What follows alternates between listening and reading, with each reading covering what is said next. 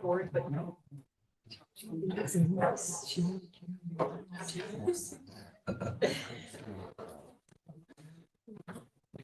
All right, Erin, let's see.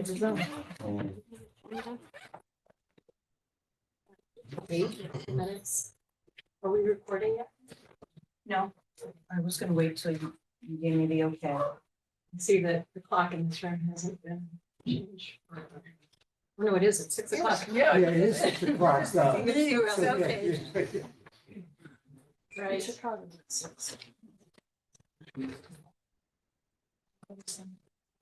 Oh, yeah, there's another announcement that will repeat maybe as more people come, but there's a sign up sheet in the hall, especially if you have any questions or comments. It'd be great to get your name on there and your address. If you haven't done so already, maybe you did it as you're coming in. Ready to go? Yes, I just want to make sure that they can hear.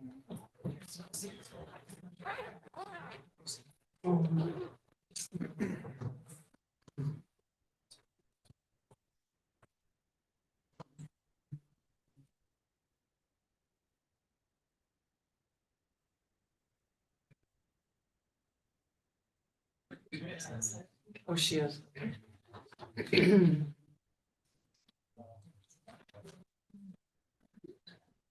Yeah.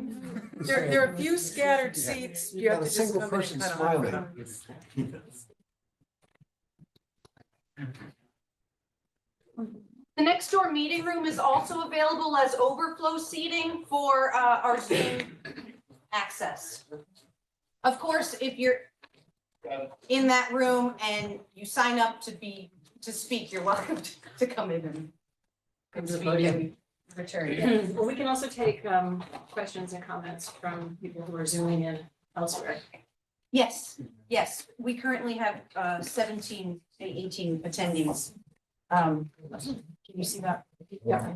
Okay. Yes.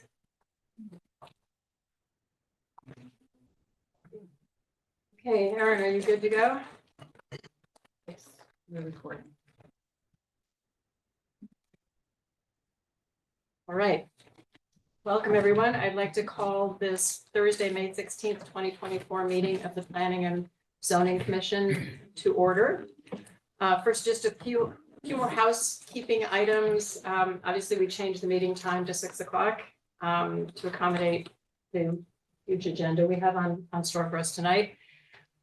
We'd like to adjourn the meeting by 10 because we all know that after a certain number of hours here, we just have sort of diminishing responses. And we would also the commission would like to take a short recess around 8 p.m. And during that recess, the commissioners will not discuss the applications during the break, okay? As we've already said a couple times, we've got overflow in meeting room A and the option of zooming in. Just come on, Bob, welcome, we just got started. And we do have 3 other public hearings first before we get to the Opening Hill public hearing. So we appreciate your patience as we make our way through our agenda. Because we have 4 public hearings this evening, I'd like to just do a quick review of the process for public hearings. During the public hearing, the applicant will be invited to present the application, explaining to the commission and others present what is being requested. The applicant or staff will share all application materials on the screen as needed. Comments of town agencies will be read for each application if there are any. And then there will be clarifying questions from the commissioners first. Then there'll be an opportunity for clarifying questions from attendees, and that's questions. For Zoom attendees, please raise your hand through the Zoom platform and wait to be called on and unmuted. As this public hearing must be recorded, attendees will state their names and addresses before asking their questions. Next, those who wish to support the application may come forward, and then those who oppose the application may come forward. Again, it is necessary for speakers to identify themselves each time they speak by stating their name and address. We ask that attendees try to keep their comments and questions concise and to the point in order to allow everyone the opportunity to speak.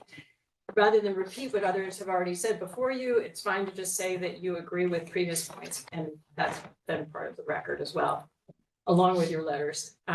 The applicant will then have an opportunity to address any questions or concerns raised by the public or by the commissioners. Once the public hearing is closed, the applicant is free to leave or remain for the balance of the regular meeting, during which the commission will try to reach a decision on each application. Each applicant will be notified in writing as to the decision of this commission and has a right to appeal to Superior Court if desired. Decisions of this meeting are available the day after the meeting by calling the Land Use Department at 203-245-5631 after 9 a.m. All actions taken tonight by the commission will be by roll call. All commissioners and staff will identify themselves for the record before speaking. Seated this evening are members Mike Bugda, Jeff Downs, maybe raise your hands as I call your name, going alphabetically. John Duza, John Morgan, Bob O'Connor, Janet Peckinpah, Bob Reinhardt, Andy Rubin, and myself, Carol Snow, Chair. Staff present this evening is our town planner, Erin Mannix, and I think Maria Patola is out in the hallway helping. She's angry at me. Waving her hands. Waving her hands.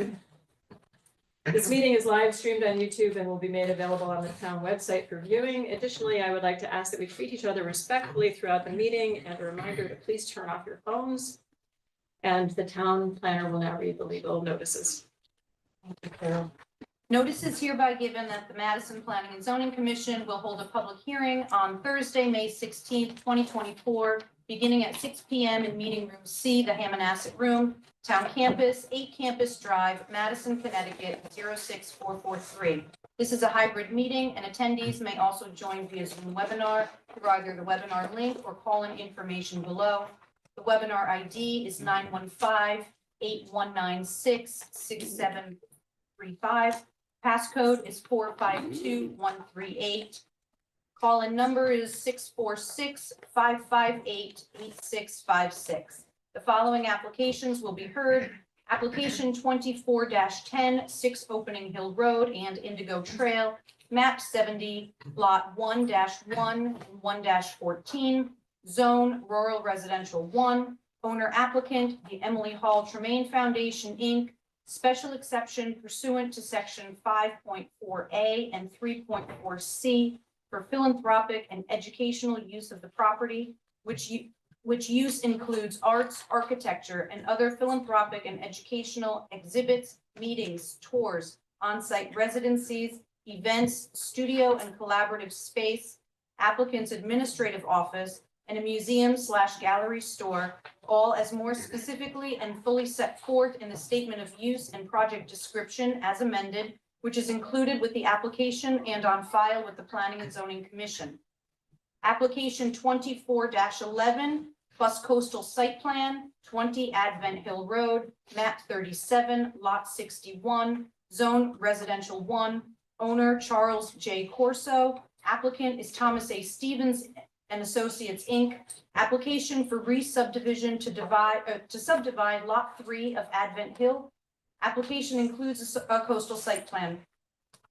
Application number 24-15, 251 Boston Post Road, map 35, lot 53, zone plan development district, owner My Four Boys LLC. The applicant is Thomas A. Stevens and Associates, Inc. Petition for zone boundary change, plan development district per section 32, modification of master plan to convert club into a restaurant with residential unit above and associated site improvements. Copies of these applications are available for inspection in the land use office. Further details on how to participate in the webinar are posted on the Town of Madison website, www.madisonct.org. All written correspondence can be submitted to the Land Use Department via email to landuse@madisonct.org. Dial 203-245-5631 for assistance. Dated at Madison, Connecticut, this 23rd day of April 2024, Carol Snow, Chair. This was published once in the source on May 2nd, 2024, and once on May 9th, 2024. Thank you, Erin.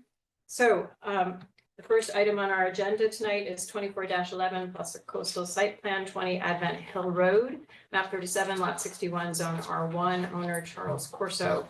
applicant Thomas A. Stevens, Inc. Application to re-subdivide, for re-subdivision to subdivide Lot 3 of Advent Hill. Application includes a coastal site plan. So, welcome. Excuse me? Oh, yeah. Good evening, Chuck Mandel, agent for the applicant, Charles Corso. I spent hours on a lengthy dissertation here, but I'll go to the Cliff Notes version. Thank you. Appreciate it. Due to the crowd. So Erin is bringing it up on the plan map now. So my client is requesting a re-subdivision per section 1.3 of the subdivision regulations, and under 2.5, we have received a positive referral from the Inland Wetlands Commission. This parcel was lot 3, as Erin had mentioned, of the Advent Hill subdivision. Recording in progress. And that was file map number 1654. There were a couple of items. So this lot was created Advent Hill in '79, I believe. I have a copy of the original map here. It was an oversized lot, and due to the fact, by virtue of a subdivision known as the Terrace at West Wharf, they created a road called Lantern Hill Road. So Lantern Hill Road actually created road frontage for the rear section of this lot. Where the lot line is effectively where there's steep slopes and wetlands, so there was never any effective way to get to that rear portion, although it was oversized at the time. And we are requesting the re-subdivision. I did have one question regarding what section is that for open space subdivision. Now I know for section 3.11.8. Lots of 5 or less are not subject to open space. So this was a 4-lot subdivision. Now it's a 5-lot. I wasn't sure whether it was 5 or less, or 5 was when open space is required. My client's fully willing to pay for fee in lieu of, but I was just wanted a clarification on that. Good question. Erin, can you help us out with that? Yeah, it's been the practice of the commission to, let's see, rather than having you guys have to go. Yeah, through all of 3.11.8 was a little Yeah. vague for me. Typically, you have, even for smaller lots, have required an open space dedication, less than 5 units. Through a fee You in know, lieu. 5 lots, either through a dedication or a fee in lieu. Yeah. That's how you did, that's most recently you did that on Neck Road, which Right. was a 3-lot subdivision. Right. And you did require the fee in lieu, Right. which is why staff recommended it this time. Yeah, I just wanted a clarification on the 3.1.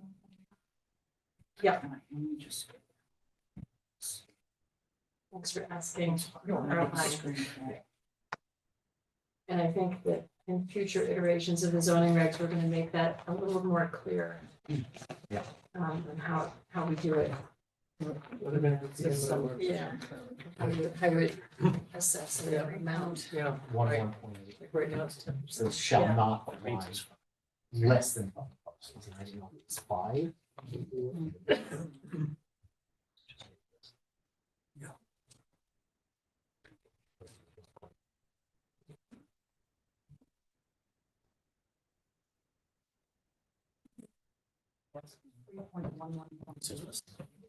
That's if it's transferred to a parent. Well, see, child, that, or- yeah, but I didn't. That's the, this is not to limit families creating a lot to stay within But the it family. was, yeah, it was still unclear. That's what, I mean, like I that's said, what that we're provision we're is. prepared to pay for it, but it said 5 lots or less, and then it said, it seemed like it was or family members, Yeah. so I wasn't quite sure.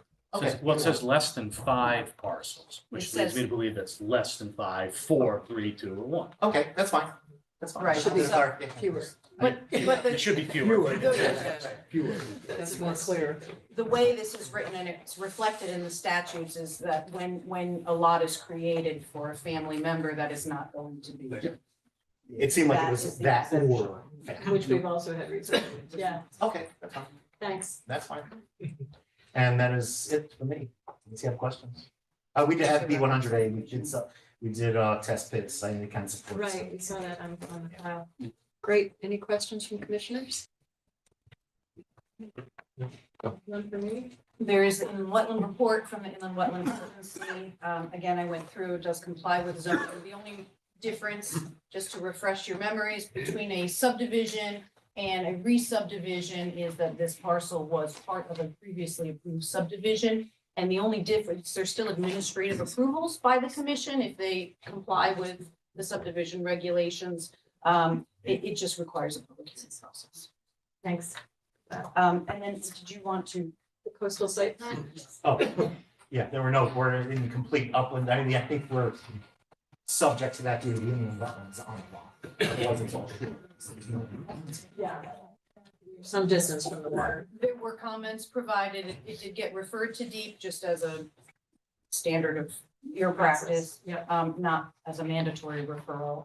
And the comments were just a recommendation for ENS controls for any, in future development, which was the same recommendation that the Inland Wetlands Agency had Yeah, I as saw well. that. And as a side note, we will have to go back to inland wetlands for a true site plan once the house is established. Right, We will be back. okay. Thanks. Anything else? Question, what year is the tax assessor record value? Is that this year? Sorry. It's current. Okay, Thanks, John. And it's only of the land. John, it does not include the house. There's a hand, Karen, I think, Fran Brady. Is your hand raised? Yes. So this is a public hearing. Are you ready to?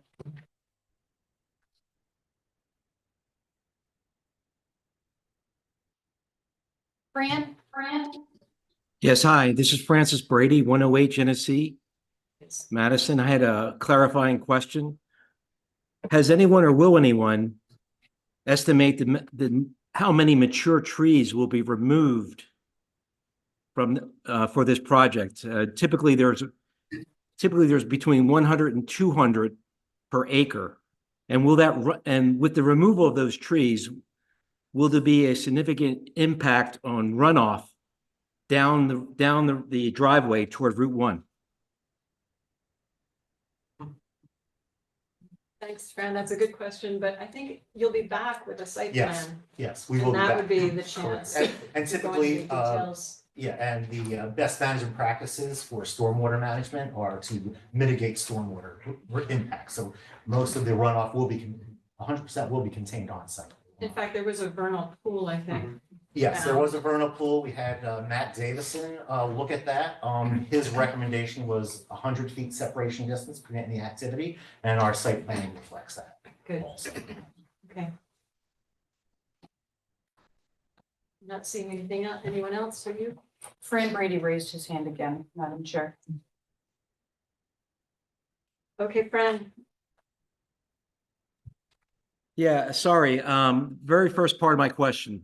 How many mature trees do you think will be removed, assuming 100 per acre? No clue. I really haven't kept Chuck Mandel. I didn't count trees. There might be 15, 20 mature trees. That's typical for any house site in a wooded area. And are there any significant trees of note? Any large, very large trees? Can't answer that. If I there are, wish they you could. could be removed from the house site anyway. Thank you. You. There's another hand raised. Rich Michelle. Yes, Richard Michaud, 75 Lantern Hill Road. Will the newly created lot be part of the Lantern Hill Homeowners Association, as are the other lots currently on Lantern Hill Road? Chuck Mandel again. Currently, there is no provision for that. That is a separate subdivision. Unless the homeowners of Lantern Hill invite the current owner and they wish to participate, then they could become part of that, yes. But that is Lantern Hill is a town road. Thank you.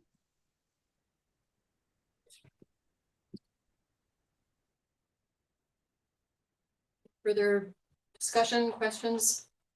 Just, I want to clarify that this is just to approve the subdivision itself, the Right. creation of a second lot.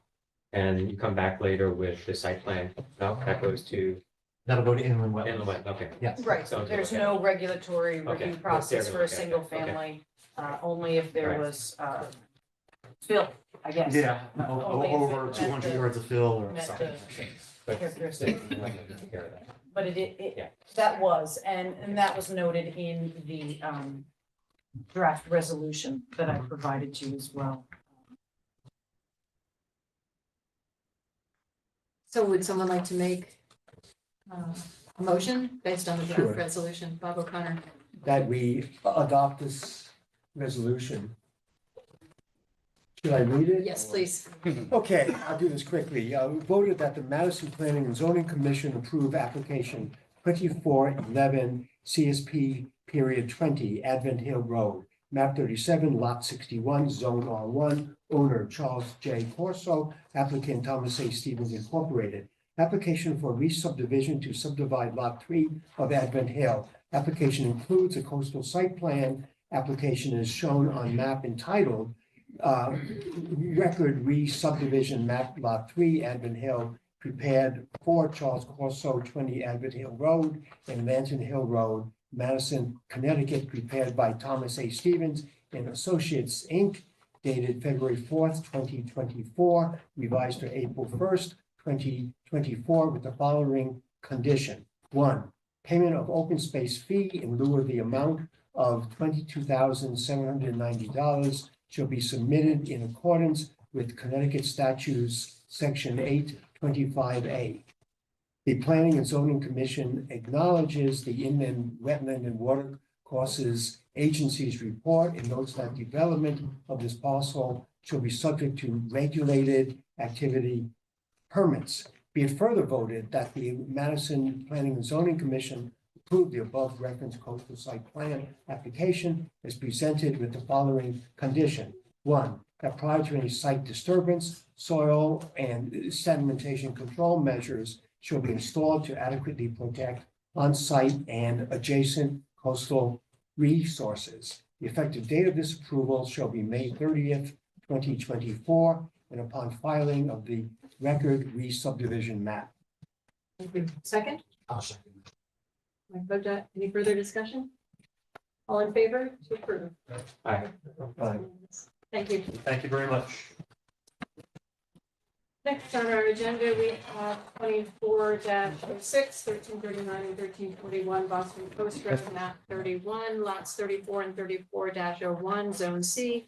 Owner HPS Associates, 1339 Boston Post Road LLC, 1341 Boston Post Road LLC, and 1343 Boston Post Road LLC.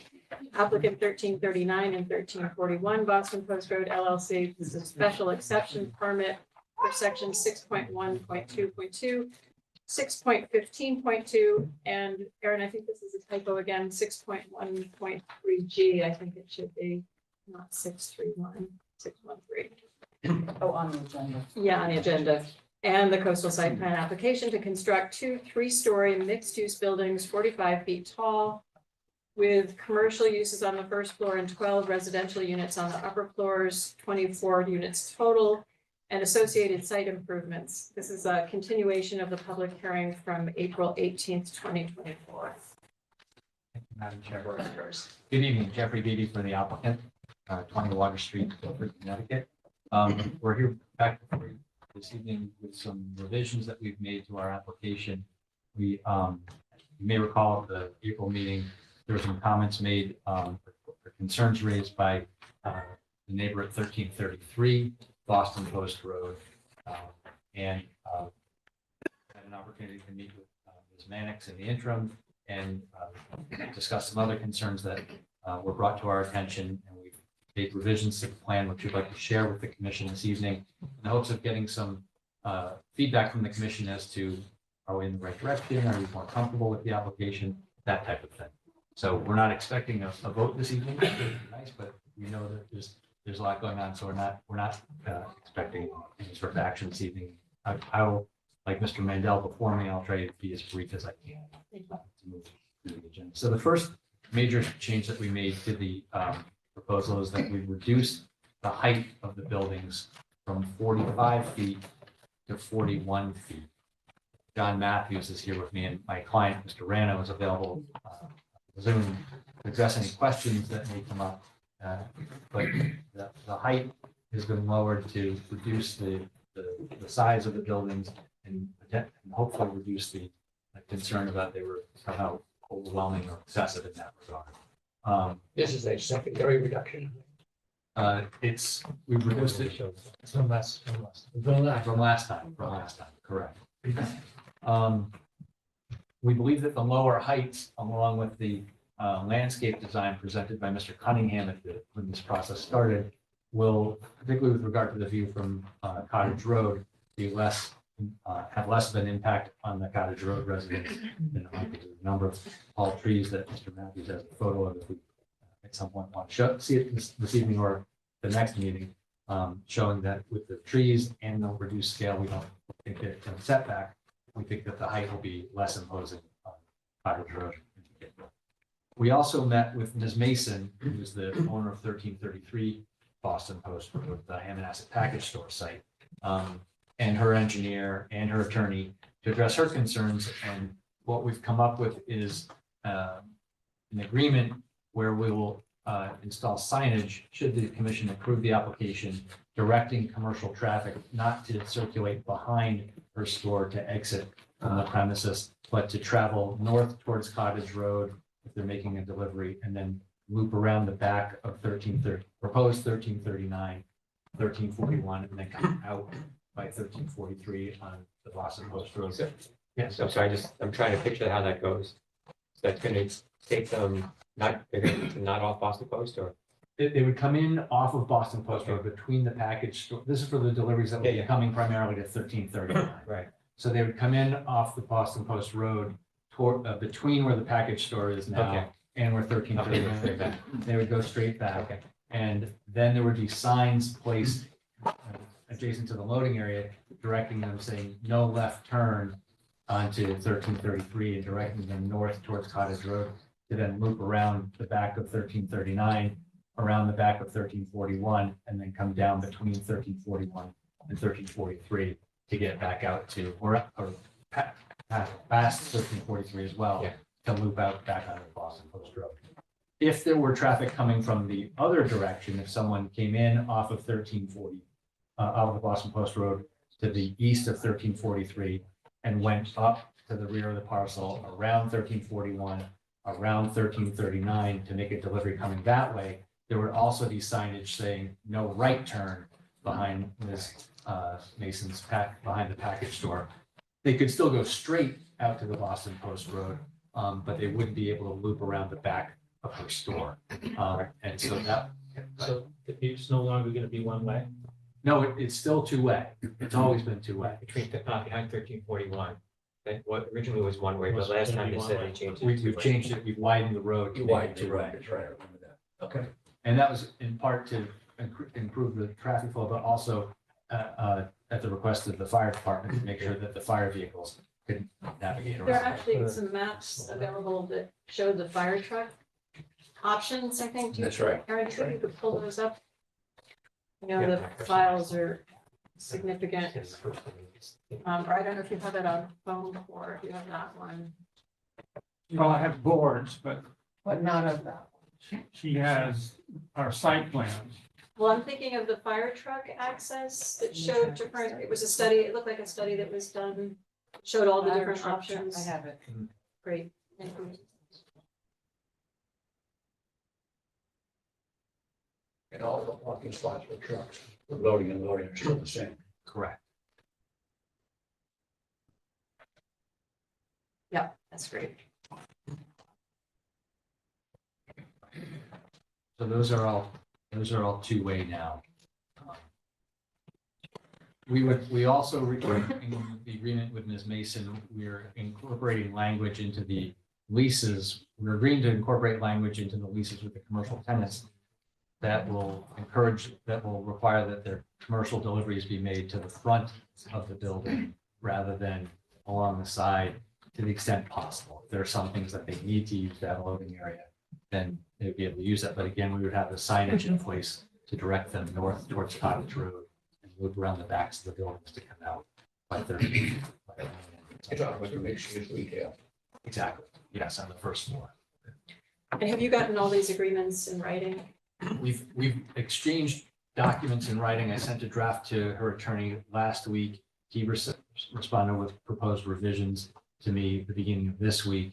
There weren't any major obstacles between the two of us, so I'm very confident we've reached an agreement. Okay. And then she'll be supportive of the application once we've got that.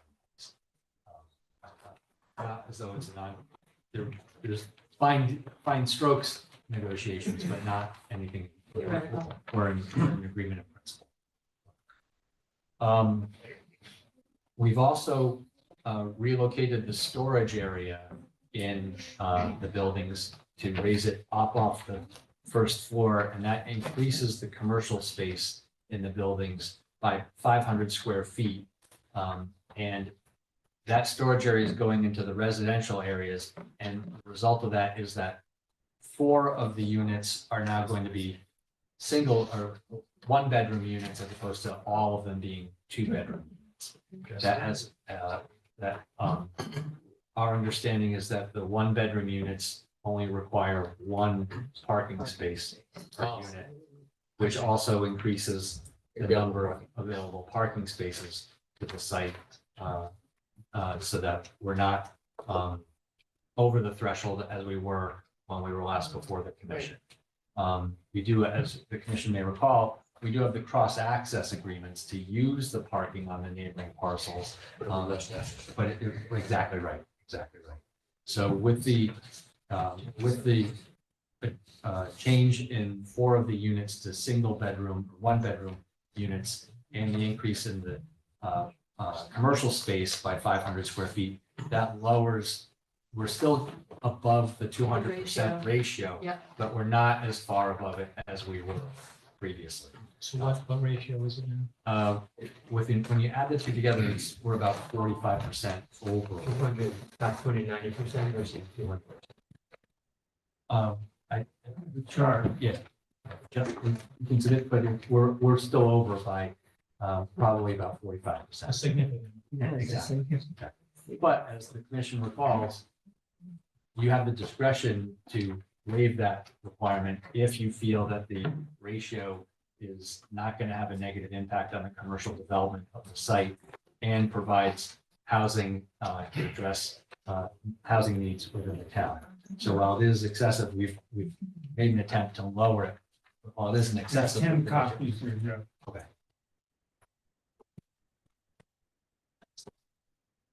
A copy of your regs. I'm sure you have it already. but And there's a chart on the back. There's a chart showing the ratio.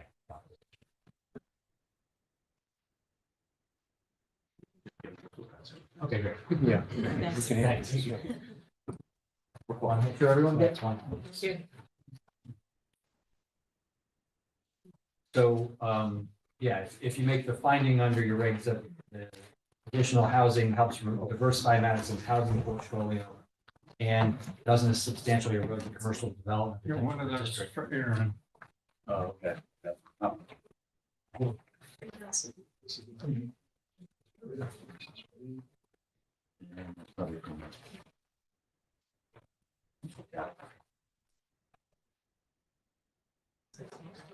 Thanks. I'll add it.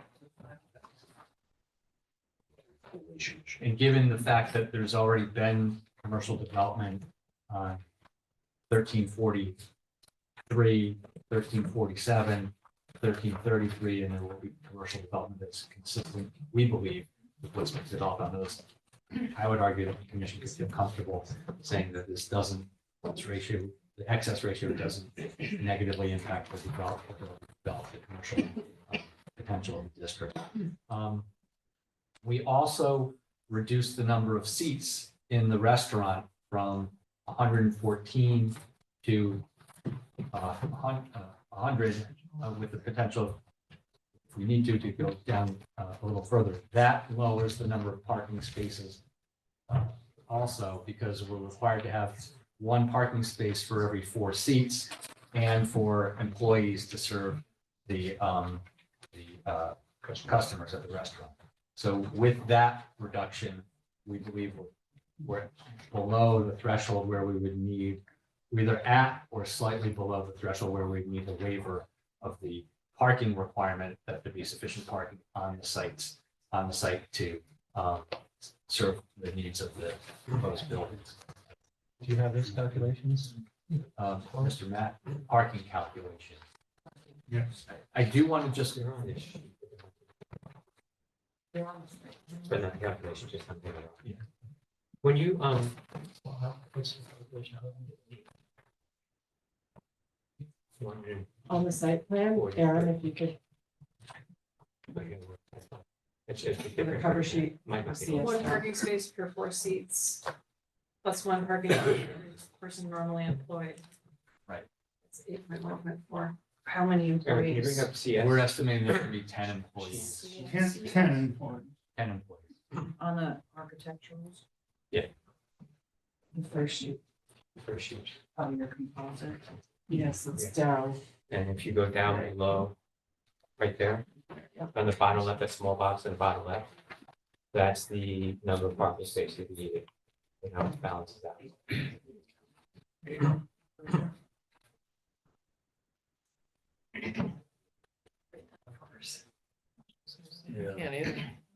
Is that the new calculation or the old? This is not your use, I'm assuming this is the new. well, it's. You have a breakdown, I thought, on the civils of the square footage for the.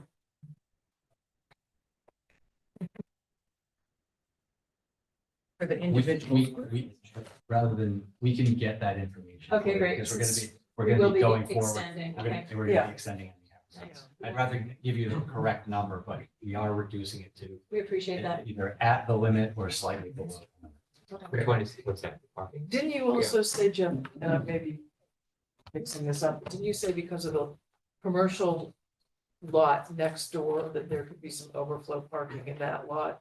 And Yes, there would be a way to, easily with lighting and everything, make absolutely. sure people get that. That's correct. There are cross easement agreements amongst 1333, 1339, 1341, 1343, and 1347 that are all reciprocal with each other. So anybody who is going to park at 1347, if it's full, can freely park on 1343 or 1341 or 1339 or 1333 if they needed to fill that. And 1343 has more than enough parking space than what's required. And I believe 1333 does as well. So there's ample parking for any overflow, should there not be sufficient parking on these two sites. But we believe that with the adjustments that we've made to our plan, we're either close to, if not below, we're either at or if not below the threshold. Are these calculations, the most current ones, based on any additional changes? This is what's in the. Yes. All right. Right, okay. But as I say, I do want to verify those to make sure that they're. Okay. Correct. And Fair enough. just, okay, I'm sorry, just a quick, would you prefer we ask questions about each of these topics if they come up? Would you want to go through the whole spiel? I'd rather you strike while the iron's hot. Okay. So, my iron is still heating. If you want to encourage him, but that's okay. I am encouraged. I'd rather get the questions while they're front and center than have you inadvertently forget. I know it happens to me, so. Yeah, it does. so. I may be mistaken, but I thought at the last meeting, we asked you to, if you could come back with a the total number of parking spots that would be required for the entire marketplace. Compact, on yeah, the the chart. campus. We have those on the chart right there. the Yeah, 254 to the Yeah, right you there. got the number. That's for each of the buildings. Required is the one to. And you're saying you're gonna have 11 more than Not that, but did you 243. just say a Yeah, couple minutes ago that you were gonna reduce that number? Did I misunderstand that? No, the question that was asked, I believe, is the total number of spaces required on Yep, all of the properties. 254, I see Right. that, but you're saying you're gonna actually account for. Okay, got it. The required Proposed is 254, 243, got it. Right. Okay. So there'll be less than, given what we're proposing, there'll be more than enough parking spaces for the Yep. proposed. Good. Thank you. it would be great to have all this Yep. in one document at the next meeting. That's the plan. Thanks. We wanted to gather as much information as we could this evening so that we could prepare it and get it to you in time for next month's meeting. Okay. So Karen, you asked for how the number of spaces are factored in. Yeah. Okay, thank you. That helps. Question? Yeah. I can go back to the ratios first. Looking at the sheet that was just handed out, my request is gonna be there is the guidance is 200% residential versus commercial. The 1339, the numbers are showing, I think, 310% residential to commercial. I'm just dividing residential by commercial. And 294 residential by commercial, 1341. So to me, it's still very high.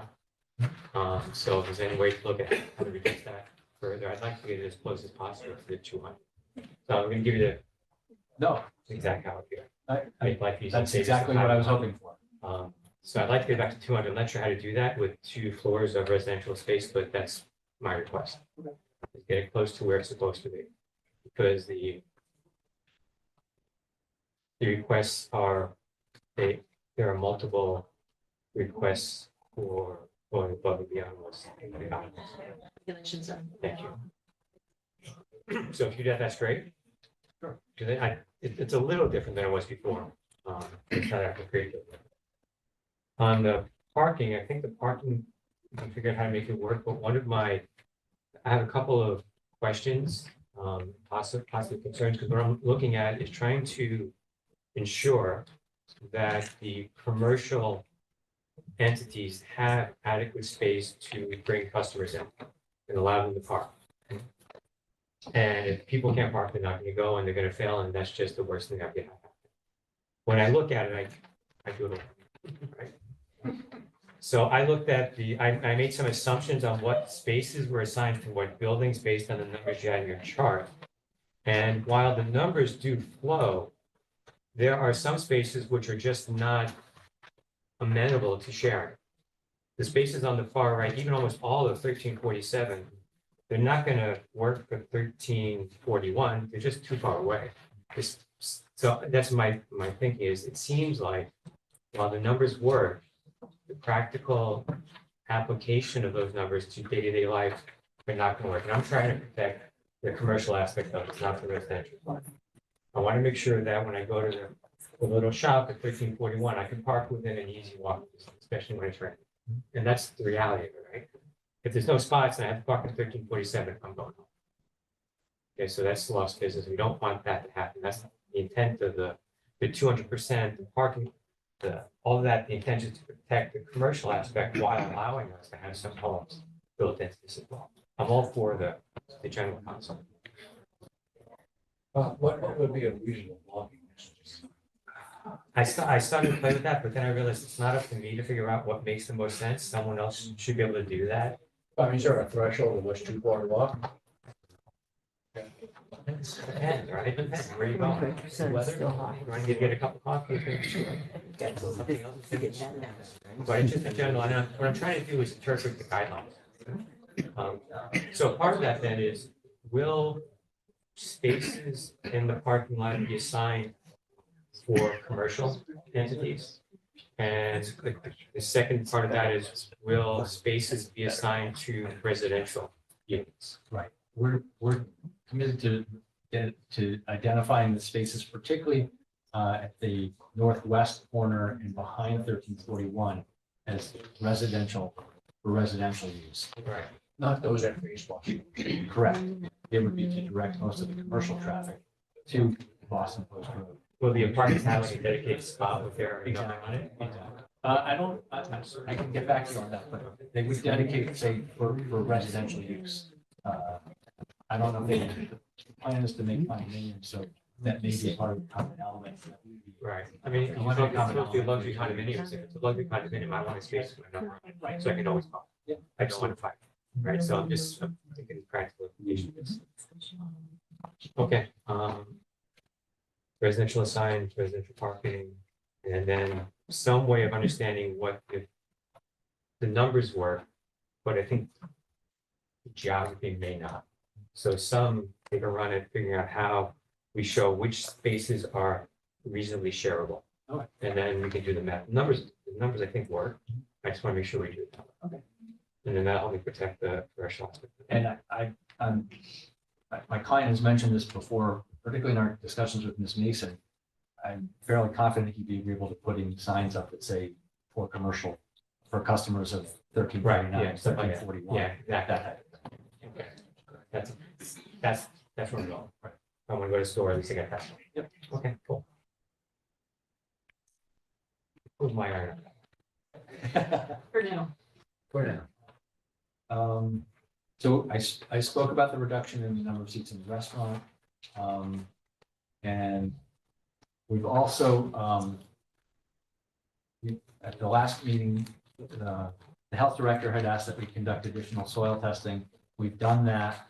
It's come back, as the other test did, is indicating favorable soils with the reductions in the number of bedrooms and the reduction in the number of seats. The soils would have supported those, the systems would have supported systems for those numbers, and will definitely support systems for the smaller numbers that were proposed. Good question. When a restaurant is approved, is it approved for a certain number of seats? Yeah. It is? Okay. Thank you. And very. I think that's our attempt to address most of the issues that had been brought up, at least to our attention following either at last month's meeting or following. There are others. Yes. There was also the woman from Cottage Road who lived right next door who was talking about lighting. Do you remember? Yes. Did you address that? Yeah, the lighting plan has been developed so that all the light remains on premises. It won't be leaking over the border onto her property. It's designed just to remain on the, directly on the park.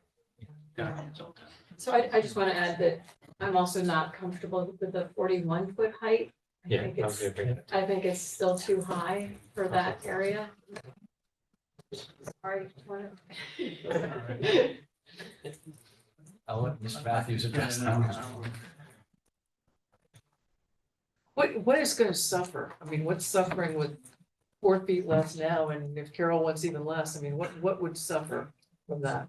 The more the residential than The architectural look of the building. just If the you look. want flat roofs there. Yeah, just the look. We could lower it more, Yeah. but it's not gonna fit in. But, and then aren't you I'm also? John Matthews, No, sorry. 817 Boston Post Road, and a town resident. And I'm Janet Peckinpah, from the commission. I also remember you telling us about how you were gonna, the air conditioning units and everything were recessed Right, in that top. Would that suffer because of the lowered no, building at all? because we had additional attic space where we could drop that down. But if we have a lot of documents we can look at if you want to see that. I'd really like to talk about the whole height issue and the screening on Cottage Road. I have a series of photographs here, and point one is trying to do a rendering from Cottage Road. To show the view of the buildings from Cottage Road. What it'll look like? So before we get into that, but I'd like to echo what Carol said. I have concern about the height as well. And I don't want to negotiate from 40 feet down. I want to negotiate from 30 feet up. The regs are 30 feet. And I went through the regulations and I found, trying to find something. And I found 8 or so references to 30 feet, 2.5 stories in different sections, different types of buildings, different considerations of buildings. When, to me, where I interpret that is when the regulations were written, there was an intent to keep buildings at a certain height within Madison. I drove around Madison looking for tall buildings and they're really hard to find. The tallest building I could find is 2.5 stories. And I'll so show you pictures it's of a whole within- bunch of 3-story. It's within 5-story. in Madison. Yes. Okay. But the regulations started at 30, so I'd like to start from 30 and work our way up, as opposed to anchoring it at 45 and negotiating down. That was your first offer. Well, if you look at the regulation, the 30 feet is the mean height. And go to 37.5 to the top Okay. and still meet if you have a roof like this. Okay. That, if this is the slope roof, the 30 feet would be right here. Sorry to interrupt, but we're gonna have to ask the people who are standing back there to be outside of the room or find a seat. It's available. There are seats. There are Fire seats. code. For fire code reasons, we can't have people standing. There's 4 or 5 up here. It's 5 now. So because of the width of our building, which is 65 feet, if we were to do a pitched roof like this, it would be enormous. Okay. So what we did was what's called a mansard roof. Yeah, the drawings, I get it. It's like this, but rather than have it flat on top of the mansard, we recessed it 3.5 feet to make a bathtub, to put all the heating and air conditioning, where you can't see it. Right. But when you look at the building, you don't know it's a mansard. I'm You gonna think ask it's- again that no one stands there. so- He's checking to see if the seats are There's seats up here. I know he I said can they were see safe. everyone's They were safe. You can sit in these seats. The gentleman who just told us it's safe. Over here. Maybe not safe Middle seats row. until your person. No, he just. We thought they were gonna be here, sorry. Somebody's sitting here. Because there's. What are these seats here? No, him, yeah, they're talking. Sorry. Thank you. Sorry, Marcia gets mad. So Aaron, if we could pull up some of the elevations in that section through the building. I think to clarify how you take height on a mansard roof. Well, the way you John, take height on a mansard roof is the top of the roof. So that is midpoint and The that is midpoint maximum doesn't and apply mean. To a mansard. But in reality, when you look at this building, you don't know it's a mansard. It looks like a gable roof.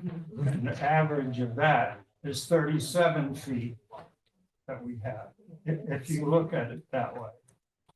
Regulations. And that we're caught in the dilemma of the definition, which doesn't make sense always.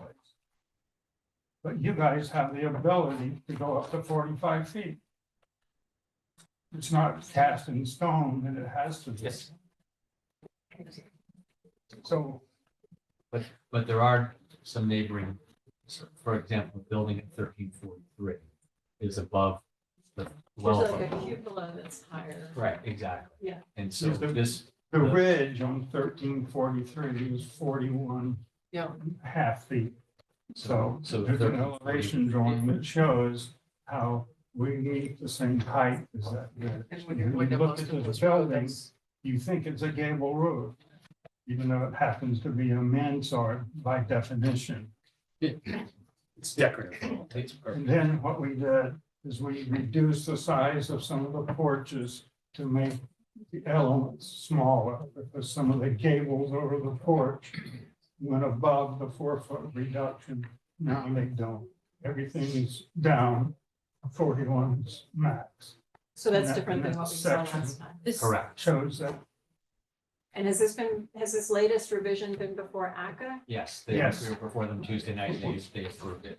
And They that's- they recommended it. they gave us unanimous approval as presented. 3 to 0. But I think the one clarification, John, on your plans that should be addressed is the mean high roof measurement that you have is not the mean high roof measurement. So you're showing that as a I'm gable. just saying for informational purposes, if you don't want to have it on, fine, we'll take it off. So what would the mean? feet to the ridge? The mean would be the 41 foot. That's what I thought. That's the And definition. Mansfield, Right. it's a top, so it's 41 feet. The So by mean and the definition- maximum height are both 41 41 feet on a on mansard Mansfield. roof. So So we're right, 11 feet over the, but for zoning, we need relief to have a 41 foot height. I know it doesn't. That's You correct. want understood, 41 understood, foot. understood. And And my they- point is, I want to start at 30 feet and move up from there. I still think it's too tall. I don't think it's in character with the rest of the area. Well, We can disagree. Everybody has their own opinion about that. The idea of going to the 41 feet was that it would be at the same height as the. Whatever.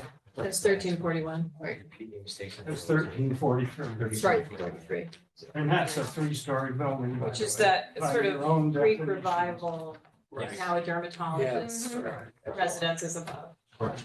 Just make sure we're all talking about the same It has thing. 8 duplex, 1-bedroom units above the dermatologist. That's a 2-story or 3-story? It's a 2-story. It's a Two-story. That's what I thought. It just looks like It's two in, next doors. it's in the So parking lot. Right. And what's the height of that building? 41. Yeah, I don't see it. The other ones are gonna fit in. This is a little drawing that I just marked up this afternoon. This shows our building. This is the property line. We have a 6-foot fence. This is all the landscaping, which I have pictures of. That's all we're gonna be remaining. As a matter of fact, this first picture, walking on around. Did you say you just did this afternoon? I just did this drawing. It's that drawing is just marked up with color. So for next month, maybe we could get, I mean, there have been so many revisions. I think Right. we're well over 10 revisions at this point. Maybe it would be great to clean up our files a little bit, so we know exactly which revision we're looking at, and then have all the data that goes with that Yeah, with the proposed revision. set we just submitted has all that. But we haven't seen this until I just now. haven't seen it in color. But this drawing is in the package that's in here. But to your point, we'll get it. And Thanks. one of the other things that you just mentioned, just wanted to show you some of these pictures. If we could go to the neighborhood plan What's the neighborhood? and see something for that. That's the perspective one or the child?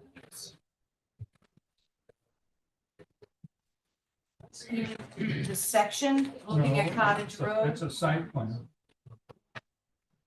The site plan shows the Wellington. composite drawing. Screenshot. I think it's the last page. This, Just sort of scoop that up. We're getting it on the screen. I have to screen share. Hold on. So, the landscaping has been talked about, we worked it out with that. People were concerned about what you could see of these buildings from Cottage Road. But if you see 1343 right there. Here's what you can see from Cottage Road. Barely even know the building's there. And as you go down Cottage Road, this series of pictures, these are all existing trees that are all gonna be left. And wherever we have issues, we're infilling with new red cedar trees to provide a screen. There's also a 6-foot high wooden fence that goes all the way down. So in terms, when you look at this section, somebody being across the street, they can barely see the top of the building because of the size of the trees. So, I don't think it's gonna have an impact on residents of Cottage Road. John, you said you're working on an elevation drawing of that or a rendering A from? rendering. They were trying to get it to me today, but they didn't make it. Okay, Should I submit these photos as exhibits? sure. They're not already submitted, correct? No, Okay, yeah. I that would be just made helpful. them this morning. Thank you. They're fresh. They're fresh. So Leaves on to trees. be clear about my concern on the height, there are multiple aspects or components to my personal plan. I don't know what the rest of the commissioners feels. Yes, part of the concern is how the buildings will appear to the homes that exist behind Cottage Road. One of the concerns is how the building will appear on Boston Post as you're driving by and the signs of it. From both directions. In both directions. The perspectives provided and the printouts and the submissions are not adequate because of the severity of it. It makes it look like the building with the cupola is half the size of it, so it doesn't give the right kind of sense to it. No, I don't want to look at it now. The perspective is from that side how it looks, from Boston Post how it looks, but for me, even possibly more importantly, is that the intent of the regs is to allow a residential component to be added to a commercial district. This is overwhelming the commercial aspect of this. This is a commercial component being added to what is now becoming a residential district. That is my main concern. It is basically taking the regulations and tearing them up. That's what the 200% is for. That's what the 30 feet is for. That's what the 2.5 stories is for. It's repeated over and over in the regulations. I didn't write them. I'm just interpreting them. To me, it's very clear. You start at 30. You need to get to 35 because you want to have 10-foot ceilings and it's going to be nicer. That's different. But give me that argument as opposed to I need to have a second story of residential to make this viable. That's not the concern. It's overwhelming the commercial aspect of a commercial district. And my fears will end up with residential and failing commercial. It's interesting, if you read your regulation, it says that you may waive Yes, that we may. It doesn't mean we entirely have to. or I modify it, understand that. only if it does not impact the commercial part of the district and Right. provides necessary housing, which we're doing. And that's what I'm trying to make clear. I think it's going to impact the commercial viability of that area by making it a more residential area. That's it. So I'm asking you to help to address that and help me get through that. We'd be happy. Thank you. Appreciate you sharing that. Yeah, I'm trying to be very, No, it's easier. I sincerely appreciate it because it gives us something. I don't want to surprise you later. No, exactly right. Cool. Thank you. And I'd just like to reiterate Bob's concerns that we have the same exact concerns. I'm also wondering why there's never sidewalks involved. Any Should I forgot all about that. I mean, this, Excuse me, if you'd like to have conversations, because you have it outside the room. Okay, thanks, sorry about that. based on where it is and the need to walk even across the street to Salt Meadow. Would Love to see a sidewalk in there somewhere. That's a good point, especially with the sharing of parking spaces. Yeah, I think part of our concerns about the height of the building is also the fact that it's surrounded by green open space. You know, you've got Salt Meadow Park, you've got Hammonasset, so from the Cottage Road side, maybe you've got good screening there, but we're looking at it in the context of the whole area. And yeah, there are other commercial properties there, maybe some residential, but there's no connection being made, and that's pretty important. That's what I think they're trying to say. Yeah. It's, you know, biking, pedestrians, there's a dog park. Integration. We don't want to turn our backs on that, we want to be No, part of it. I understand, and I think Yeah. that, not to speak for you, but that is kind of the tension that we're wrestling with. Right. Because Exactly. the things that you just mentioned, walking, dogs, bicycling, are uses associated with residential use. Right. Now I'm confused, honestly. Well, I mean, I think the mixed use aspect is great. You know, I don't think we have a problem with that. It's just how the ratios and the balance go and, you know, whether you're focusing on cars and parking and fire safety and commercial access and deliveries, that's one thing, but the residents also need, I think, a voice about how it fits into the whole area, Well, how to make it enhance the area. If you look at the site plan, if you pull the site plan back up there. There's a proposal for a crosswalk going right into Salt Meadow Park at the end of this property. So you can walk down the sidewalks in front of the shops, cross to the road, cross and you're in Salt Meadow Park. Yeah, I It's a think great asset. it would be great, and I bike a lot through there, that's my 20-mile route that I do several times a week, actually. And crossing the post road there is scary. So it'd be great if we could make it better. Well, I think there was something in the Madison improvements was to put a crosswalk at that point. With lights would be And great. we actually, Yeah.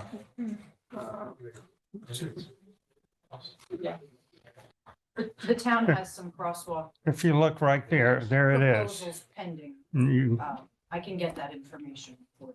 Yeah, that'd be great. So we made it possible to make that physical connection to Salt Meadow Park, staying on our property, not going out on the street. Except for crossing the road. Thanks. there's any other questions or comments? Did you want to put up for additional public? Yeah, if there are any Comment public opportunity? comments or questions, I don't see any hands raised. Dan Dan Buckley? If I could submit a Dan? couple of our Dan, if you can just identify yourself for the record, should be able to hear you. You unmute.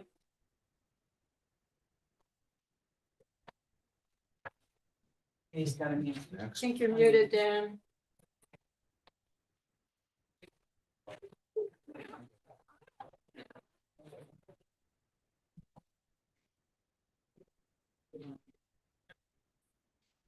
He needs to unmute. Sorry, can you hear me now? I hear you.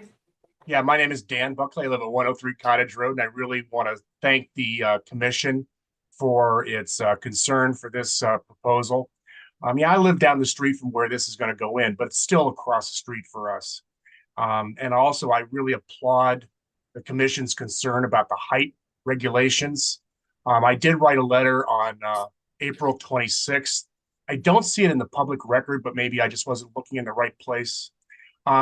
So with regard to my request that this not be approved at this higher level, I also did have the questions along the lines of the sidewalks that would go along the post road to connect up with those eventual crosswalks.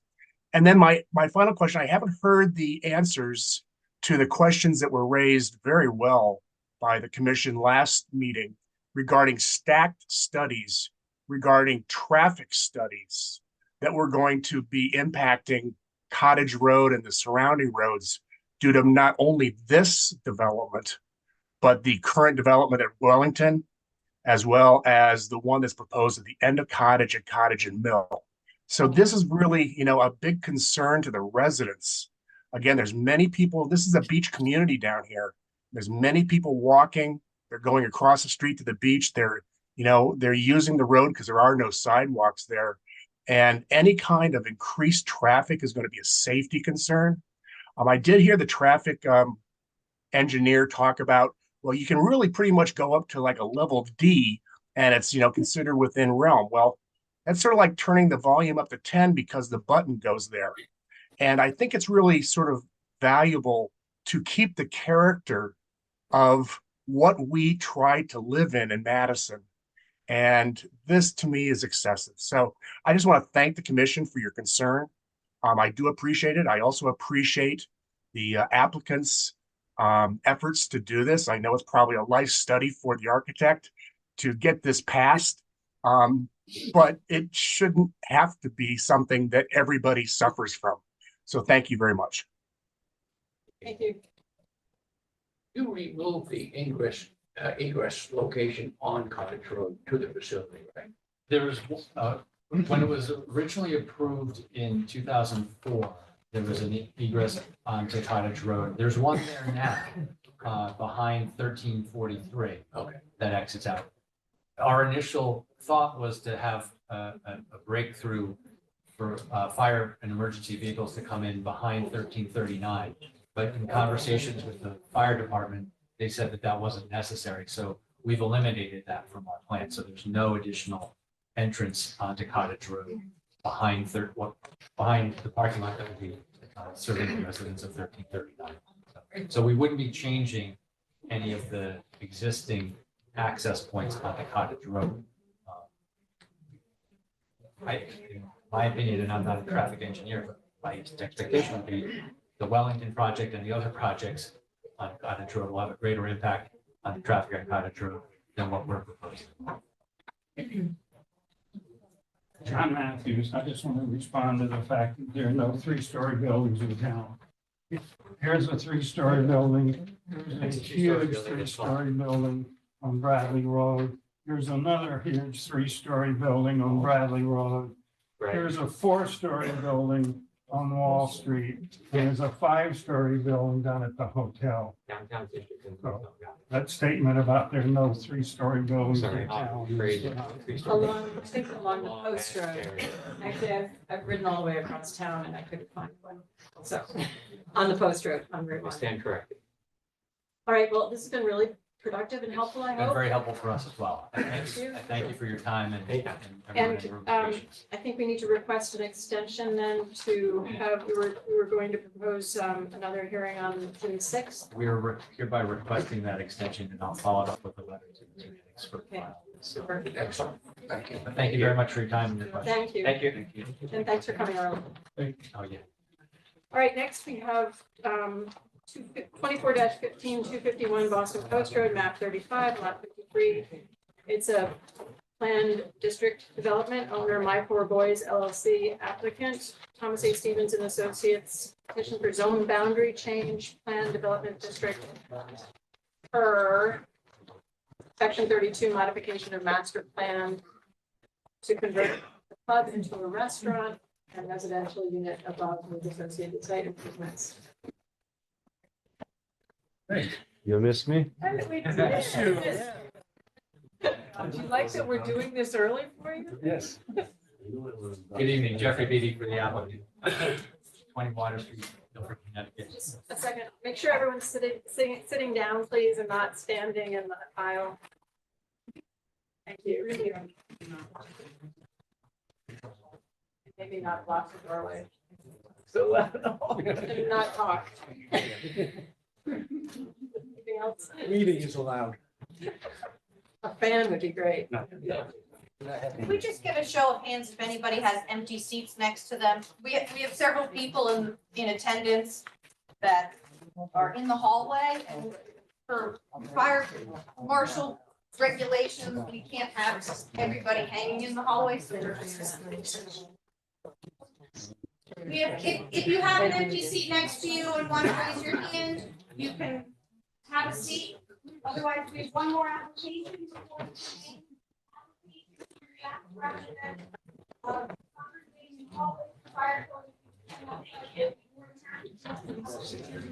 Thanks for your patience, Jeff. That'll try.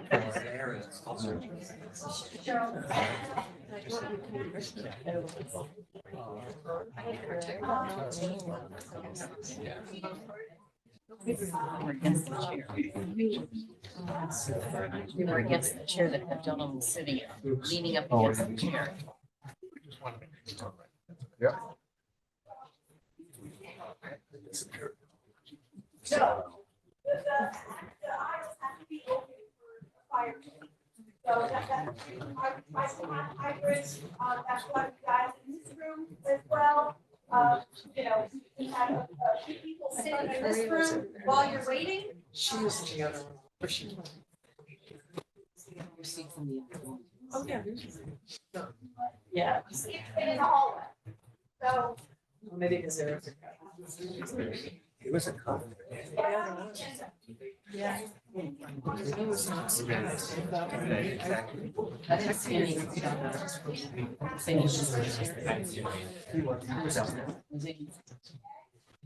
But you need to kind of maintain this area, so, if you'd like to wait, shall not have access.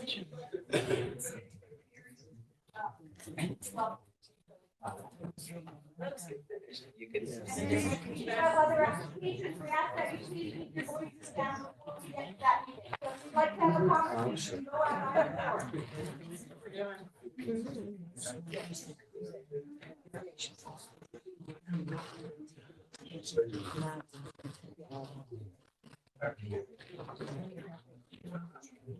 A lot cooler out there.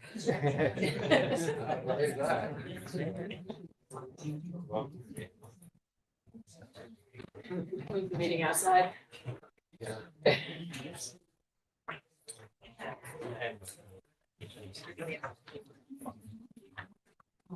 No, the chairs that are in here are all that is permitted through the fire marshal. So if you have sitting room only, or you're welcome to join via Zoom, as we discussed. Thank you, Aaron. Sorry. Right. Jeffrey Beatty, 20 Water Street, Guilford, Connecticut, for the applicant, 24 Boys LLC. And with me, it's Chuck Manzel from Stevens and Associates, my client, Rachel Lee. We're here for the 251 Boston Post Road property. It's a modification of the PDD that was approved by the commission back in November of last year. And the modification is, I think it's fairly straightforward. At the time that the commission approved our application, our plan was to have we were gonna, just to give you the full picture, right now with the Winter Club, there's that driveway that has kind of an arc. There's the eastern end of it and the more centrally located driveway. We're gonna close the eastern end and use the middle portion as an entrance and an exit from the property. And we're gonna close off the driveway on Stonewall Lane. That was what was proposed in the PDD application. That's what we're hoping was. The State Department of Transportation, after looking at the dynamics of Boston Post Road, even with the closing of the easternmost driveway, is more comfortable with using the central driveway, I'll call it, or the western driveway, as just an entrance, and then would like us to use the Stonewall Lane, the driveway that ends on Stonewall Lane, as the exit for traffic from the property. Our expectation is that most of the traffic that's going to be using the Winter Club to get, or Madison Oyster House, I should say, will be coming in off the Post Road and heading out and taking a left onto Stonewall Lane and then using the Post Road to go home.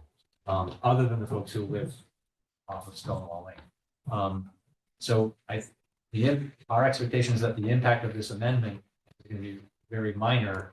There's only going to be the traffic coming out and taking a lot to go onto the Post Road. That's essentially the request that we're making with regard to this application, is to modify the PDD to make that change from what was originally approved when the PDD was approved. Yes. Just for orientation for a second, when you come out on the west side onto Stonewall Lane, you're how many feet in, roughly pretty close from the Post Road? There's one home, if I recall, maybe right in front of you. Exactly. So you're gonna have people come out and they'll take a left to go back, most likely. Is there gonna be a sign that says no right turn? Do we want people going, have you talked to the neighbors? Do we want them going through the neighborhood and then coming back? We've sent notice of tonight's hearing to the neighbors within the 100-foot, 150-foot requirement. The only reason I would hesitate to put no right turn is there will be some people coming from The neighborhood. That's their home, right? Yeah, exactly. But Mr. Mandel can give you a better idea as to just how far it is from the Post Road. You want to answer? No, that's okay. I know it is. You don't have to measure. It's right there. That was my only concern is that the neighbor- And it's 110 feet. Thank you. The aerial shows a nice, Yeah. Okay. kind of overview of where Yeah. this driveway here is. Yeah, so Chuck Mandel, agent for the applicant. Just a quick genesis of what happened with this and why we had to change. DOT will not look at plans unless they're approved, otherwise they'd be I was wasting. wondering about the They'll, sequence. they'll be Yeah. wasting all their time. So the original application, we had So they SLR. waste- We had SLR, the traffic people come, they did a full report. Yeah. We looked at sight lines, we looked at clearing limits, we were gonna truncate the clearing limits. They had conversations with DOT, they said, well, get us a plan and we'll look at it. So here we are, we had the approvals, we were gonna close Stonewall Lane off. And then the DOT came back and they said it was unsafe unless we cleared almost 200 feet up the Neck River and onto the neighboring property. So we would need We easements don't want and to do that. we would need easements in perpetuity on the adjacent property to the east. And I don't think they want us clear cutting most of their lot up to their house. So that's what happened. Stonewall Lane, the exit of Stonewall Lane is opposite the driveway on the east side. And actually, there's about a 3-foot grade difference between the edge of pavement and the ground. And then there's a stone wall on top of that. So headlights coming out should not be a factor at all. And that's what happened with DOT. And we're currently going back and forth with them on various other issues, but that doesn't affect this. And those issues, I think we might discuss at the next meeting in June sixth, The other. when, for the next part, the site plan modification and coastal site. plan. Yeah, I don't want, due to time, let's not, I don't want to get into it. Yeah. Yes, Okay, just to there know was that we only really. one item that we wanted to bring up as it was brought to the town's attention. And so as part of the DOT review process, one of the comments that came back was that the applicant is to provide a letter from the town indicating whether or not they want any trees that were cut within the state right of way replaced. And so I think there's, as we discussed this, I did have a conversation with DOT today, Tracy May specifically, to understand what that means really. And so the state does not have a replanting requirement as part of their enforcement actions. However, they're leaving that to the discretion of the town. If the town felt that there was a need to put in some type of tree, the state's not looking for a large oak or something of that stature to be replanted. And they are, well, you know, they're happy to provide a recommendation as well if you wanted some enhancement plantings, perhaps near the wetland pocket that's in the front of there. But also noting that egress will be from Stonewall Lane, and the goal is not to plant something that's going to be an obstruction to the sightlines there. So if that's something, just, you know, over the next couple of weeks, as the applicant is addressing the rest of the state's comments and updating their plan set to reflect those comments, it would be helpful if we had some direction to provide to them as to whether or not you feel that there could be some additional landscaping, whether it's low vegetation or a tree, a specimen tree. And if so, if you'd like them to visit before your next meeting.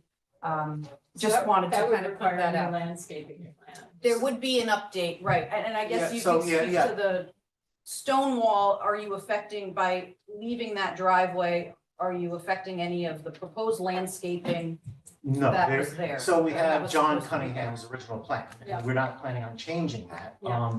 DOT had requested that we get a letter from the first select woman. I subsequently sent her a letter. I CC'd Aaron and Maria on that letter, saying that if the town requires additional plantings, we will act accordingly. I would think it would be a minor modification on the landscape plan. I don't see any reason to go to act for a couple of bushes, just to save the administrative burden of that. But we're here tonight just for this modification Right. for Stonewall. So the other, we'll certainly talk about it at the next meeting, but, and we are addressing the DOT issues right now. But I think for tonight's meeting, driveway, I think it's a very minor change. Yeah. Okay, I do have. Are there any other options, or is this the only option, or are there other options? There are no options. The only other option would be to get permission and try to clear cut half of the Neck River and go onto the neighbor and obtain an easement. You could create another a new driveway? The properties to the north, well, the property to the east of this is the Neck River. So Yeah. we couldn't go that way. No. The properties to the north are single family You go towards homes. the west. So we couldn't go that way. And. Yeah, and I'm sorry, there is criteria where you don't want to have two intersections too close to each other. So we'd be holding that line. I don't know if we can meet the sight line. And there is a wetlands area in between that area. There's sort of a swale in between. This one, right, so we would end up probably filling wetlands in order to get that done. So, yes, it might be able to be done, but it would be, we would have to go back for wetlands and try to fill some wetlands. And you said from the beginning, if I'm correct, that you approached the state about having one entrance and exit in the center, and they said no to that? Well, they didn't, when we submitted the application for the PDD, the state hadn't given us any comments on it. They wanted to say, they said, come back to us when you received your approval, and then we'll look at it. So our thought was, since it had been used as an entrance and exit for the Winter Club, we would just continue with that use. And we were going to extinguish the easternmost driveway.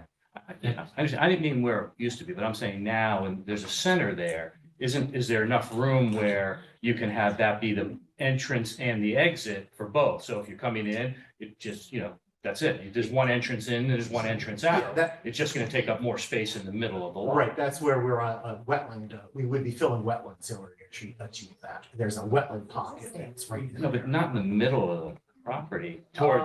Actually, it's pretty much is in the middle of the property. Andy, are you just saying widen it a I little was bit? just saying widening. I think It DOT may- would have we didn't allowed really it. look at I that. mean, They wouldn't, DOT's the one that did this, not. That's what I'm asking. Yeah. That they didn't allow, I'm just saying widen the road so you come in and out the same way.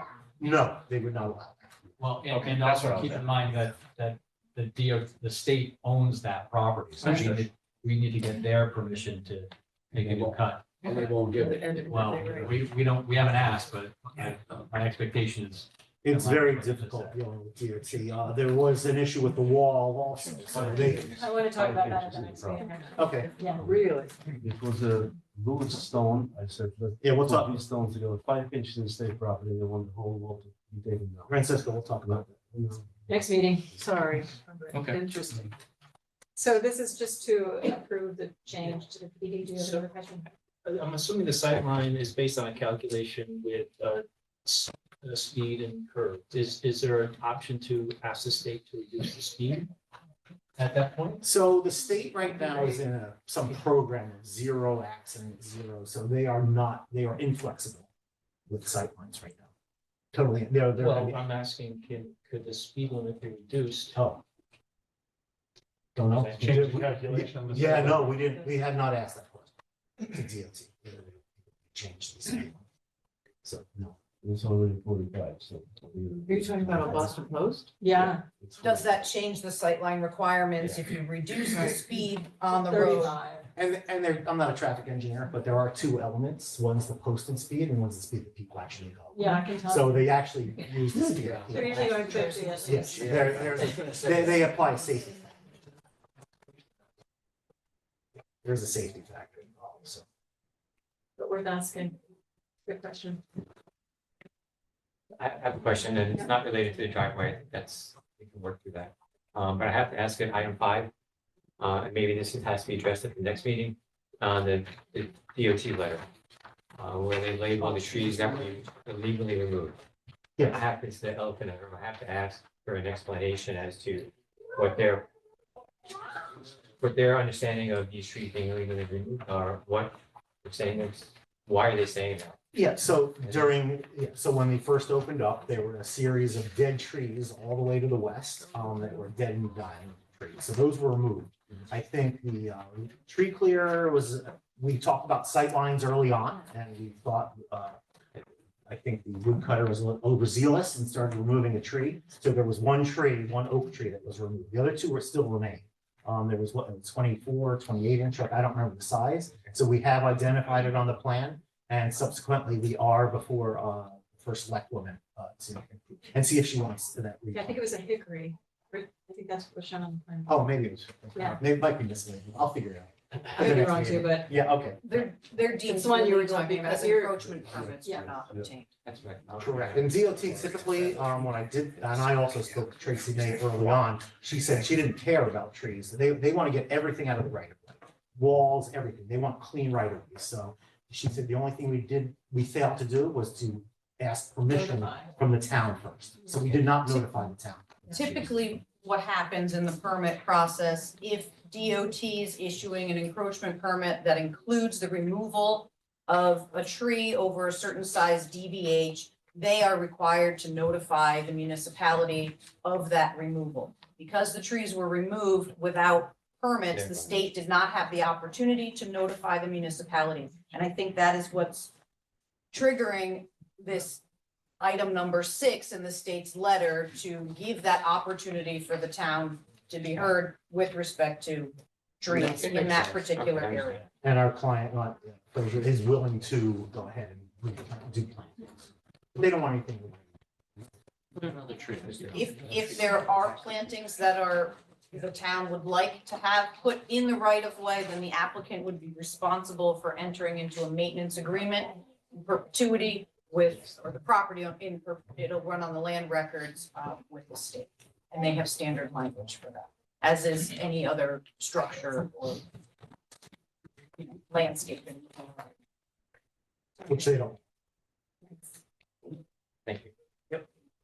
So does everyone feel comfortable approving this part or? I do. Oh, sorry, sorry, I didn't see hands up. There's quite a few neighbors here today, so I want Oh, okay, great. I'd like to heed to whomever would like to, Cheryl, would you like to speak first? Cheryl Leveroni, 5 Stonewall Lane. I think if we could direct you to the podium, it just might be, if you are able to come out, it would just pick you up better on camera And the for video. those attending. Thank you. So I lived in the house directly next to The salmon color house, so. the salmon colored house. I don't know if anyone remembers. what It's that a beautiful looked house. like. Beautiful house. Before we got it, it was a disaster and we poured our hearts into it. Beautiful. And now all those trees are cut down and everyone can see into our house all the way down the stone wall, all the way down the post road. And I know, by nature, things change, but there's a reason for that. And I feel like it is really very uncomfortable for us. So we've lost all our privacy. And then when we had this proposal, the whole idea was for the whole neighborhood that the Stonewall Lane was closed off. Now, when the Winter Club would have things going on, that was occasionally. It was not every Friday and Saturday night, hundreds of people. So this is very different. And coming out of that driveway goes right into my kitchen and my bedroom, those headlights. So it's gonna make a huge difference. And I've lived there 25 years. I put a lot into that. And so I feel like a little bit has to be done to protect the neighborhood. This is 2 dead ends. This is a quiet little neighborhood. It's a gem, really, for a lot of people. And I'm not saying, I'm trying to embrace a little bit of change. And I know that the restaurant, we could use restaurants, but this is unreasonable to ask of our neighborhood to decide.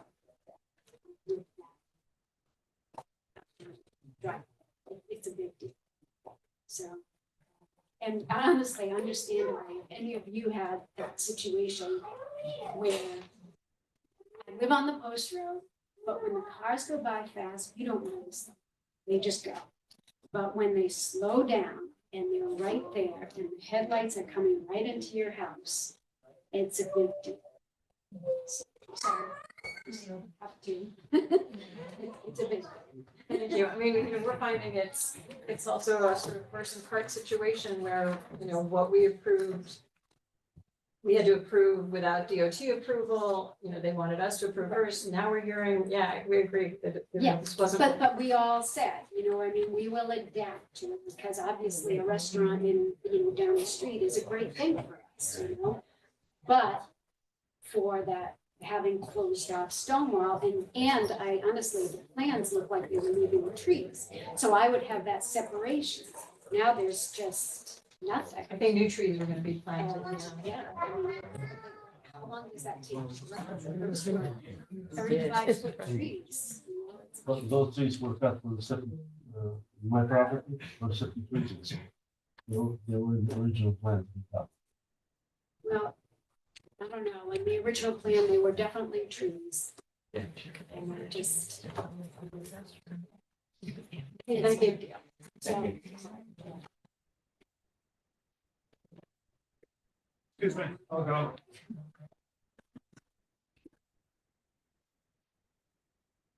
Just, excuse me, would you state your name again, please, for the record? Cheryl Leveroni. Thank you. My name is Michael Carr, 7 Deer Run. Deer Run is on the corner of Stonewall Lane and Deer Run, where we live at 7 Deer Run. First of all, I'd like to thank the commission for allowing us a chance to review and discuss this. I think one of the things I heard tonight, and I think one of the things that Cheryl mentioned and shared is this is a very small little, two dead end roads, community, about 8 to 10 houses total. We have some challenges in the summertime, just getting off of Stonewall Lane, getting onto Route 1 in the best of time.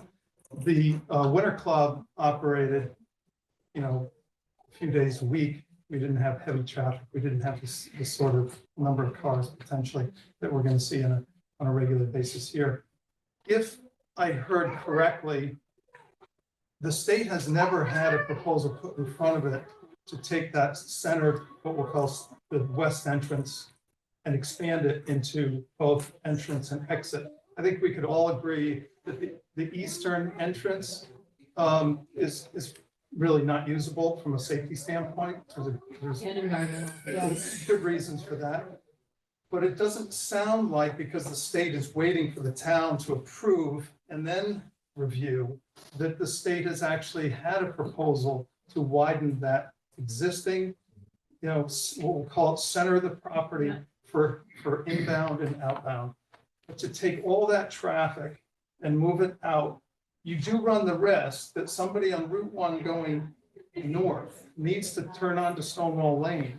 And if there's traffic coming out of the new restaurant and heading onto Stonewall Lane, trying to get back onto Route 1, you've kind of got a bottleneck there, as you've got all these cars funneling out of the parking lot onto this small little 110-foot stretch or yards stretch of road. You put all of those cars in one direction, and all, unfortunately, going by the Leveroni's property. I do think it's wise that we have some vegetation to block that parking lot from their view and from the street's view.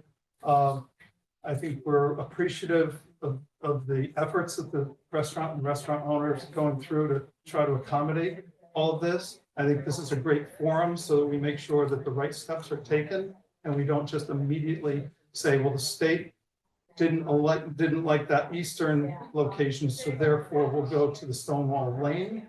I don't think they've seen a proposal to just widen the current. No. But wouldn't you have to admit that when traffic is at its worst, it won't be like a church congregation leaving a sermon at noon.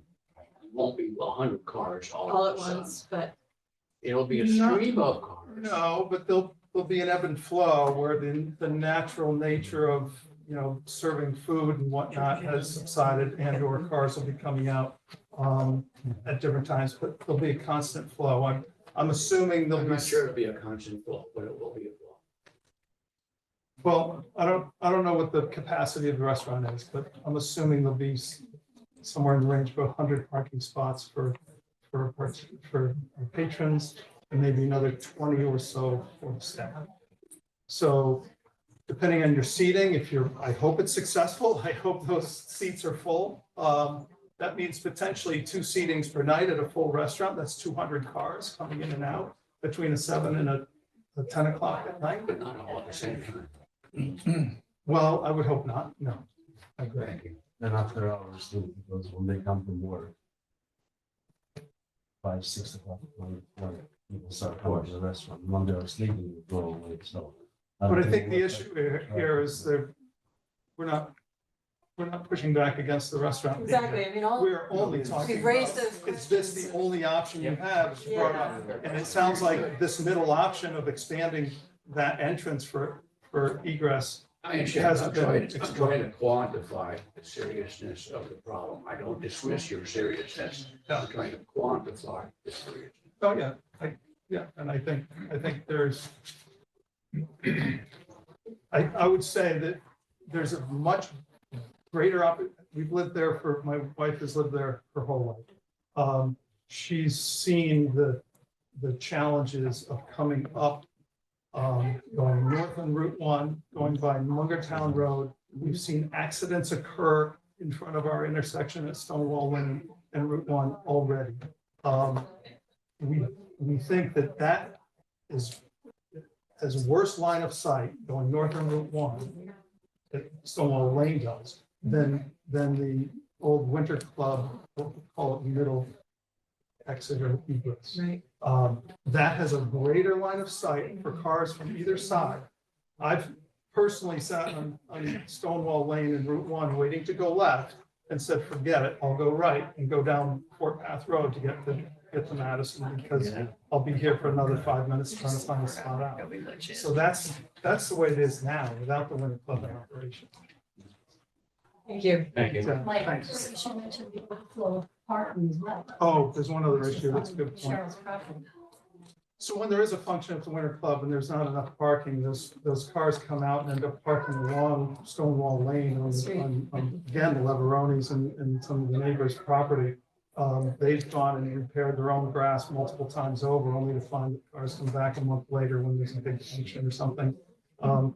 So with that egress going on to Stonewall Lane, that will encourage people to say, if the lot's full, I'll just go along Stonewall and park there. It'll be a much easier access for them to park on Stonewall Lane than if the lot's full and they have to go out around and search for a spot. So that's a really good point. Thank you. Sorry. No, I just think, for the record, personally, I agree. I mean, that is a small street, and I think what's gonna happen, we don't know how, first of all, no one has any idea how many cars are gonna be coming in and out at any one time. That's good. But the reality is people are gonna miss the entrance, and they're gonna take a right, and they're gonna go all the way down to the end of the neighborhood and come around. Then they're gonna try to go back into the left, which should be marked as no entry, but they're gonna try it anyway, 'cause it's quick. Or people are gonna come out at night and say, oh, what's down here? And it's a neighborhood, and kids could be out there, playing or doing something, and not used to that type of traffic, because that's not what they're used to there. So I think that's where I was going before. There has to be a better way. I just don't think it's the right access. I think it's gonna cause problems that are unintended consequences that we can't even fathom. I think the entrance and exit should be on the post road. I appreciate what you just said. You raised a lot of points. My name is Johnette Howard. I live at 38 Stonewall. And as Mr. Rubin noted, this is not a nuisance plan. I mean, looking at the seating charts for the restaurants that we've seen on site, on the website, I think there is something like 136 seats in that restaurant. If you're talking 2 servings, right? That's a significant amount of people. I don't know what the operating hours are, regulations in Madison. I thought we were gonna have a time to ask questions, but is there a regulation on how late a place can serve? There's not. There's not a zoning regulation. I mean, comparing our restaurants in other residential areas in Madison to where we live, Christie's closes at 8. Barbara Shane, so comparing to La Foresta, the applicant's other restaurant, it's open on weekends till 11, it's open 12 to 9 during the week, 12 to 11 on weekends. We're talking about significant amount of business. As it's been mentioned, we live on 2 cul-de-sacs. Mr. Rubin noted, there is no place for people to go. It'd be turning people in and going past everybody's house. There's the damage to the berms. There's a sort of misrepresentation on a letter that was posted on the website today that there is no known community residential opposition to this, same as you can see. Until now. But for the restaurant, it wasn't. No, I don't think anybody's opposed to the restaurant. I think we're concerned about noise and things like that, but there's an outdoor patio with 32 seats. I don't know if there's music that will be played, but the distance from that patio to some of my neighbor's house is maybe, I don't know, 200, 300 feet. So there are all these things that, to characterize us as not concerned is not accurate. And especially, I think of all the concerns, the driveway is the biggest one. Yeah. And so I would encourage you guys. I also don't understand, because we didn't have the question part, but are the state's comments recommendations or are they rulings? These are plan review comments, so the applicant is requested to address all of the comments. But it is not a requirement. Some of them are directives, yes. Okay, so in the case of the driveways, access, Yeah. is there anything that forestalls a different solution? The state, my understanding, and the applicant can clarify this, the state is not directing how the applicant shall leave the property. They are simply stating they are not approving ingress and egress from that center driveway on the Boston Post Road. They will allow access in one way into the property, but not out at that access. So the onus is on the applicant to come up with an alternative. I don't think that's what I heard earlier tonight. I thought that the state did not approve the eastern entrance with the current western entrance. They didn't approve that, and they did a safety study, traffic study to say that would not be approved. But no one has ever given them the option to go middle expansion for both egress and entrance.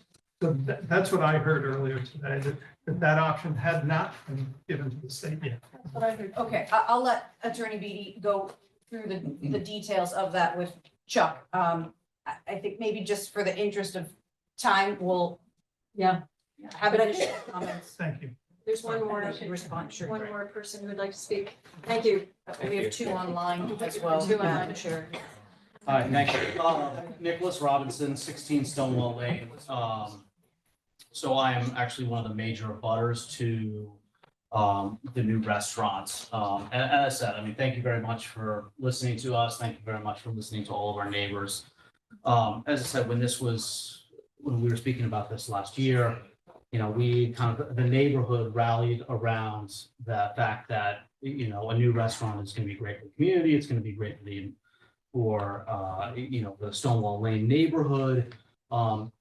And when we spoke to the applicant multiple times before that process, it was definitely noted that the Stonewall exit was to be closed off. And so for our neighborhood and for the approval process in general, we said, hey, as long as we close off that exit, we are excited about a new restaurant when you open. You know, I think now that this has moved forward, this definitely takes into question the overall approval process for the new restaurant, because and specifically if you were to look at the site map, my house at 16 Stonewall Lane, basically anytime anyone pulls out of their parking spot and goes towards that exit, their headlights are going to go right into my living room and right into our bedroom upstairs. And that's going to happen for probably from 5 to 11, 5 to 10 every single night.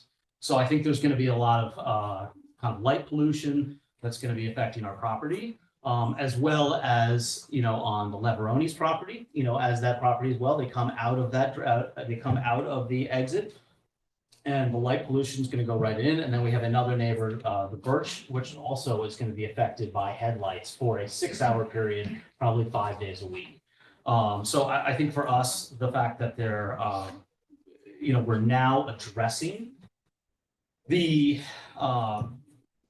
potential of utilizing that Stonewall exit has become a larger issue for the neighborhood as well as for the people that supported the applicant in the first place. So secondly, and just, you know, to Mike Carr's point, I was looking through some of the paperwork that were filed on, you know, on behalf of the applicant.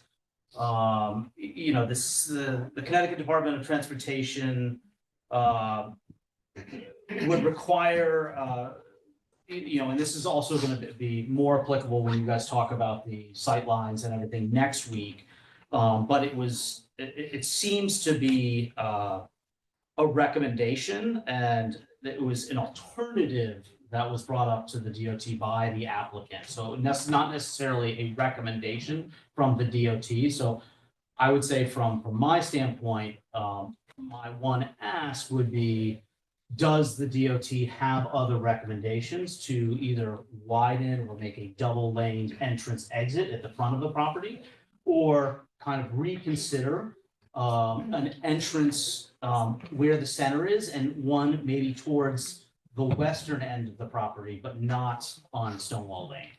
You know, because that is a pretty big frontage onto Route 1. So there might be some other options that might kind of suit the neighborhood a little bit better. But as I said, I mean, I think, we were all generally very excited about the new restaurant and everything's going in. But as I said, the one issue was that driveway from the get-go, and seeing that has now become in question is kind of why we're all here. So thank you very much for your time. I appreciate it. Thank you. I think the hands that were raised online have disappeared. Yeah, you're right.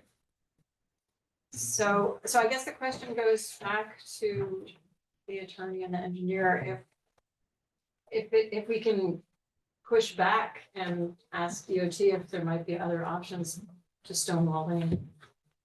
I mean, we can certainly make inquiries with the DOT and see what their position would be. Yeah, with all this information that we're collecting now and, in light, And we did approve it. and we knew that, It closed off. yeah, we did approve it on that, and we appreciated that you were supportive of it, even though it was in your backyard. Still, because we were able to close off Stonewall Lane, that made a huge difference. So just could you clarify for me what the DOT did in fact do or not do with respect to entrance and exit on the road area? What did they say? So Chuck, Yeah, I'm not really sure. yeah, What did My the understanding DOT is say when you guys that- went to them? I'm Oh, not yeah, clear on so- this. So your approved plan, So, you so we submitted took our to approved plan DOT. that everyone looked at. We brought it to DOT. This is after our traffic study, after the traffic engineer had made these recommendations with limited clearing. DOT came back and said they didn't agree with the traffic engineer, that we would have to have a much greater area for clearing limits. And they said if we wanted to use that entrance specifically, it would be entrance only, and we'd have to open up the entrance on Stonewall Lane. And when I did ask about the sightline in Stonewall Lane, DOT said that's an established town road, they have no jurisdiction. So it's So, but they recommended an egress point on Stone. on Stonewall, Yeah, correct. Okay. even though it's not within their purview, sort of. Well, certainly on Post Road was their purview, but Absolutely. they didn't care what happened on Stonewall. They had they didn't care about sightline, they were just said, that's on the town. Did you guys follow back up with, that wasn't part of our original approval, that maybe met with some, with people not happy with it? Is there, did you even address, or have they addressed any possible way to widen that road? I just don't So- understand why that entrance can't be widened by So, 10 feet or whatever. yeah, the original plan, we were gonna widen it, Yeah. and it wasn't sufficient. They don't like where it starts on the eastern side. There's not sufficient sightline for them. So But even the if whole you thing, can the whole thing be shifted west? well, that's a good question. Yeah. So, Without bumping into and we wetlands. can certainly explore that. But I That would would be, be- before I say we're gonna be going to explore that, I have to get permission from the owner to go ahead and do that. Because this is on him. Right. This is not my property. I'm here representing him. I'm an advocate for him, a DOT. Well, I'm not gonna say he screwed us, but, Yeah, no, I it's wouldn't tough. use that word. They punted. But They but it's tough. This happens with Eversource easements. It happens with Connecticut Water Company easements. Eversource won't look at plants until they're approved, and then all of a sudden we get into easement problems. And Aaron can attest to that. And also the water company. We have projects that get approved, and then Eversource requires other requirements, and DOT does the same thing. So here we are, and I guess the appropriate response for that would be for the commission to ask the owner.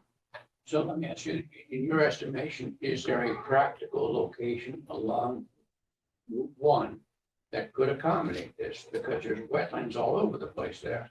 There may be, Okay. there may be, Well, I mean, the first application was that, and we approved it, yes, and the owner approved it. correct. So, yeah, I mean, do you feel comfortable Of answering? course, it's a way to actually get, that was my understanding, so to widen that entrance in and out. I think it's a reasonable compromise. If it can be done within, with all the limitations. I think Could we'd you end up provide actually. your name and the address? Oh, sorry, could you provide your name and address, please? Your name and address. Francesco Lulay, 8 Jacob Lane, Village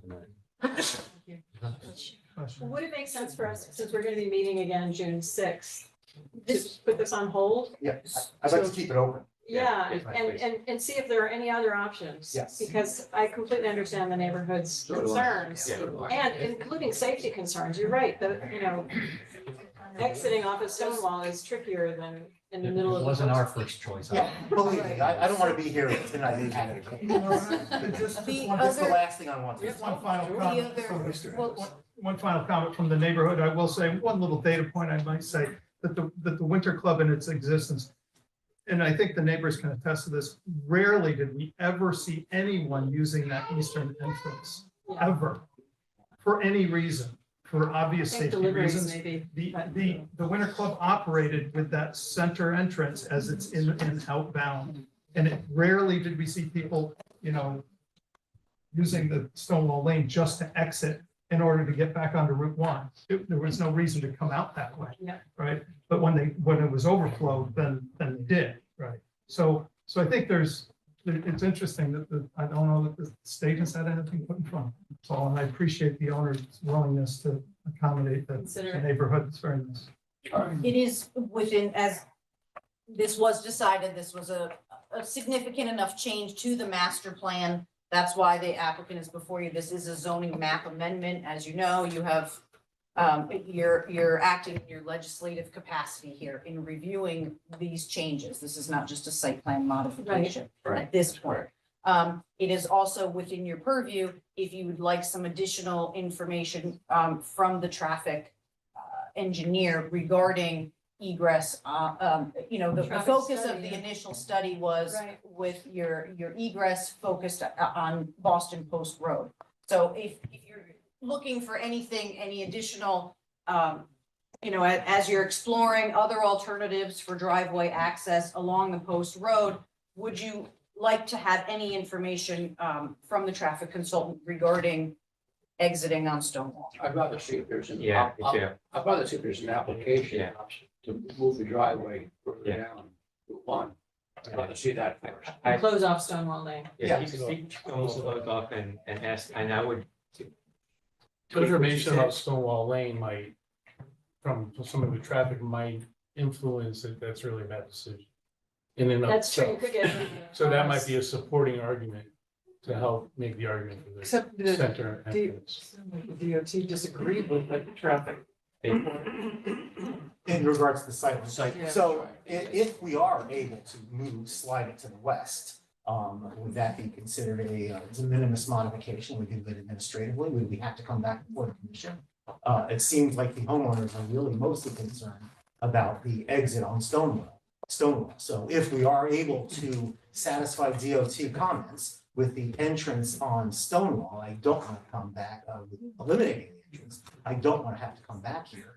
It costs money every time we come back here. My client's spending a ton of money on I know. traffic And we studies, wanna be environments. Yeah, experts. Right. and I know cost doesn't mean anything, but I was just hoping that we could do it administratively. Will you have a pending site plan? Yeah, modification that's what I'm saying. application? If we could, yes. we're gonna see if it's even possible. There are provisions in section 32 of the regulations of what constitutes a change in return, via site plan versus a zone boundary change. Yeah. Yes, so if, I think that's, yeah, Seems it's very really reasonable. gonna determine what, if there is Yeah, something. we'll see, feasible. how we'll probably end up going back. Before wetlands anyway, because we're certainly within the review zone. So if we modify that, we have to go wetlands, unless it's done in the street. I think It's outside them. we have another neighbor. Just in addition to, because it did come up, the speed limit, if that's a Your factor, name? my name is Craig DeLeon, I live at 21 Stonewall. That S turn from Munger Town to the liquor store, that's the only area really of Route 1 that's still 45 miles an hour. That should be reduced to 35. I've always been a huge advocate of that. So if that helps with the sight lines, perhaps we could explore that as well, which would. Yeah, we might not live that long. I get it. Yeah. I get I'd be it. happy to reduce the speed. Yeah, exactly. You're just not gonna have. Okay, so are we all comfortable with where we're headed? One more. Sorry, I just had one more question, please. John Ed Howard, 38 Stonewall. I'm not sure if I heard correctly, but obviously there are wetlands to the east Right. of it, but Was it stated that there are wetlands to the west? Yes, Chuck Mandel, yes, there are wetlands. It's a mowed pocket. It's It's a mostly. low point. Yeah, it's a low point, but it was wetland soils, so it's not, you don't see frogs jumping around. So that's the big pond, right? Yeah, just in front of the stone wall, and actually there was an old well. Yeah, and so while we're mentioning the stone wall, I think that may have been an historic stone wall, so the fact that they're asking it to be moved 6 inches back. Could be a problem. It's, the request to move the stone wall back is the portion that was reconstructed without I encroachment permits in understand. the state right. I understand, but I'm just saying, if you just zoom out for a second, and what the DOT is asking about this stone wall, that struck me as seeming unreasonable as well, but Yeah, that's another issue. like I said, I don't want to get into it, Yeah. but that stone wall was there for hundreds of years in the right of way. And the second he touched it and moved it another foot further out of the right of way, now they have a problem. Right. So that's where the DOT and I have. But I think our most important issue is the Yeah, address. yes, let's we focus on that. Are we comfortable with that, Aaron? I think everybody So here, I we're, think feels. so can I rephrase it so I understand it? So we're agreeing that Yes, so we're continuing, we're agreeing that Cottage Road stays closed and all. Stonewall Lane. It's only 8 o'clock, I'm just reading. Oh, yeah, that's- Stonewall Lane stays closed. And we're asking for an alternate exit to be found Along Post Road. along Post Road. Yeah, we're not agreeing to closing Stonewall Lane yet, the public hearing is still open. Yes. Right, but we're I'm gonna just- I'm explore requesting- other options. Right, I'm Yeah. requesting, don't use Stonewall Lane. Oh, yeah, Find no, an exactly, alternate no, exit. absolutely. Right, it's part of the Right. present plan that it's gonna be closed. That's what we're asking. I like the present plan. Yeah, we're not doing anything. So did we. great, thanks. Thank you so much. We're gonna continue this. So could I have a motion to continue the hearing to June sixth? I'll second it. Janet? Second, Mike. We're good. Any further discussion? All in favor? You guys are okay with June sixth? I'm fine. Okay, great. Thank you very much. Thanks a lot. Thank you. Thank you. Enjoy the rest of the evening. Night is young. It's 8 o'clock. It's a good time to take a break. Or is it? Yes. Can you say that louder? So, yes, everyone here, it's 8 o'clock. We're gonna take our break. How long? 5 minutes. Okay, move that. Get a little air. Can you hear me? Joe, you watching?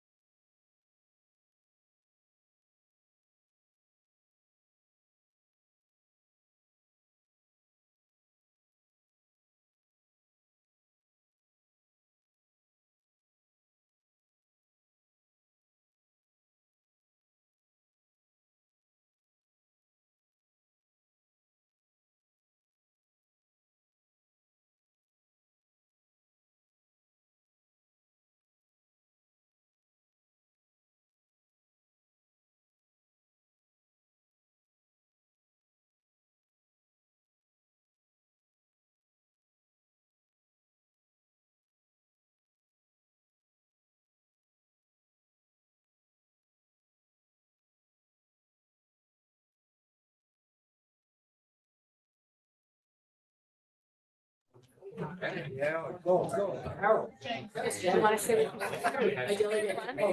Oh, Do you have to get permission for that? You haven't received any sign sheets, have you? But I I have one. Oh, yeah, so that's a start. All right, we're gonna get started with the next agenda. Oh, you're sorry, we have to, I gotta hit record. Hit record. I can't get in anywhere. Sorry. Plenty more.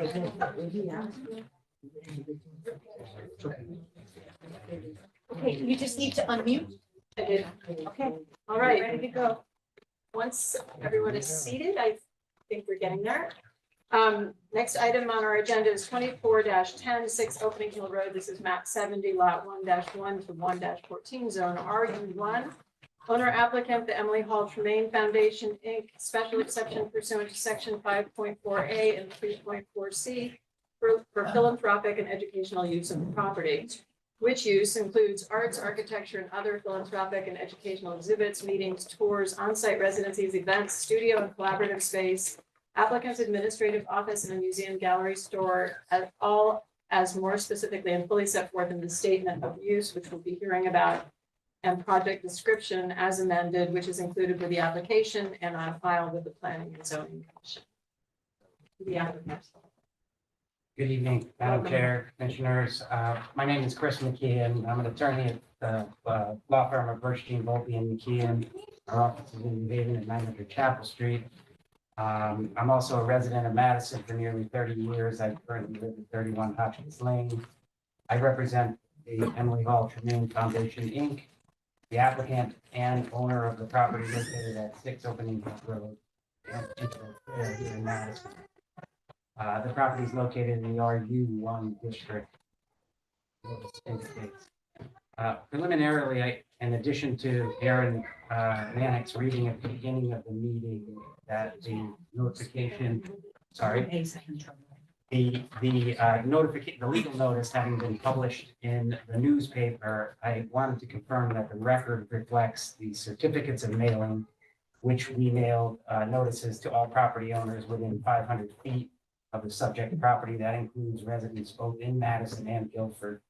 And also the photos of the sign that was erected on the property 20 days prior to tonight's public hearing pursuant to the requirements of section 4.2.5 of our regulations. Can you confirm that, Aaron, that the record reflects that? Yes. Secondly, we intend to begin our presentation this evening. We will not be able to complete our presentation.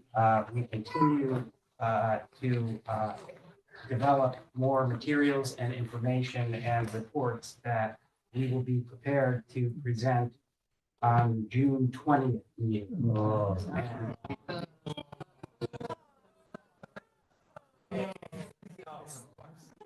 Please, let's treat each other respectfully. We have a lot to listen to tonight, and this is our first evening that we've actually had a public hearing for this applicant. So we need to show some respect. Appreciate it. Thank you. So the additional materials and information that we are developing are in process, and I get into those a little bit later. The one other preliminary item is with respect to the way that our regulations read relative to special exception permits. And there is a requirement in section 4 that upon receipt of special exception permit application, your commission is supposed to refer it to ACA. Early on in this process, which seems like many months ago now, I had a discussion with the town planner about presenting this application to ACA, but it seemed rather futile because we're not proposing any construction of new buildings or changes to the site, which would typically be what ACA would weigh in on. However, the regulations are fairly clear that a special exception is supposed to be referred to ACA. And I don't want to be in a situation where we haven't complied with what the regulations tell us we have to do. In the first place. So I believe the next meeting of ACA is in early June. And we're more than prepared to present what we're doing to ACA at the next meeting. So in addition to at some point requesting a continuance to June 20th, I guess I would also request that you refer us to ACA for the June meeting to address that issue. Okay, the owner and applicant is the Emily Hall Tremaine Foundation. It's a tax exempt foundation under the Internal Revenue Service Code, section 501c3. The uses for which it is seeking a special exception permit are in fact philanthropic and educational uses in furtherance of their mission statement. So the question of what this foundation is, who they are, what they've done, what they plan to do going forward are very important to this special exception application. Additionally, where they're doing it and the site itself, the history, the architecture, the structures, the art, which used to be housed in this property, are quite frankly stunning to me, even as I sit here today, and I've learned a lot over the last year about this particular site. So we'd like to begin tonight by introducing Michelle Napick. She is the president of the Emily Hall Tremaine Foundation, standing here to my right. And she is going to provide you with more specific information about the foundation itself and the site on which we're seeking these uses. So I'll hand it over to Michelle. Thank you, Chris. And thank you to You need to speak speak up. up I so that shall everybody speak can up. hear in the next room as well, because our speaker's all the way over there on the TV. Understand. Okay, Thank you. so I want to introduce the Family Foundation to you. Could you just say your last name again? please? Yeah. Thank you. Yes. And actually, we have some family members here. It's a 40-year-old intergenerational family foundation. Our board chair-elect is here, Hunter Tremaine, founding director here, Sarah Tremaine. Clayton DePietro is a third-generation member of the foundation and has our legacy working group. And we have another staff member with us, our accounting manager, who also is doing a lot of the property oversight right now. So, but we have 16 members of our board who are all family members. And we've been operating through these lenses of grant making to educational, mission-driven nonprofits, as well as environmental, as well as through the arts. And I'll tell you a little bit more about the art history too, but over the 40 years, the Family Foundation has distributed more than 100 million to nonprofit organizations really across the country. And the intent is for this Family Foundation to run in perpetuity, and we do about 4 million in grant making per year. We really specialize in high-touch grant making, and that often has to do with the power of convening people around different ideas who can bring different perspectives to solutions making for many of our complex challenges in the world today. And there's a whole art legacy part of this story that I'm going to talk about in a little bit. And the connections to this property are so specific and so deep and so rich. We intend that we're going to be able to amplify all of our mission-driven work by doing programming at 6 Opening. I love these images because it's a property that's been there since the 1720s, and nothing is ever static, and changes have happened to the property over the years, but very thoughtfully and tastefully, and really preserving the contemplative nature of the site, which the next generations of the family continue to seek to uphold. We've got some overarching principles. This was a place where Emily Hall Tremaine and Burton Tremaine Sr. lived with their art. They were premier collectors of contemporary art in America. If you go to TremaineCollection.org, you will see basically a digital archive of this collection. Again, over 700 pieces of art. And this was the place in Madison at this property where some of the largest scale pieces of contemporary art were displayed and lived with. And they continued out on into the property where sculpture became a big part of the experience. And then the property itself is architecturally significant. The colonial house with these modernist architectural additions is quite unique, and I'm going to talk a little bit about some of that. And there are just some architects of note. Alberta Pfeiffer is one of the premier female architects of this period. Philip Johnson, Glenn Scores, and lighting designer Richard Kelly. And that is actually some of the lighting design from the glass barn looking out into the landscape. This image came from Vogue magazine in 1969. Again, it shows the barn and how it used to hold art pieces from Franz Klein, Klaus Oldenburg, the iconic 7-Up statue in the back, Rosenquist, Jean Arp, and on were displayed in the barn and elsewhere on the property. Today, though, this is an image of the glass barn. You'll see there's a little markup with some red there. We've had to do some stabilization of the barn to make sure the glass right now remains intact. The roof is in dire need of being repaired, the chimneys, the flagstone. I mean, the property had, fell into deep decline over the past few years.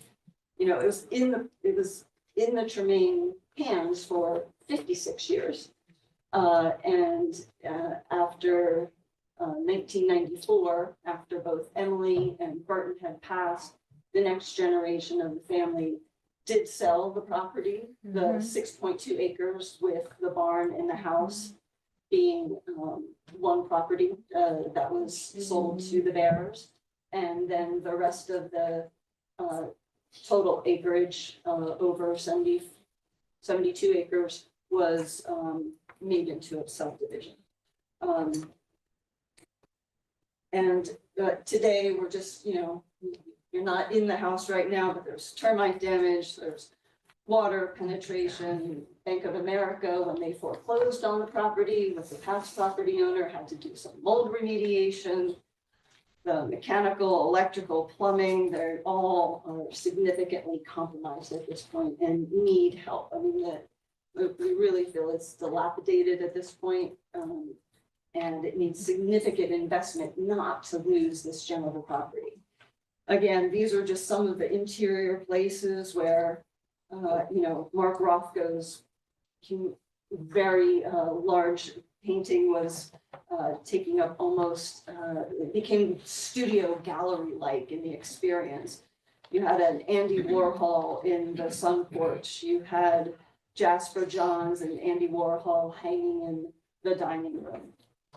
And then again today, significant repairs that need to be made to, again, make this a cultural and architectural gem. And again, I said, one of the things about the modernist architecture that's so interesting, modernist architecture was meant to blur the built environment with the landscape outside. And I know a lot of folks are very environmentally minded around here. And there's this notion of this blending is to have an experience of the outdoors and indoors together. And the art was the gateway in this property for that to happen. You had the art hung inside and you had the sculptural pieces outside, and it was this blended experience. Oops, sorry, go back here.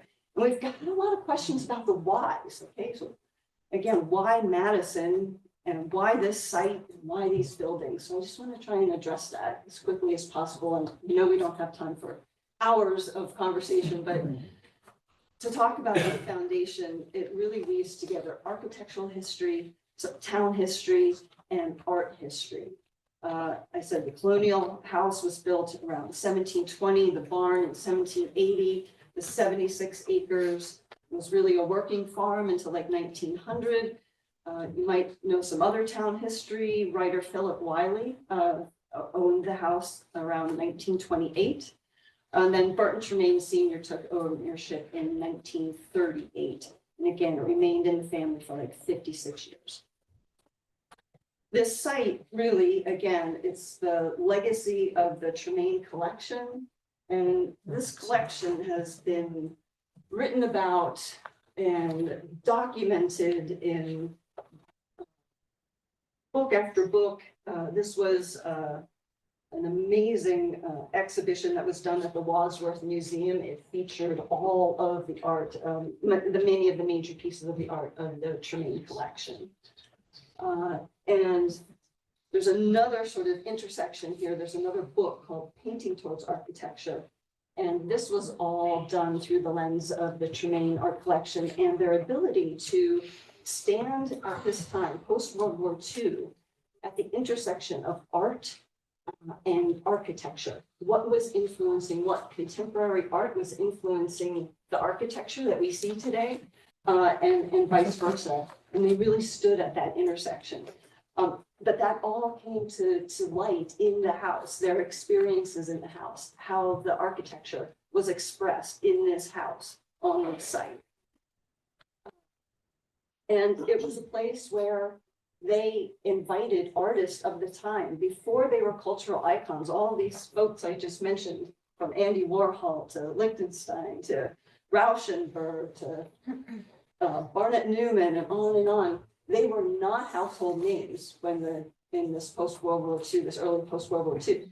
They were not known at all. The Tremaines had this eye for art, and they were collecting them before they were household names, and they actually helped shape the career trajectory of a lot of these artists. And just, one of these fun facts, I think, Roy Lichtenstein meets Andy Warhol at a dinner party in Madison. And just imagine the kind of conversations and influences that were happening with these kind of artists who are meeting and connecting through the Tremaines. And again, what's notable is you still have the heart of the colonial house and then these modernist additions. New Canaan is very well known for modernist homes. It puts them on the map. But we have talked with a lot of architectural experts. There's no other good example in this region of a colonial home that has the modernist addition. So again, I think embracing this history, it almost feels like it's an emerging history or new. It's like history that's being revealed to the town through this opportunity to save this property. I don't know if you know Henry Russell Hitchcock. He, in the last generation, was one of the foremost prominent art historians and architectural historians of the day. In 1955, he's writing for the Architectural Review, and he is reviewing the glass house in New Canaan. What is more striking is that in the same article, he is also reviewing the Tremaine barn and noting its significance. And he is saying he loved the way that the glazing on the south wall accepted the irregular spacing of the original timber frame and yet subtly adjusted the mullions in a way that suggests order and even symmetry. And he also comments on the way that the lighting was done so that it took you from outside to inside, and that the notion of the landscape became so important. And then I think, Chris, you're going to come talk about the uses. And as we get there, we did kind of want to just note that we have been trying to listen and respond to neighborhood concerns. And we have made multiple, I would say, adaptations of our statement of use as we've heard things. And this is just a list of some of those things. Chris is going to talk a little bit more about that, but our intent was to come and have outreach with the community well in advance of even coming to the PZC for an informal session on March 1st, I think we had a lot of visioning ideas that we came with, right? I mean, it was a creative process for the family and renowned architects and artists and our administrators to come together and imagine what could happen at this site. And so we had a lot of visions. And I think when we put them out there, it felt like we were saying somehow these are everything we were going to do. And we have always intended to say it was a big vision. And we really want what we're proposing to be in a line and at the scale and of the tone of the neighborhood and the community. So we've been trying to go through this process where we've been adjusting what, to the best of our knowledge, when concerns have come up, how we've adjusted. Right? I'm going to talk about uses. Question, Aaron? I'm sorry, Chris, before you get started, sure. Just so I'm clear on point of process, are the folks here gonna have a chance to speak? Or are you guys gonna present for the entire, because we're gonna cut off at 10, so I just want to understand.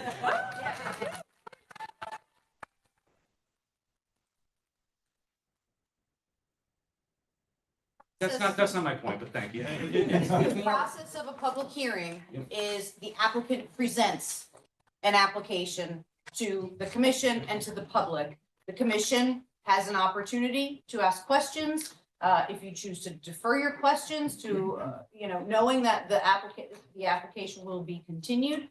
You have already set an ending time of 10 p.m. this evening.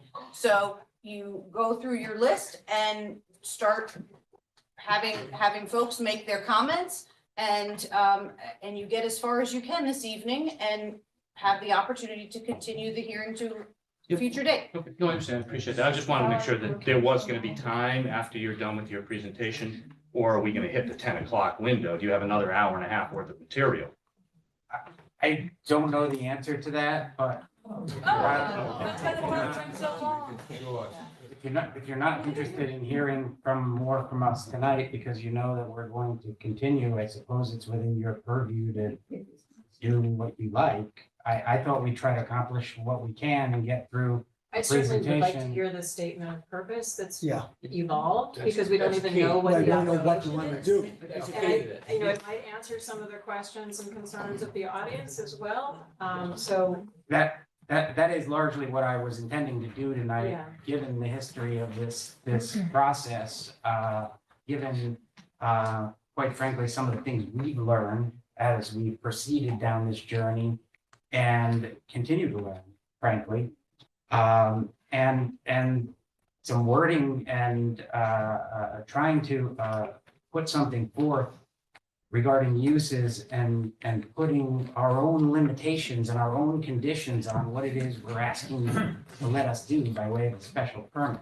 It's not here's your special exception regulation and check off the boxes like some are. This is not like that. So I also need to make a record of these proceedings. So I need to talk about the legal basis of how we're even here asking for this, because I do think that there is misunderstanding out there about that as well. So that's where I was going to go next, which is the special exception application that we're applying for. It starts in the Connecticut General Statutes under Section 8-2. That allows a zoning commission, planning and zoning commission, to permit certain uses in a zone only after going through the process of getting a special permit, as opposed to a use that's permitted as of right, or a use that you might have to come in and get a zoning permit, which is essentially applying for something, and you have to check a couple of very objective boxes off before you can get your zoning permit. So we're here asking for the special exception permit to conduct philanthropic and educational uses. Philanthropic and educational uses are allowed in the RU1 under our regulations. The two sections that are cited in the notice, being sections 5.4A and 3.4C, allow, and I would quote, philanthropic, educational, recreational, or religious use excluding correctional institutions and institutions for the support of persons with mental disabilities. The same section goes on to say the uses permitted in this section may have a building coverage of 15%. That is the one specific requirement under the regulation that allows religious, educational, philanthropic, and recreational uses. This would be the same provision that somebody would locate a place of worship in a residential zone or a school in a residential zone. It is the identical regulation that you would do that. Our client is a philanthropic entity and an educational entity more so. The mission statement makes that clear, which is part of the record. So it is wanting to take its operation and put it to use at this site because it has a familial connection, because it has lots of connections, and because the site has architectural and art significance and historic significance to this town, all of which are consistent with the mission statement and the philanthropic and educational uses that we want to implement at the site. So that's how we're here. We're not looking to do rezoning. We didn't come to the town and ask that this special exception use be put into the regulations, which is sometimes how the process works. It was here. And that is important in many respects, not just because it allows us to come in here and make an application to put these uses to this particular property, but it speaks to the comprehensive plan of the town of Madison. None of us wrote these regulations. We all try to read them, interpret them to the best of our ability, and counsel our clients and make decisions in accordance with our regulations. The fact that somebody wrote this into our regulations, that these particular uses can be put into a residential zone like this means it's part of the comprehensive plan, whether we like it or not. So I think there's been some negative inferences that we are trying to rezone or change zoning in the town, and we're not. We're making application under an existing provision that allows us to do it.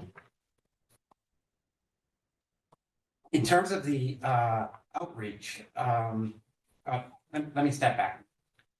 The special exception application that we're making, I told you the specific one, but there are special exception regulations which talk about the general requirement for all special exceptions, whether they be for use or a particular type of development. There's 3 criteria that your commission has to find that the applicant satisfies.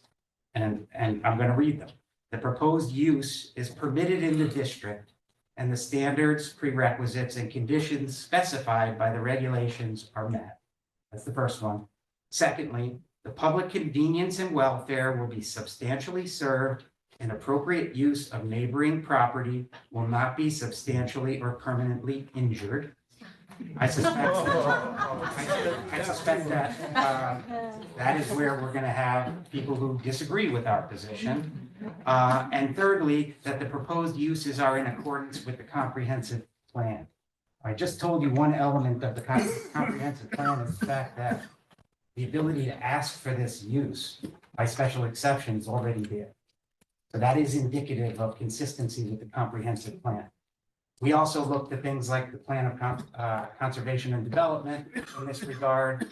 I know the efforts you folks have made toward getting that done and where that stands. Currently, the 2013 POCD is still operative. I will get to that later on in my presentation.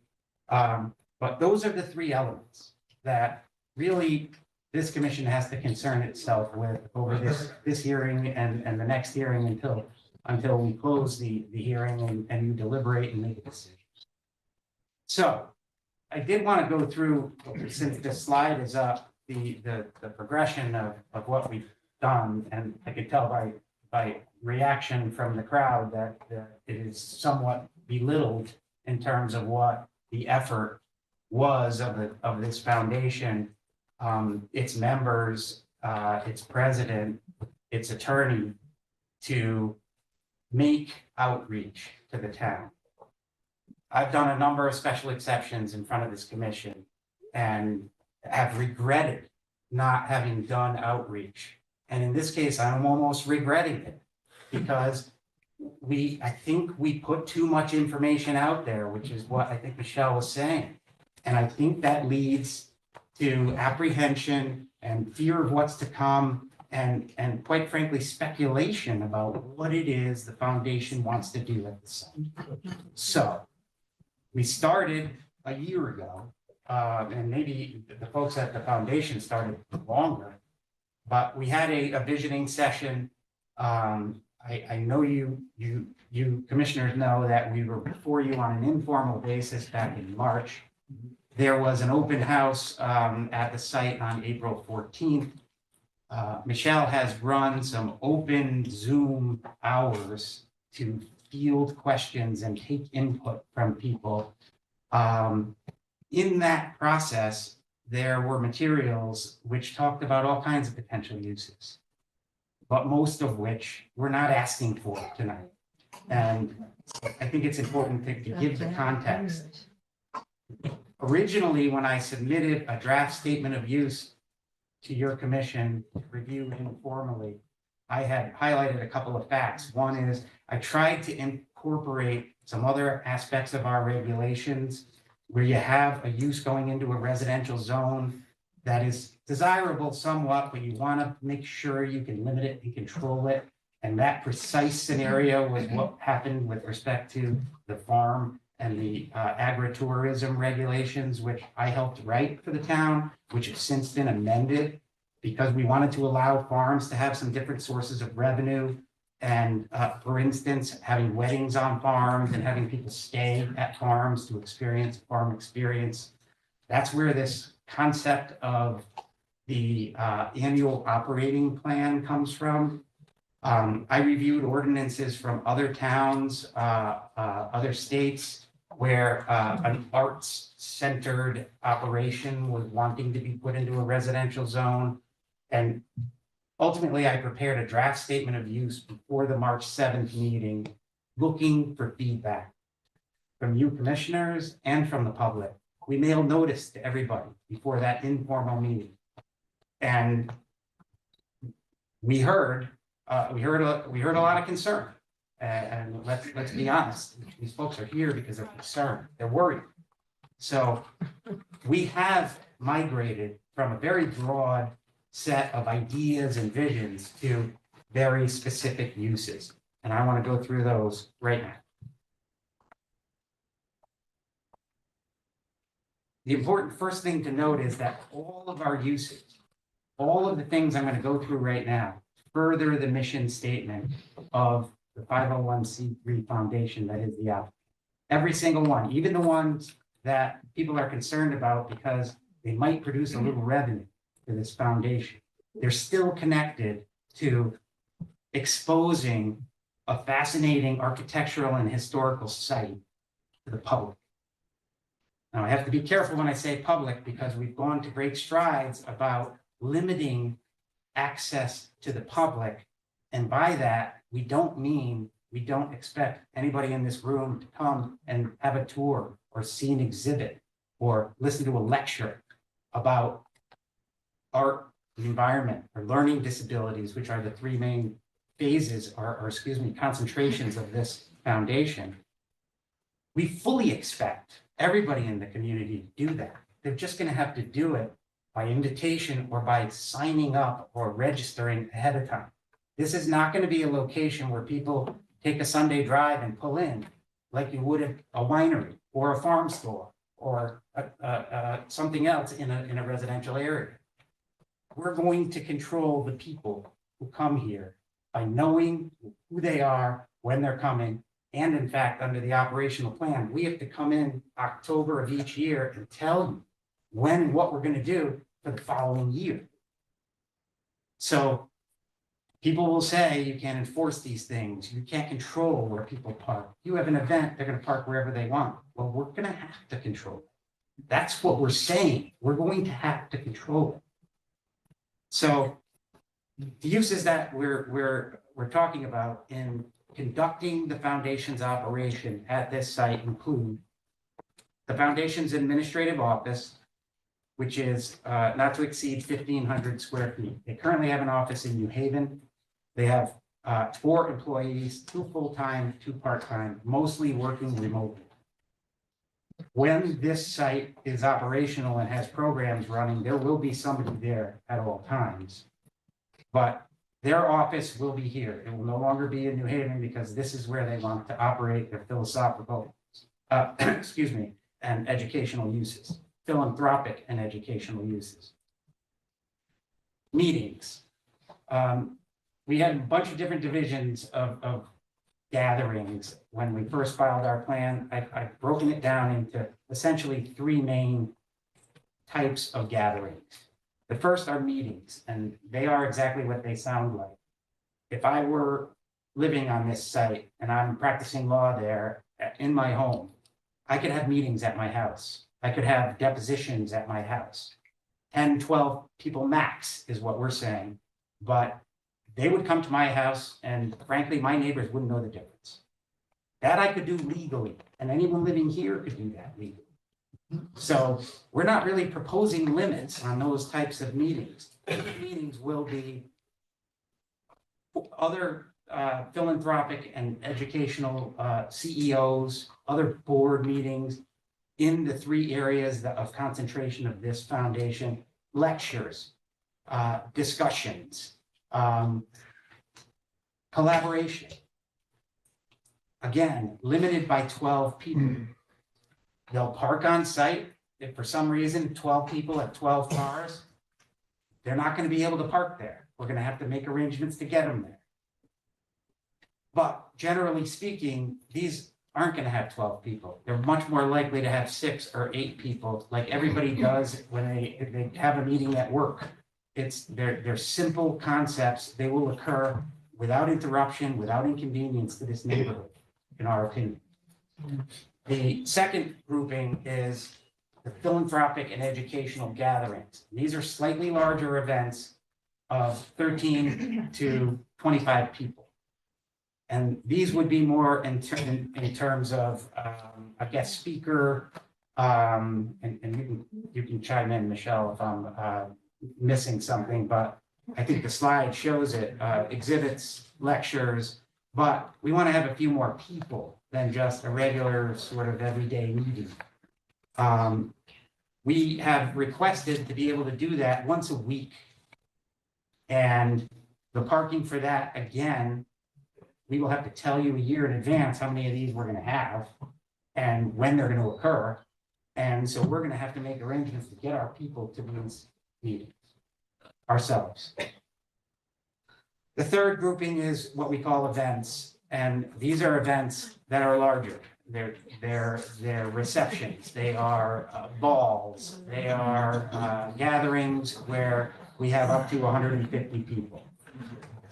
They will be completely catered by outside services. They will have laboratory facilities brought into the site, the location of which is shown on the site plan that we filed. It will be by invitation and prior reservation.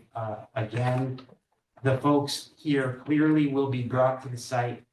We've limited the vehicle size that will bring the people to the site of no more than 20 people. And that is no more than 20 people is taken directly from the special exception permit that is applicable to the glass house in New Canaan.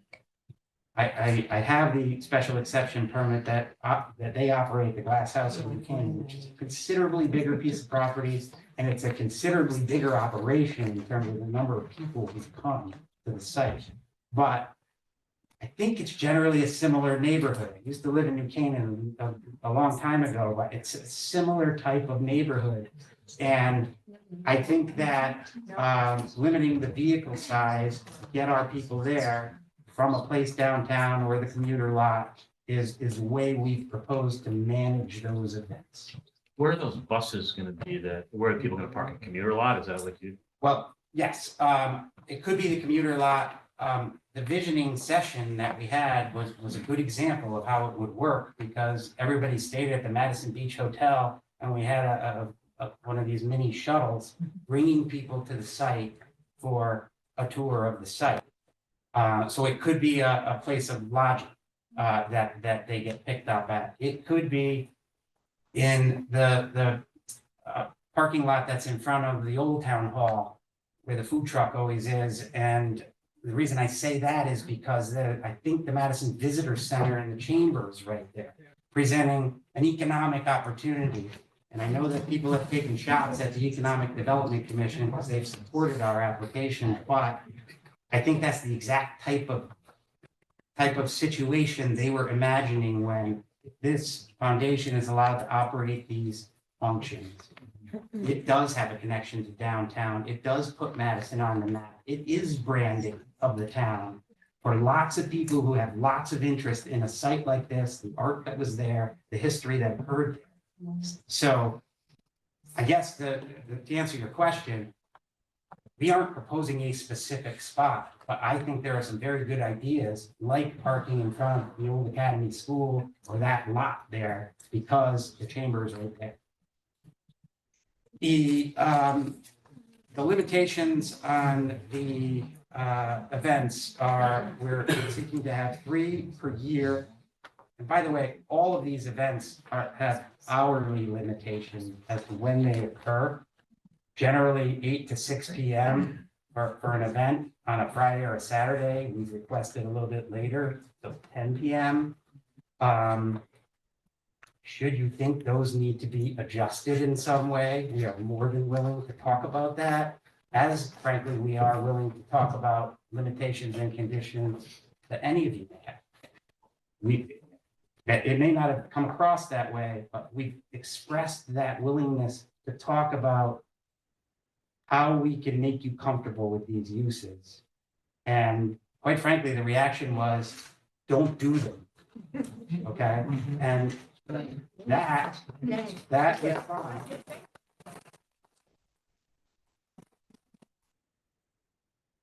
That response is against your regulations because you have a regulation that lets these things happen.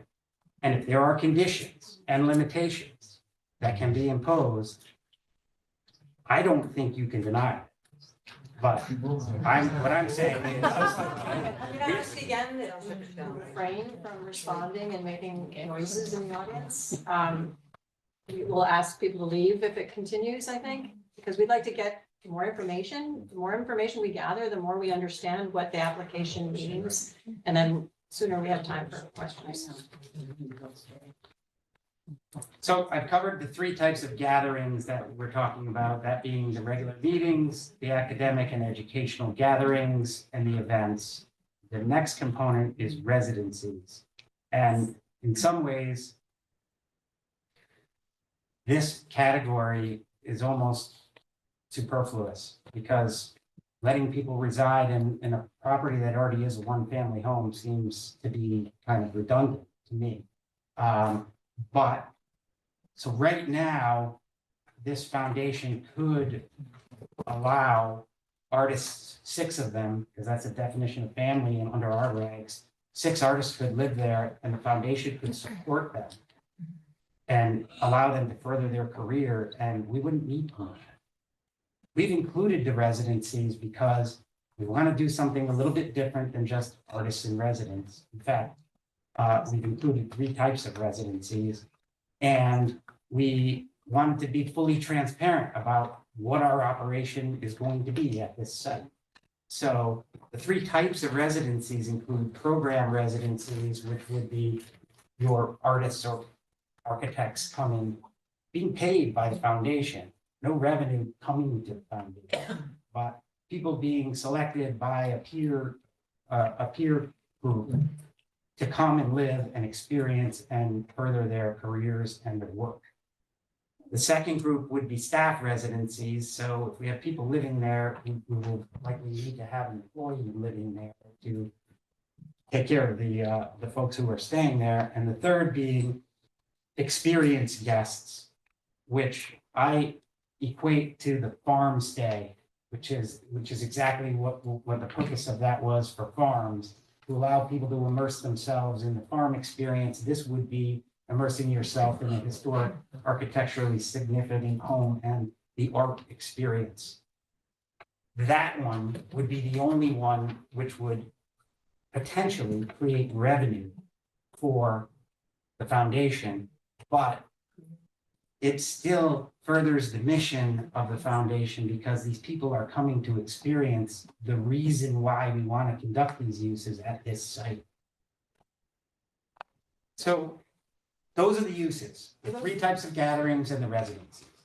And that is up to 8 people. Sorry, I should have said that. That was a limitation. No, but on there. my question is, and some of these you have like in the gatherings, you had so many times a year for the events. When I'm hearing that, I'm thinking VRBO, are you opening this to experienced guests every night of the year?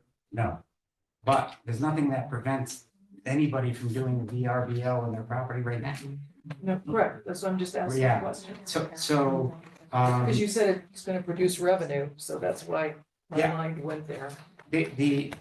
I said that because the 2 other types of residencies are staff living there and Right. tourists or Who you're going architects coming. Be That paid actually by the costs, foundation. that costs the foundation money. They don't take in money. And it is up to 8 people residing is what we've put as the number of people there. There are 6 bedrooms there right now. We've taken out of those uses, the 3 types of gatherings and the residencies, and we've laid out which of those actually would create revenue. Out of the events of which we're seeking 3 a year, we're requesting that 2 of those be fundraisers. People pay to come socialize, see the property, have something to eat and drink. Largely people from the community, but probably, and I shouldn't say that, there are probably many people from outside the community who would come to these events.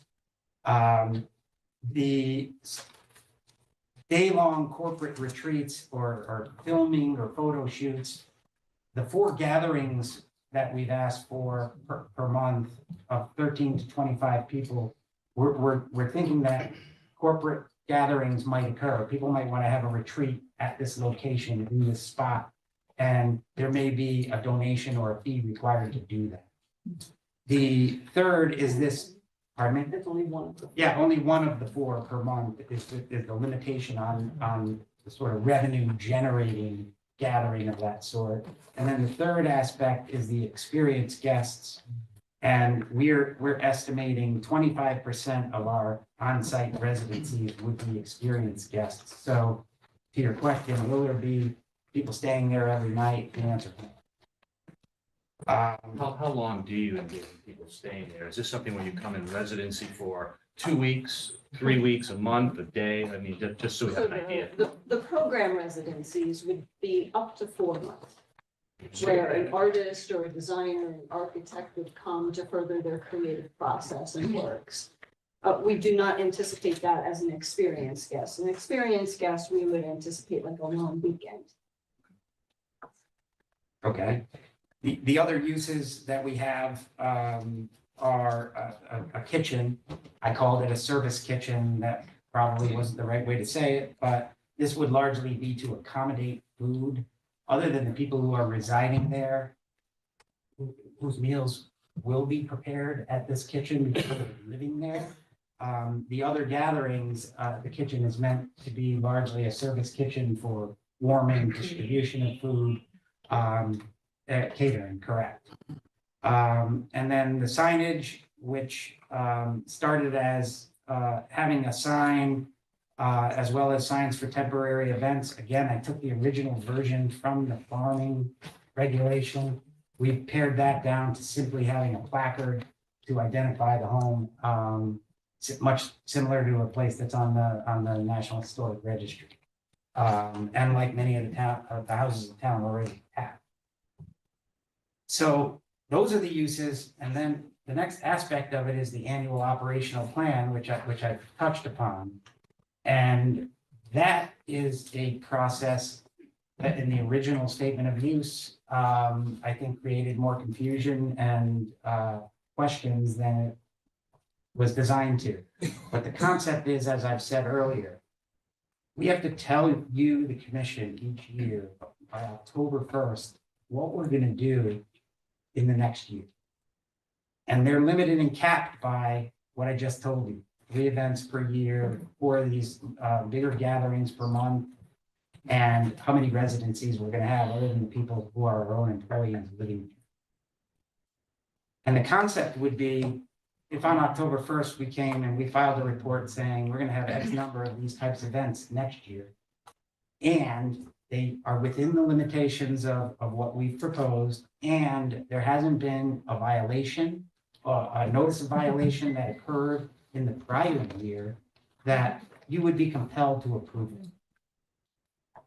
If, however, we are trying to exceed the number of events or meetings or residencies, obviously, we wouldn't be obligated to approve it. On top of that, if there were any violation or notice of violation issued in the prior year, you've got to convene a hearing. You've got to notify people within 500 feet, or we do have to notify people within 500 feet, come to a meeting to figure out whether we ought to be having some type of punishment. I can tell you right now that no other operation or use in this town, other than farm stays and agricultural uses that let farms make a few dollars, that's the only place where that occurs. Now, the question of enforcement always comes up. And people say, well, how are you going to enforce that? And that's probably true with a lot of what you do, a lot of what you approve every week, every month. Here, you have the ability to enforce through your own actions because you've granted a special exception. You have a zoning enforcement officer who can grant it. Our general conditions, and I'll get to those in a second, require us to conduct our uses in accordance with every other law, regulation, code, etc. So if you grant us the ability to have these meetings, and we're going to have a meeting in a room that can only fit 20 people, and we want to put 25 people in there, we can't do it. We have to comply with the building code. So the site itself, is limited. There's only so much room there. There's only so many rooms where people would actually gather.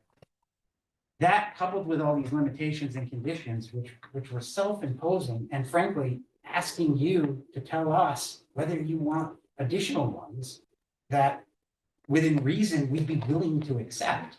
The fact that the property has to comply with all the other codes and regulations are limiting in and of themselves. So the operational plan requirement and enforcement mechanism, there is an attribute to that where in October, we tell you we're going to have 6 residencies. And at some point in time, we have an opportunity to bring in some famous person who wants to come and work, but that would make 7. We want the ability to come in, file something and say, we just want to increase by 1. And if it's a minuscule change like that, we think it ought to be able to be administratively approved. Okay, that concept used to say 20%, a 20% change, and I think it created, again, more problems than was attempting to solve. The general conditions that we've imposed, and again, these are gathered from my research of our own regulations, special permits for the glass house, other approvals that I found in my research include the following. In conducting the uses, the applicant has to comply with all federal, state, town laws, rules, regulations, as I just said. The building coverage of the site shall not exceed 15%. That is a requirement of the regulation under which we're seeking these uses. At no time shall the site be less than 5 acres. 5 acres also happens to be the size of a piece of property that could constitute a farm in Madison, which this property could be a farm and could be put to all the uses that farms allow under our regulations. The maximum height of any structure shall be 30 feet. That's just consistent with our one requirement.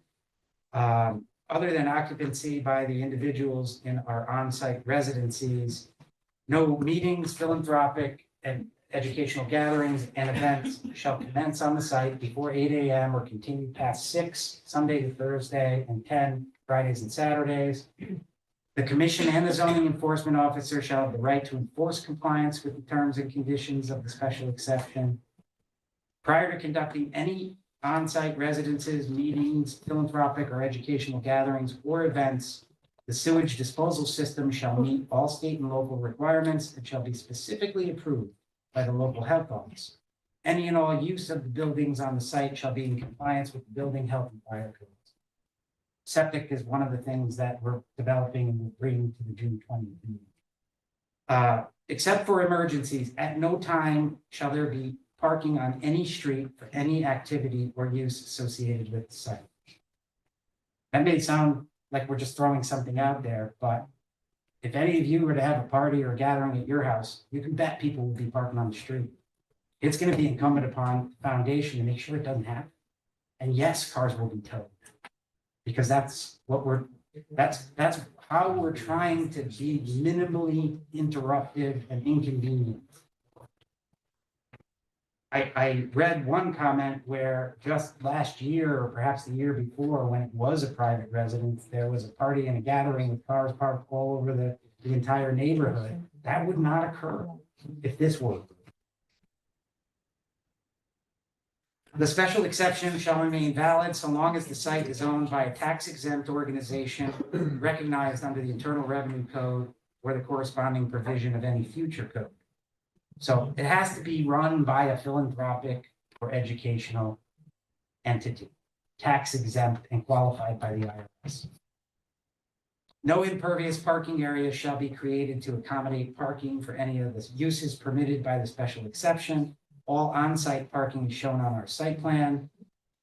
At no time will a meeting or event occur on any of the 4 days where we have one of these larger gatherings. So those are the general conditions that we've imposed on our proposed uses. Again, having a dialogue about further limitations and conditions is what we've been asking for. So to the extent during the continuance, next meeting, this meeting, if there are conditions or limitations that you want the foundation to consider, we'll consider. So I've told you what we're asking for. Some of the things that and feedback we've received, I want to talk a little bit about what we're not asking for. And that includes the fact that although the legal notice contains it, we are no longer asking for a gallery or museum store. That was never intended to evoke the reaction that it got. It was never intended to be a retail store where people would pop in and buy a gift for somebody.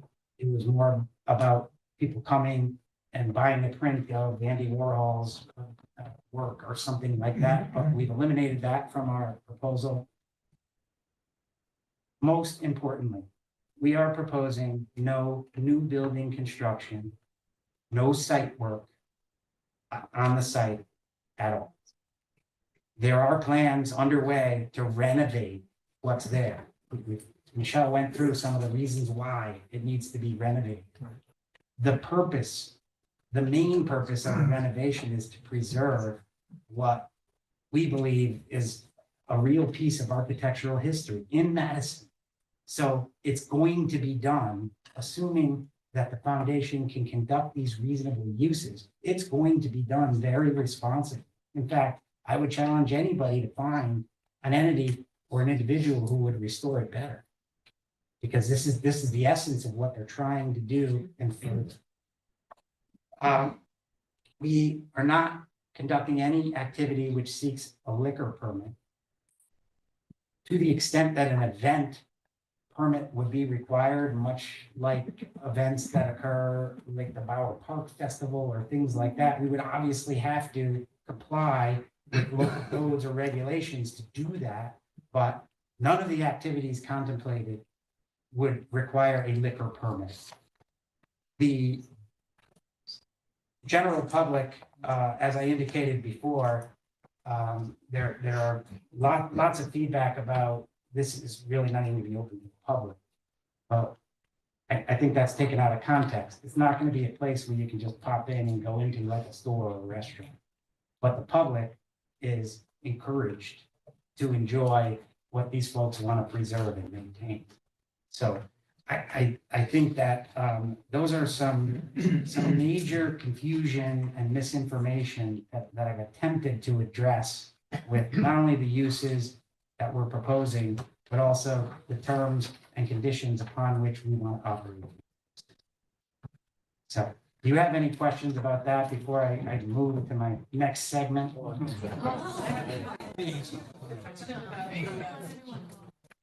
The operational plan, and as an attorney, as a land use attorney, I wanted to ask, do you see that as something, as a planning and zoning commission, that kind of planning is part of our purview, if you will, or would it be a zoning enforcement officer? I'm just trying to understand, because it seems so unique. I mean, Aaron, maybe you know of other examples like this, but I don't. And What is a division of responsibility? yeah, so how do you see that working? The operational plan? So it sounds like you would come in October and present a plan for the next year, calendar year. Yeah, by October 1st, we would submit an operational plan for the next calendar. But it would come to us. Yes. I guess it doesn't have to. I mean, we could submit the plan to the zoning enforcement officer if Yeah, I'm that's just the trying way, to, if I'm trying to that's wrap the my way head we around draft it. what I makes think sense. The regs, when I read the regulations related to the farms, Farms. built for farms. Yeah. That if it's within a certain limitation, it goes to the zoning enforcement officer, or anything above that, they all come to us and we have to review it every year. Yeah. And their request is that if they increase any event by one, that's a minor zoning enforcement Administrative, officer. yeah. That's administrative, otherwise we look at it. I mean, I think part of this is coming out of me because we just are wrapping up You're not our looking plan for of more work? conservation. You got that. I'm not looking for more work. But I see it as a planning, it is something that could be considered planning in town. Right. And regulated, well, not really, This would be regulatory. yeah. Yeah. This is an enforcement of a special section. Yeah, it's so an it's not annual planning. submission of a plan that's required. That'd be part of our zoning responsibilities. Yes, Got it. yes. Thank you. So, Just a quick, I think we have some more questions. You mentioned the, similar to the farm. I mean, are farms allowed to have 150 people 3 times a year? Yeah. Yeah. if they put it in their operational plan. It's not a farm. Well, Barbary Hill has weddings, Yeah. you know that. I mean, that's an example that comes to mind. Yeah. Right. But you're saying this falls under the same zoning regulations as a farm, is that? No. Is that definitive or no? No. So why the comparisons to the What farm? what I'm saying is because these types of uses that are allowed to be conducted on a farm occur in residential zones. I understand that, Yeah. but it's not a farm. No, no. But they do occur within philanthropic organizations. Yeah. They do, and as part of the impact analysis that you have to do, whether it's for traffic, and we do have a traffic study being conducted by SLR, as well as a certified planner's report, and as well as a valuation analysis. Again, things we're waiting for, and we'll present at the June 20th.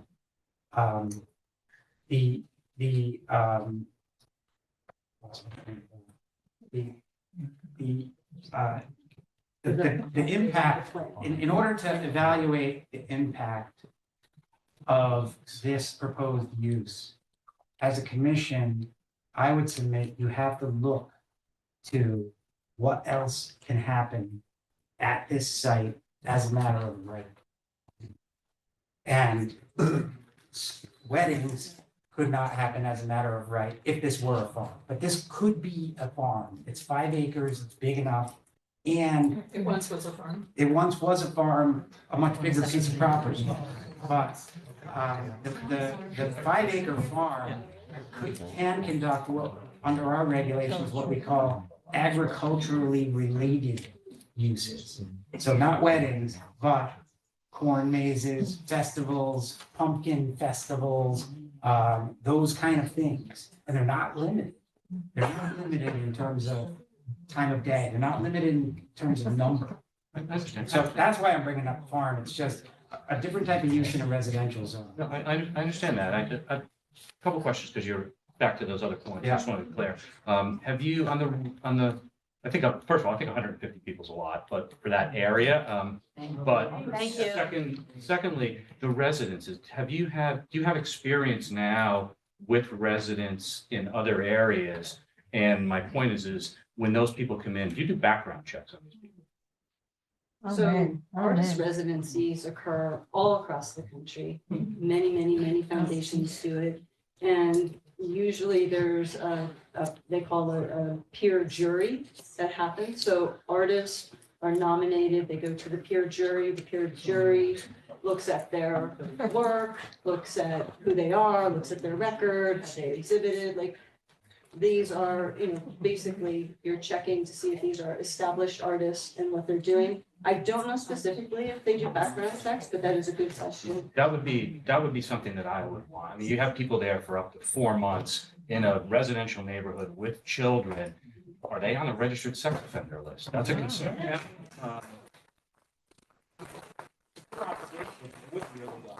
You'd end up in court in a heartbeat, but I'd strongly suggest you be looking to it.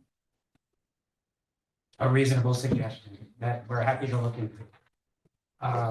Question. Yeah. So at one point you said that the requested uses of the property are all supported or are all within the regulations. And I want to make sure I understood that because that's not how I read them. So I wanted to get clarity on that. I understand you said, you wanted to have people at your house every day, 12 people having a meeting. I get that. 25 people every weekend for a party. You could do that. You'd be the cry of the neighborhood and you'd be gone at some point. It'd be a hard time living there, having those kind of parties every weekend. But the 150 people I can't, the only place I can find anything connected to that is related to the farms.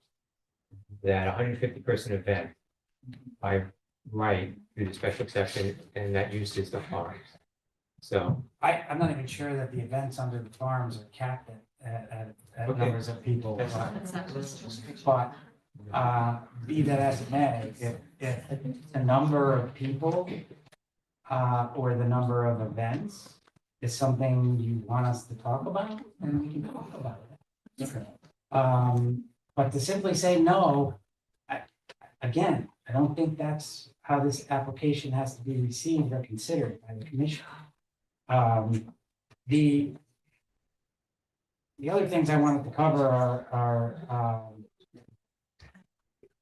related to satisfying how we believe we satisfy the criteria that you have to consider. Many that I've covered, we satisfy the specific 15% coverage requirement. Buildings that exist right now, again, are the only buildings we're proposing to use because we're not proposing to build new ones. Cover about 2% of the property. The specific, all of the uses again, which is what I think you might have been focusing on, but all of the uses we're proposing are in furtherance of the mission of the foundation, regardless of whether they might charge a fee or get some revenue from it. There is only one property in our town where this group of world-renowned architects have had their hands on, from what I know. This is the only property that I know in town that contained a collection of art of that magnitude, part of which is now at the Wadsworth and another part of which is at the museum. The applicant has a family connection to this property. And the Family Foundation is the rightful party to protect and guard against concerns that something else will occur here. They have respect for the community. They have respect for this property, which is the very reason they want to conduct the uses here. There should be some solace in that. And I understand concern. Change is not easy to take, but I do think that the the efforts ought to be spent in talking about how we can make this work rather than don't do it. There is benefit to the town because there's no other property like this in town. And to let it be destroyed or left in the condition that it's in, as we showed you before, is a tragedy. The fact that this group is willing to renovate and preserve it with the due and appropriate attention that it deserves is something that should be embraced. It will allow a portion of Madison's cultural heritage to be preserved so that lessons can be learned and knowledge can be gained by future residents and generations.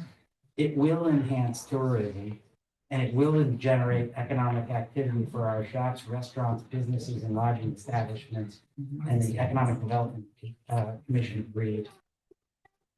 It will preserve open space. Just about any other use that I could think of, and I did know parties and developers who were interested in this site before the foundation bought it. Everybody would propose some other types of buildings on this property, many buildings. And this proposal is preserving the majority of the 6-acre site as open space. So yes, I think the public convenience and welfare will be served. And the appropriate use of neighboring property will not be substantially or permanently injured. There's no new construction of any buildings, no new site work. All activities will be conducted in the buildings and landscapes that are already on the site. No parking will occur on the street. And single-family residences will generate parking on the street. Activities which require parking are handled through off-site parking at the polluter lot, downtown economic development opportunities. The meetings, gatherings, events, and residencies are limited in number, time, and space since the buildings can only accommodate so many people. And as I indicated before, in evaluating whether this is a substantial impact, whether it be through traffic or other activities, the commission has to look to other uses that are allowed in the zone. And those include commercial agriculture, display and sale of farm and garden produce, family daycare home of up to 12 people, customary home occupations, as I indicated before, any of us could run our operation out of a single family home. Bed and breakfast with 4 guest rooms. A sawmill is permitted as of right in the rural district. Airbnbs and other short-term rentals are allowed. At a minimum, 2 single-family homes could be created on this site with 2 lots. So two new septic systems, 2 new roofs, 2 new stormwater management systems. The site is large enough for an open space subdivision, which is an overlay. You just approved one not long ago for Barberry Farm on a similar sized parcel, and they have 6 homes on it. So these are the things that have to be weighed when you're talking about traffic and inconvenience and impact on the neighborhood. These are just in the regulations. The other uses that are permitted by special exception also have to be looked at. Those include clubs, municipal buildings, as I said before, churches and schools, nursery schools and daycare centers, temporary trailers, the non-agriculturally related uses that can occur on farms, such as weddings, etc. Which, by the way, the farm regulation was expanded to include farm distilleries, farm wineries, and farm breweries. So somebody could turn this into a farm and ask to convert it into a distillery or a winery. Yeah, can we just? Yeah, Yeah, we I appreciate just trying to getting do it. all this information, but I Okay. think it would be great. It's now 9:22. Sorry. Might we just do our little talk? My kids have been here since 6, so we can go home. Is it okay? We can just- We have to follow the process to get to you. But he We're went trying over to the follow- operating plan, right? I was just asking. We have to follow the process. You guys Okay. can't talk to. I'm sorry. As a public Just- hearing. I got it. It's the- I got it. And also it will be continued, so if you can come back, that'd be great. That's what they want. I get what they want. I got that. They want. Yes. No, it's not. We go through these public hearings that last for months. You have to understand that. And Chris, I think, gave a good explanation of what a special exception is in the process. This is, nothing's being manipulated here in any way. And in fact, we're trying to just take the time out now because we know we're gonna come back and have more information, really good information, really useful information in our June meeting. Let's open it up to the public and let's hear some of your comments and Can questions. get one quick question? Yeah. It's almost a yes, no. Does the foundation currently conduct the requested events now? No. Okay, thank you. Janet, How much of the Tremaine collection is on this property? Zero, they sold it all. The other thing I wanted to ask is. If I could just add to that, the significance was that it was on the property and there's.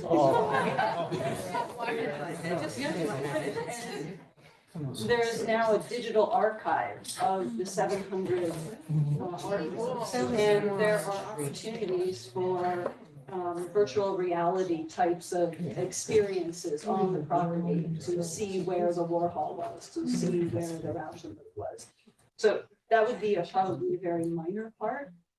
So I'm just clarifying. So I'm saying the guests who are getting these experiences are having to do it digitally? No, and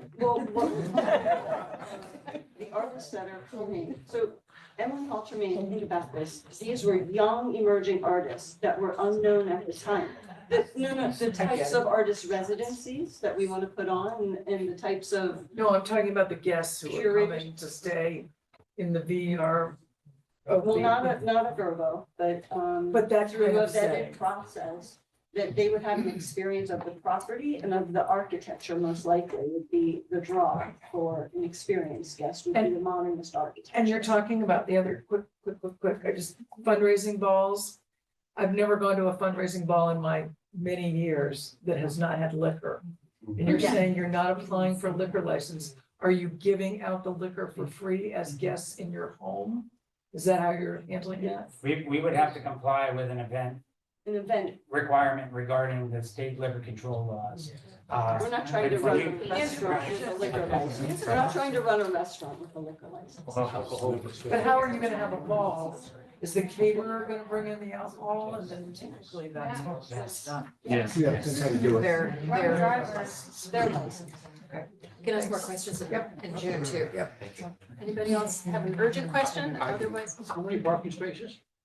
There are 9 spaces and 3 in a garage. So you could have residents and staff at the same time it would be accommodated, correct? All right, the only other question I had is that there are some unlimited frequency of events and there's a bunch of other events and it looks like there could be overlap and a whole bunch of people at the same time, it makes me feel that way. Right. One of the general conditions attempts to address that. It says that when we have one of these larger gatherings of 13 to 25 people, that would not be on a date where there would be any other functions. We're not stacking and aligning. That's what I'm worried about. We're not stacking and aligning. And if it doesn't say that to your satisfaction, we can make it say, we Okay. don't intend to conduct multiple. So that there will never be more than this many people at the site at any one time. That's correct. Thank you. Okay, I think we're ready to open it up to the public, and I just want to go through a few, these are Connecticut statutes on how public hearings are run. In theory, we should be hearing clarifying questions first of the applicant.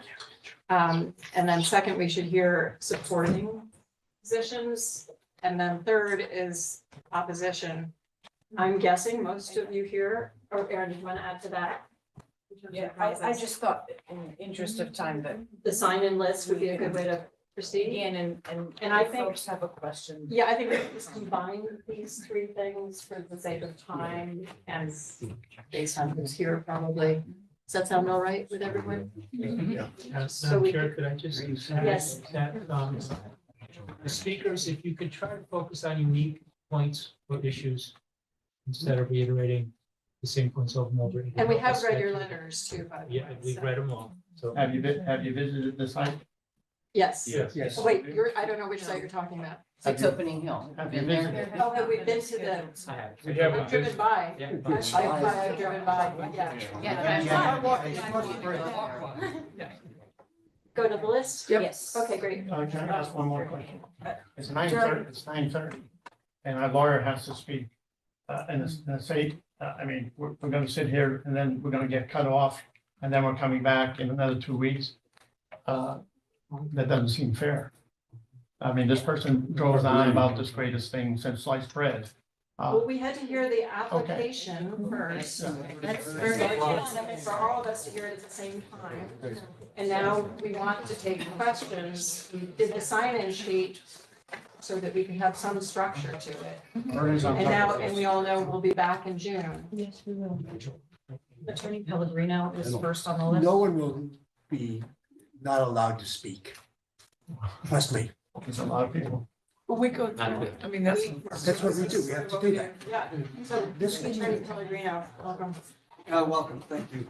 Madam Chair, members of the commission, my name is Bernard Pellegrino. I'm an attorney with the Pellegrino Law Firm located at 475 Whitney Avenue in New Haven. And I represent a number of residents of the neighborhood in opposition to the application that you've heard of tonight. And so I have some comments, I've done a PowerPoint presentation that I'll run through with you.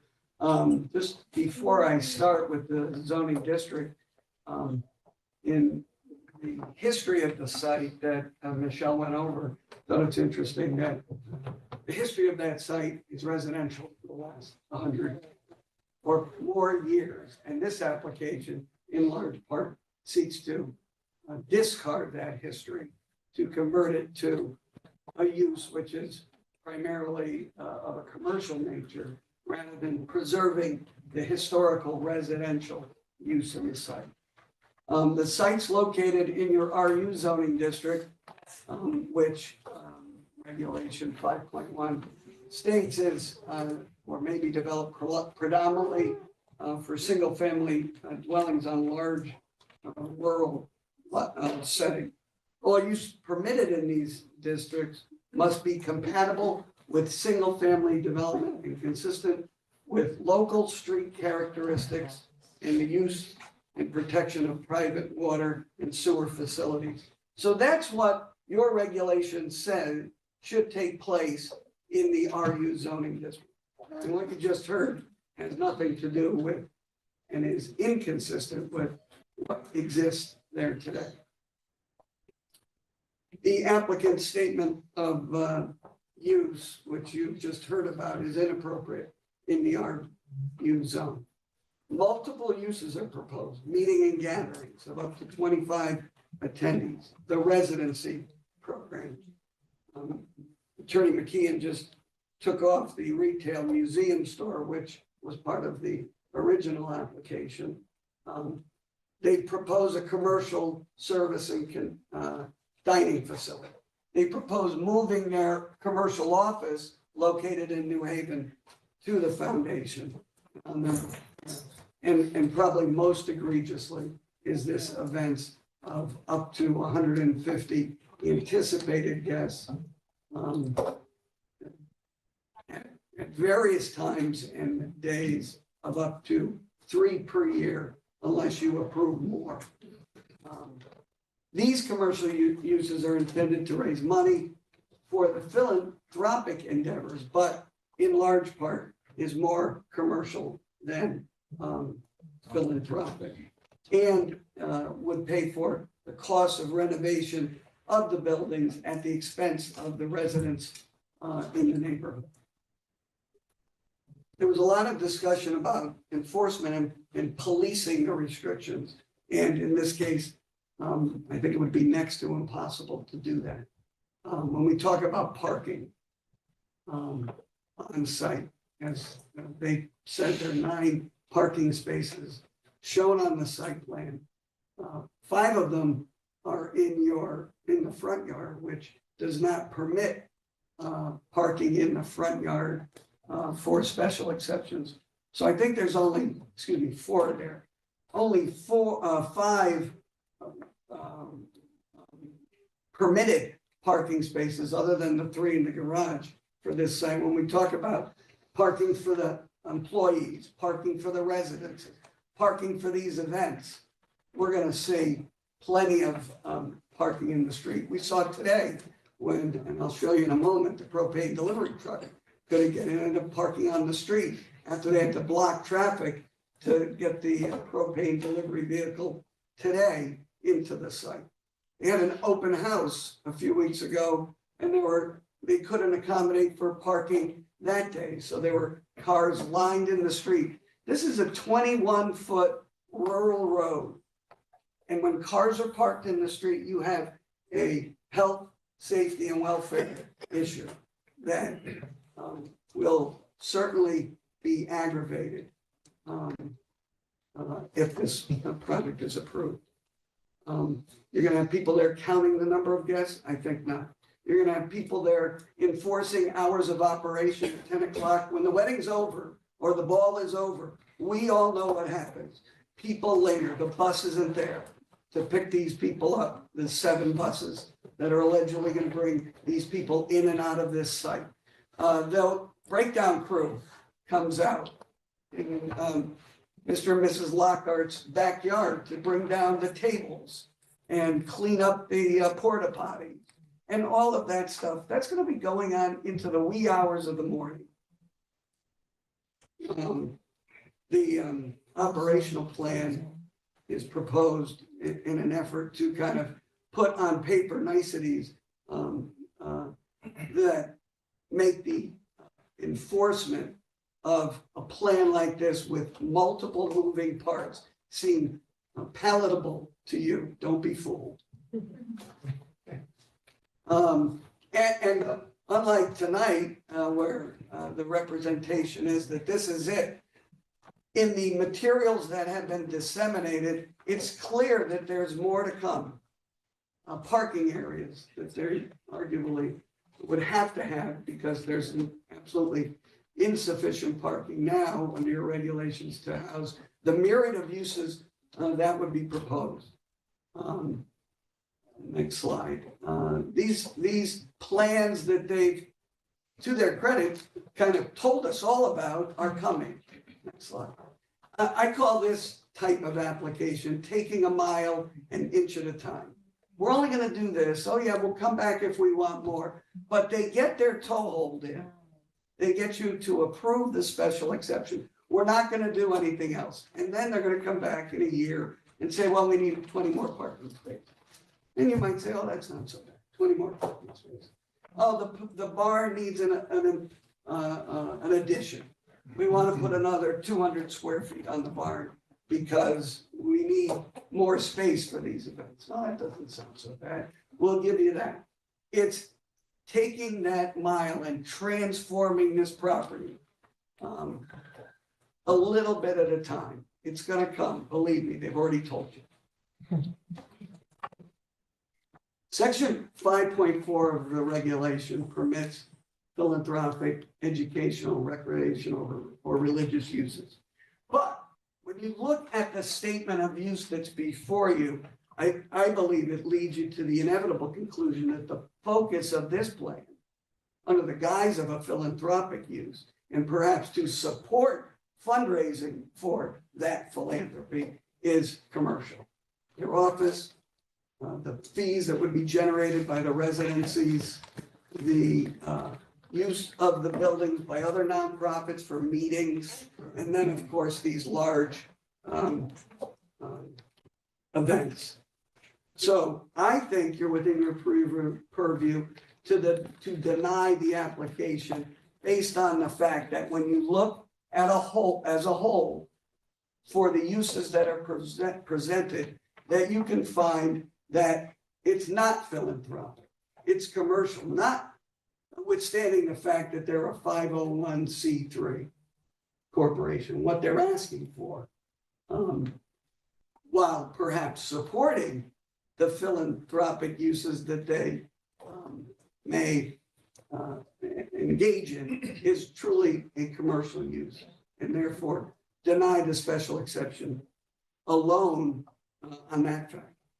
However, if you find that it fits within that special exception use in the regulations, then you go on to the special exception criteria. which was alluded to earlier. Next slide. I would suggest that they do not meet any of the three criteria contained in the special exception criteria under section 4.4.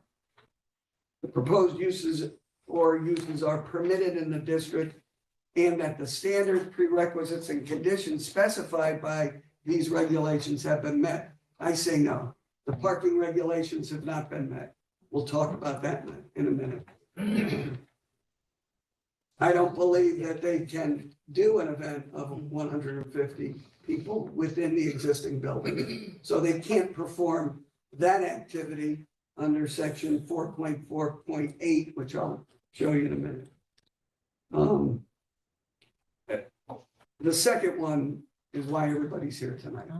Okay, the nature of the proposed site and its surrounding area, and to the extent that which the proposed use might impair the present and future use and development of the area, including the effect upon nearby dwellings, taking into account the width of the streets, traffic conditions, and general effect of the proposed use upon public traffic.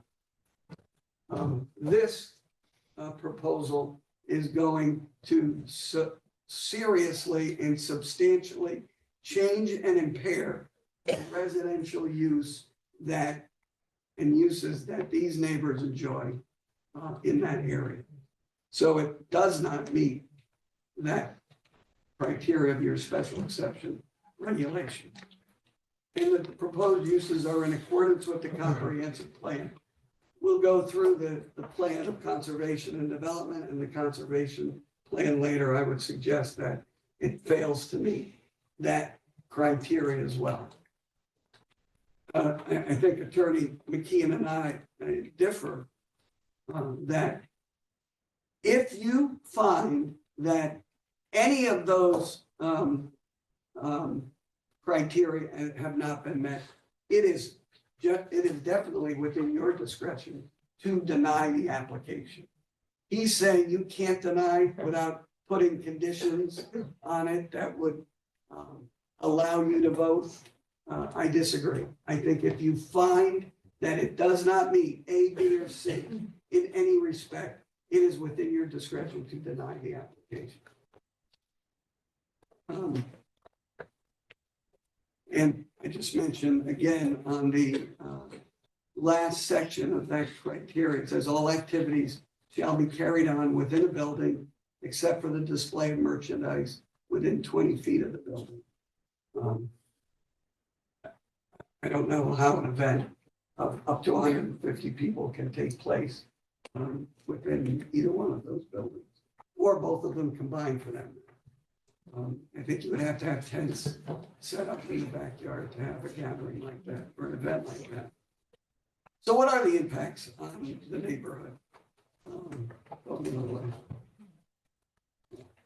Traffic is a huge, as I mentioned, this is a very narrow road that is, as you approach the site, that bridge is 21 feet wide, and you can see, you can barely get two vehicles crossing the bridge at the same time. Next one. Traffic generation is significant. These are numbers, and I'm sure we'll talk more about them when we get to traffic after the report is published. But just quickly, the foundation staff in 1 year will generate 1,920 cars to the site, in and out. Meetings of less than 12, 3 times a week, conservatively, 1,728 cars. Gatherings of 13 to 25 people, I'm saying 6 cars in a shuttle bus, 4 a month. So for 48 events, it's 576 cars and 96 shuttle buses on that little road. For events of 26 to 150, if they can squeeze them all into those 2 buildings, you'd have 20 shuttle buses, shuttle buses with 20 in a bus, 16 one-way trips for a minimum of 32 trips. That's 96 bus trips for those events. On-site residents, 8 guests, 4 cars. on and off daily. I'm assuming they're gonna go on and off every day. 2,900 cars in a year. The administration, the service kitchen folks and deliveries related there too. 670 trucks, trash pickup, 104 trucks a year. Next one. You're gonna have to maintain the site with lawn care, snow removal. Again, conservatively, 128 truck trips to the site in a year. Catering activities, I estimate at least 32 truck trips to the site to run all of these events. If you gotta set up tents, you're gonna do that, you're gonna get another 36 trucks. Temporary toilets, 6 trucks. The musicians, if there's gonna be any, 18 cars. Cleaning and laundry service, 104 cars. So we're estimating like 8,500 cars, buses, or trucks visiting this site during the course of a year to conduct the activities that are suggested. And while you may be busing or bringing people in for these large events, the caterer's truck is there all day, right? The employees that the caterer brings in have to get there. The 5 legal spaces that they provide on their site plan are just going to be insufficient. I mentioned the bridge, the narrow winding road, the shuttle buses on the Seine. As I said, they had an open house just recently. There's 4 cars on the street. You can't, if another car's coming with those 4 cars there, obviously you can't get by. And when the high school cross-country team is jogging and the other car is going to come around there, it's a recipe for disaster. Okay? The husband and wife walking their dog, all right, when the meeting is happening and the cars are there because the 9 spaces are full and they didn't account for that fact, you have a problem. They're not going to be able to police or enforce these requirements on this site. Next slide. Oh, and the bridge floods, by the way. Because the river's there. Noise and light, okay, the outside events for the 150 people at the gala. Not amplified music can still be a nuisance. Odor, we've all been there. All right, the porta potties for events. This was today's propane truck that couldn't get into the site, so they had to block the street so he could spin around. And then on the next slide, you see that he couldn't get anyhow, so he has to park on the street. So that could be your porta potty delivery. That could be your landscaper.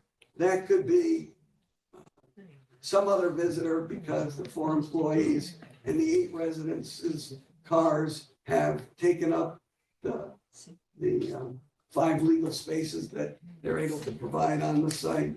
The lack of impact studies was another point. We seem to be making some progress with that one because when the application was filed, we didn't have a traffic study.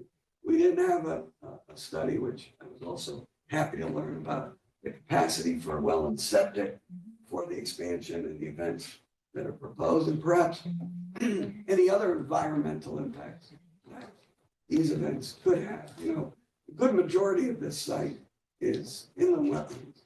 So when we talk about protecting open space, half the site is non-developable already because of inland wetlands. So it's not like the threat of what could happen if you don't approve this is one I often enjoy. This site is going to remain undevelopable in large part with any other future use. So this particular use really does nothing to preserve open space. Here's your parking regulations, okay? 2 spaces for offices at a minimum. Assembly halls, you need 1 space for every 4 seats or guests. You need for your boarding and lodging, I assume it's That's what would fall for your guests.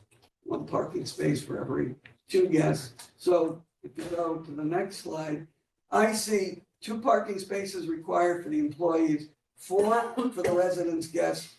I'll take the retail one off because they eliminated it. 3 for the meetings, 7 for gatherings, 38 for the events, and at least 2 for service vehicles when these meetings are taking place. I had 47. 46 is a very conservative number if you take the retail off. And as I said, if you go, and you can reduce them if you find that those requirements are excessive, or there's shared parking on adjacent parcels, which there isn't, or there's sufficient parking available in the context of the surrounding areas, which there isn't, unless you're gonna put them on Opening Hill Road or force them onto the street where these neighbors currently live. And there's sufficient in the existing environment of public parking, which there isn't. So they provided 9, of which only 4 are legal, and none of the reasons exist for reducing parking. So this application fails on its own because they don't meet the parking requirements of Section 8. I'm going to go through this quickly because it's getting late. I'm going to give you, for the record, a copy of this presentation, but I don't think the application is supported at all by your plan of conservation and development, which is broken down into 4 major components: community character and quality of life, the Madison Center, community development, and conservation and sustainability. We've gone through every one of those, and in our opinion, the answer is no. Does it help protect scenic resources? No, it's a scenic area, and it's a residential area. And this proposal attempts to turn that on its head. Does it protect a historic resource? This site is not, notwithstanding the presentation, on your historic site list, nor is it on any national or state register of historic places. So I don't think it does. It certainly doesn't help protect the historic use of the site, which is residential. Does it minimize character detractors? No, I think the fact that the community is out today in opposition signifies that. And I don't think it helps support community pride or spirit either.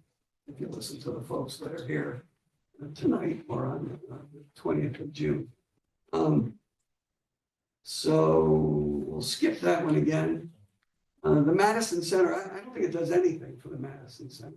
And your plan of conservation and development spends a lot of time talking about trying to enhance the center. And I know you're doing the update, the renovation of the school in the Madison center of town. Some of these uses would be great there, but they're not great here. That would help the center, right? Yeah. Have the foundation, focus on the center of town, have them run these great events at the new facility. Then people would go and shop in your stores and eat in your restaurant. Here, you're gonna shuttle them in. They're gonna stay at theoretically, park at the commuter lot. You're gonna shuttle them in, bring them back, and then they're gonna go back to New Haven or New York or Boston. But if you had the events downtown, you'd really help your center and promote vibrancy downtown in a more appropriate location and one that would ring true with all of the things the plan of development seeks to do downtown. This does nothing for downtown.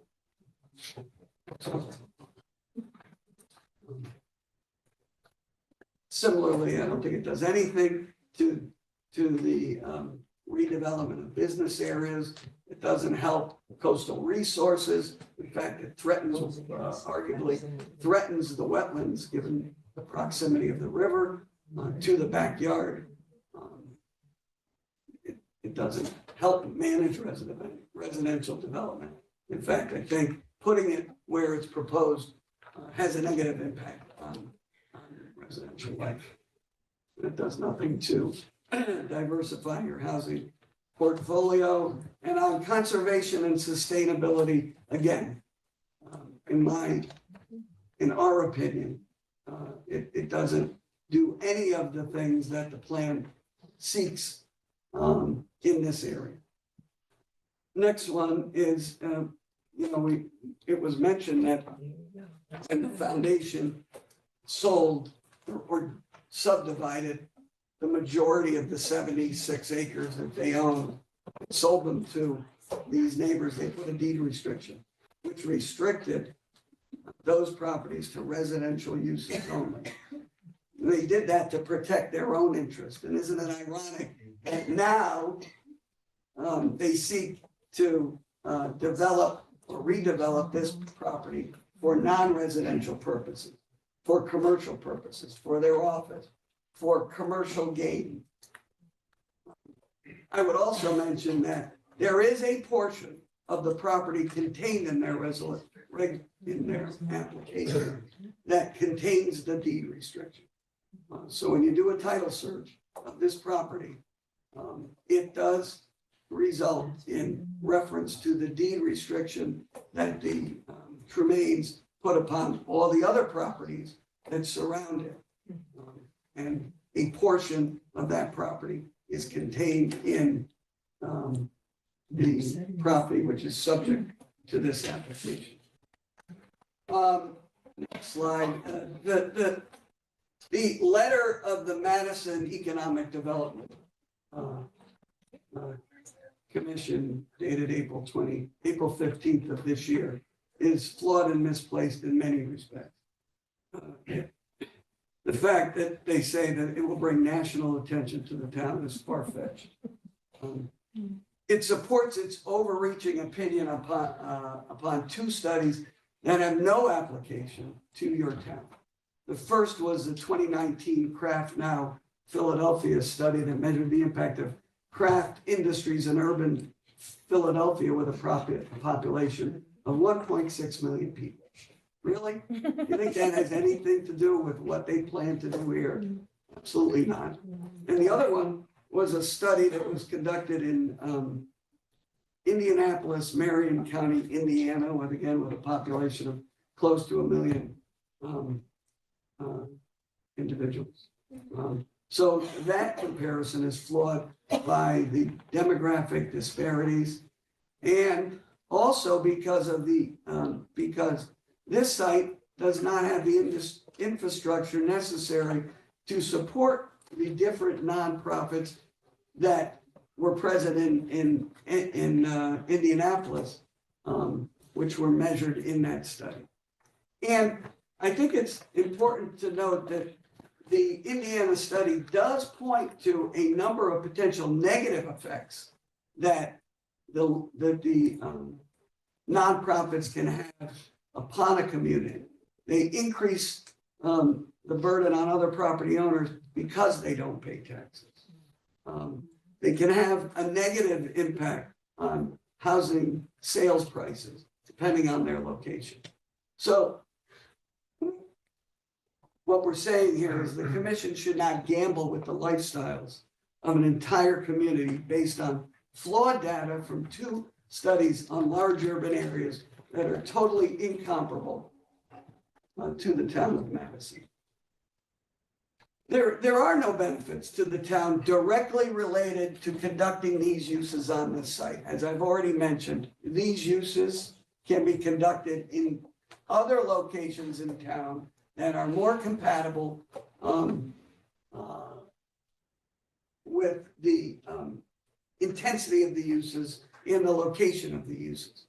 They have, quite frankly, failed to show that any of the proposed benefits derive directly from these uses and conducting those activities on 6 Opening Hill Road. In other words, the alleged benefits to the town, if any, could be derived by the town if they were conducted by the applicant in a zone that permits those uses as a matter of right, like your town center, rather than in a rural residential neighborhood on the Guilford town line on this narrow scenic road. So in conclusion, You should deny the application because the proposal amounts to a commercial use and is therefore not eligible to be permitted as a special exception in the RU zone. Even if you find that it doesn't meet your special permit criteria because of the negative impacts to the community, due to the traffic, due to safety, due to health, safety, and welfare in general. That the proposed activities, or some of them, would take place outside of building. Noise, light, odor, and other environmental impacts on the neighborhood. It's not supported by your plan of conservation and development. It's incompatible with existing residential homes, and there are no benefits to the town that are directly related to the proposed uses of this site. And finally, that it fails to meet your parking regulations under Section 8. So you should deny the application.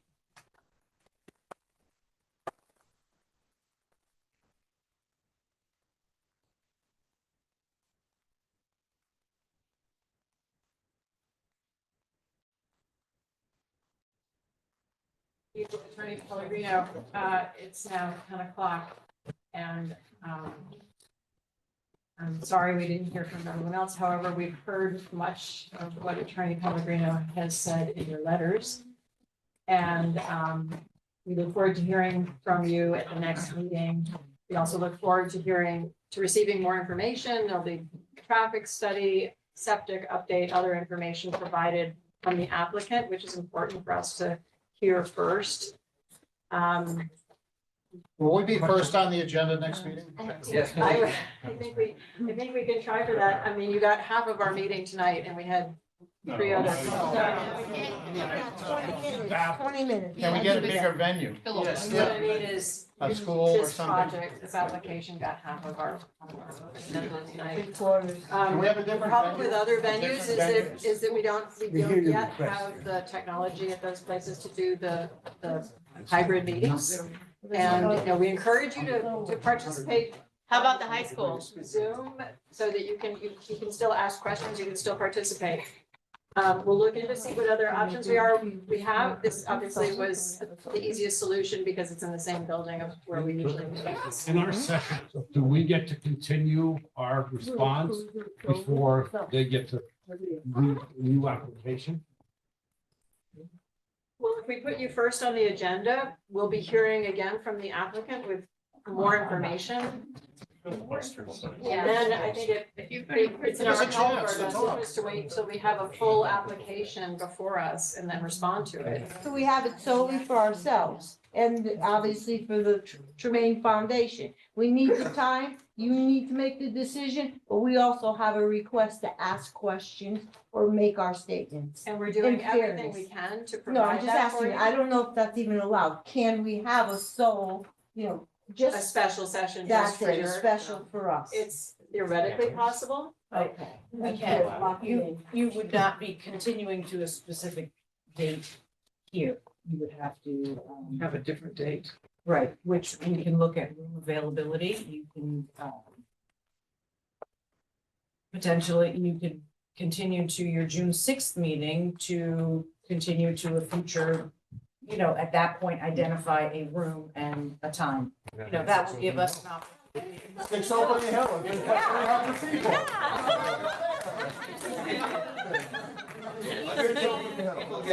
Let's go. We're trying to logistically accommodate everybody and work through how this can reasonably be continued.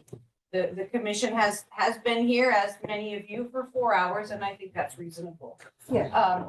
So we are able to, you are meeting every 2 weeks here at the June 6th meeting. That could give time to find availability for the commission as well as room availability. However, I can tell you, which is the reason why we have set up a hybrid ability, one, to allow folks to be heard remotely also. The commission weighs the same communication, whether it's in writing, whether it's in person, whether it's via Zoom. We physically, in having the ability to be hybrid, the town only has technology in certain meeting areas. So, which is why we chose a larger room for this evening. This is the largest room at town campus. And we also had reserved meeting room A to try to accommodate overflow folks. If I find a location of in-person only, such as the Polson Auditorium or perhaps the high school auditorium, there is not that hybrid capability as there is. So that is an in-person only meeting. What if we pay for it? And What if so- we pay for it ourselves? That's, What if we pay for it ourselves? It's not a matter of money, it's The because town we can want look- everybody to participate, whether they can come in person. this is at the discretion of the commission, how you'd like to proceed. If it's hot in here now, can you imagine what it's gonna be on June sixth? We're in the process of, as you know, doing geothermal, HVAC system here, so that's why systems are shut down. You could quite easily adjourn to an all Zoom meeting. Yeah. And have a lot more flexibility That would be and not great. have the in-person. So with all due respect to the process, I was wondering if you could consider a request that this pick up where we left off, so that all of us would have an opportunity to, as we were hoping that we would do this evening, to express our views, and then let the applicant follow up after us to whatever the sewer, the park, the traffic, They and may then. have conflicting information that would be of use to you. Yeah, I think it's fair to the applicant to have them present the follow-up Everything. information that they're gonna bring to the next meeting. It may change some of your viewpoints. May modify them or encase them as mistake, but it's All very. right, we can certainly ask the applicant and maybe set aside a certain amount of time so that you can have some chance for questions, I comments. think that would have to be limited on both parties, not Yeah, let us. and you have to understand that. And then let the applicant, run amok. Special meeting. If you continue this hearing to the June sixth meeting, we will forward information to open and continue the meeting to, a different location, a day or time, if So that without- is your desire to have a special meeting. So it means that it'll continue and we'll be getting new information which may impact or may not impact your viewpoints, but. Excuse me. Would our information also impact them on maybe changing their plans? Had they heard us out? But we all know that that was an intentional stop, that we need to be able to voice our opinions. And, they can change their plans based on what they heard. We just spent an hour and a half listening to repeat everything And over this and is over. normal. You do understand this We is do the this normal every- process for every special budget. exception. I'm just saying that we should have an opportunity to speak Okay. like Yeah. they did. You should, and we need to figure out logistically, how can we accommodate that, and how we can stay within the processes that we're charged with keeping. So that's just the issue. Could I have a motion to continue the public hearing to June sixth? Sure. So we'll. In a second. To find a location. Any further discussion? Can I be heard on that? With all due respect, this is highly unusual what's happening here.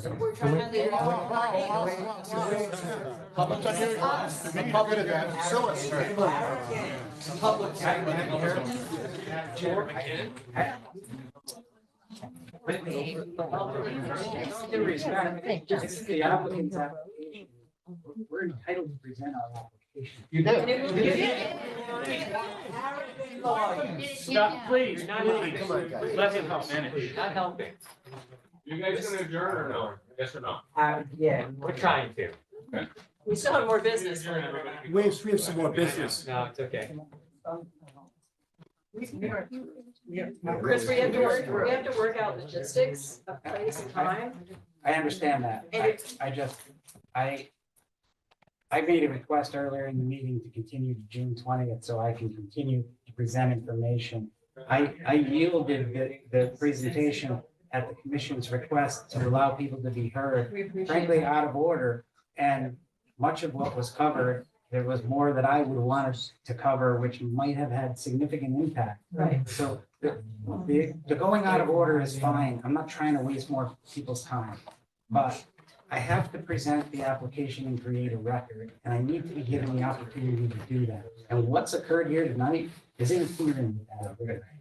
So I just want to have some control over how it's going to go.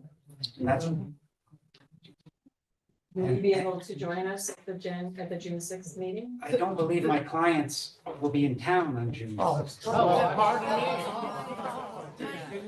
think to clarify that, both Carol and Chris, my intention of just having the commission set a location, you can continue to the 20th and we can find a special meeting location if you'd like on that day. The point was just to be able to allow the commission to, at their meeting, indicate where the meeting will be and the time. And that can be done on the agenda if you prefer to do So, that and on the 6th, continue to the 20th. On the That's fine. 6th, that gives us 2 weeks on the 6th to decide when the special meeting that we discussed. If the commission would like to have a special meeting, your applicant is requesting to the 20th to be able to have professionals provide information, is my understanding. If you're looking to have that earlier than that, the applicant may not be prepared to have that information, and we may not get as far as we'd like And in so the application. I guess the question is, can we have a special session where we can entertain questions from the public, even if this is somewhat out of order, because you're still providing us with a full application, but knowing that we will continue the public hearing to the June 20th meeting, we're not going to make any decisions on the 6th, obviously. That was Is that not an option? No, the That 6th was would not be what a I, different date. so on the 20th, you already have, it would not be a special meeting on the 20th of just this matter. You have a text amendment Right, we have. hearing already. And that is the only application that you have continued to the 20th. You have 2 receipts this evening that you have the discretion of when you would like to open that hearing, as they're just received. You have 65 days. So you can limit your application What we load received. for that evening. If you would like to just, rather than setting a schedule, you can, rather than setting a special meeting, you can continue this to the 20th and adjust your new receipts accordingly to accommodate that one. Is there any way we can limit, how long, much longer the applicant can speak before we can hear from the public? No, so an applicant, as Attorney McKeon indicated, when an application comes before you, the applicant presents the Absolutely. information I to understand. you. They're And indicating next that they time- will have additional information The as next well. meeting. But I'm On the saying, 20th. if we limit it and for 4 hours, attorney speaks, then we're gonna be in the same situation we are now. Right, that's an idea. Well, if we make it a special meeting, we allow more time. It's up to, I think a lot of it is up to you. Well, if the what you're applicant- trying to do is continue to June 6th, so you can figure out where the June 20th meeting is gonna be, if it's gonna be in a different location, with different arrangements. I think what we're trying to do is allow everyone to speak. Here's- We have to cut it short. Make no mistake about it, I am not trying to. I know, prevent I know, anybody I know, from speaking. I know, but we're all talking like past each Yeah. other, so I think the idea is this. We can't continue for the rest of tonight. We'll be here too late. I'm exhausted. I want to understand what you're saying, and if you talk to me now, I'm not gonna hear it, so you're We appreciate that. it's not an We effective appreciate that. conversation. We need to cut it short. Can we simply start a meeting and continue off where we are now, allowing the public to continue their commentary? And then kick it off into the continued work of the applicant. It's the same as saying here at 2 o'clock in the morning, and listening, but we'll be awake. I don't have a problem with it going out of order, but I'm then gonna continue. And the typical. Right. The typical order of proceeding is the applicant presents, the opposition presents, and then there's rebuttal of the applicant. That's just the way it happens. I didn't invent that process. But if you want to continue hearing from the public with questions or opposition, then that's fine. Then I'm gonna finish my presentation and then we're gonna have a whole nother set of. So that's just making the process longer. Mr. Pellegrino repeat himself, that's all. So You want that? how would you like to? Yes, he can do that, proceed? sure. What's the sense? I like Would you what like Bob to said. I continue think we to should, that's what I said in the beginning, at the next meeting, when we continue, we should hear from the public first. Yeah. Start where we left off tonight, and then you come, if there is time left, you come and you make your No. additional I think we know then that, no, then it's scheduled for the 20th. Yeah. No, we have to give Attorney McKee and his client, the applicant, the time to finish their presentation. But I think what we're asking for is, can we basically change the process, which we've kind of already done? Let people hear in 2 weeks, continue to comment, have us listen to What we've that. heard so And far. then you're gonna have to listen if you want to come again to Attorney McKeon and his applicant state their case. Right. And we're gonna listen to that, and you're gonna have to listen to it again. What date would you like to continue?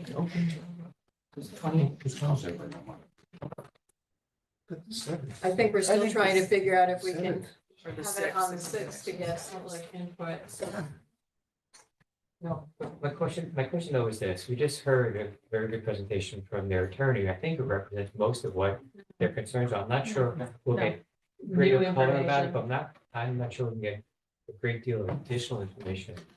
And would it make sense just to follow the process, allow the Makes application a to ton of continue, sense. to follow the process. and have you all comment at We're the trying end to after you accommodate get more? You all, But by But allowing the I attorney to can- speak, we accommodate it to a certain extent. I'm not sure we'll get more out of it On through the, conversation. on the sixth, you have a public hearing that is already scheduled in meeting room A as a hybrid. So that is your location as it's run for legal notices. Right. So there's not flexibility Right. really at this point Right. without re-advertising for a hearing that's already been scheduled for that date to have a different stay the location. course then. You have flexibility at this Can I have a point. motion to continue this public hearing? One other point, I just don't want you to forget to refer us to ACA Yes. as well. Sorry, yes. That would give the applicant enough time. TACA meets the second Tuesday of the month as well, to be able to attend that. But I think you will have a different perspective from us. Could I have a motion to continue this public hearing to June 20th? I'll make a motion to continue this public hearing. Second, any further discussion? I think we tried, we're working through it. Yeah. And to be continued on the 20th. Will we be first I on have, the? the agenda will be posted. We'll post it. Sometimes we have short ones, you just have to get done. Will it be 6 o'clock? We do No, 6 o'clock. we hope not. Oh, I don't know, maybe I Yeah. shouldn't speak up. We'll figure that out. We'll see We what's have to on. look at availability and location for that. And although this matter is close, the commission has 2 quick receipts that they need to, I heard referral. yes, Yeah. yes, I heard that. Is that already done? Yes. We'll do, we got motions now. Oh, do you want a motion to? Well, I We just, don't tip, it doesn't need to be. a it doesn't, it's never typically a motion, it's a general consent. No, they're going back to the same thing with June 20th, what they already have scheduled. No, there's already something else. Excuse me, there are still 2 items on the agenda, so if you take your conversations outside entirely. Thank you. Do you want us to bring that home? You guys go home. Bruce? So the pending applications are all set. We have 2 receipts. Site plan.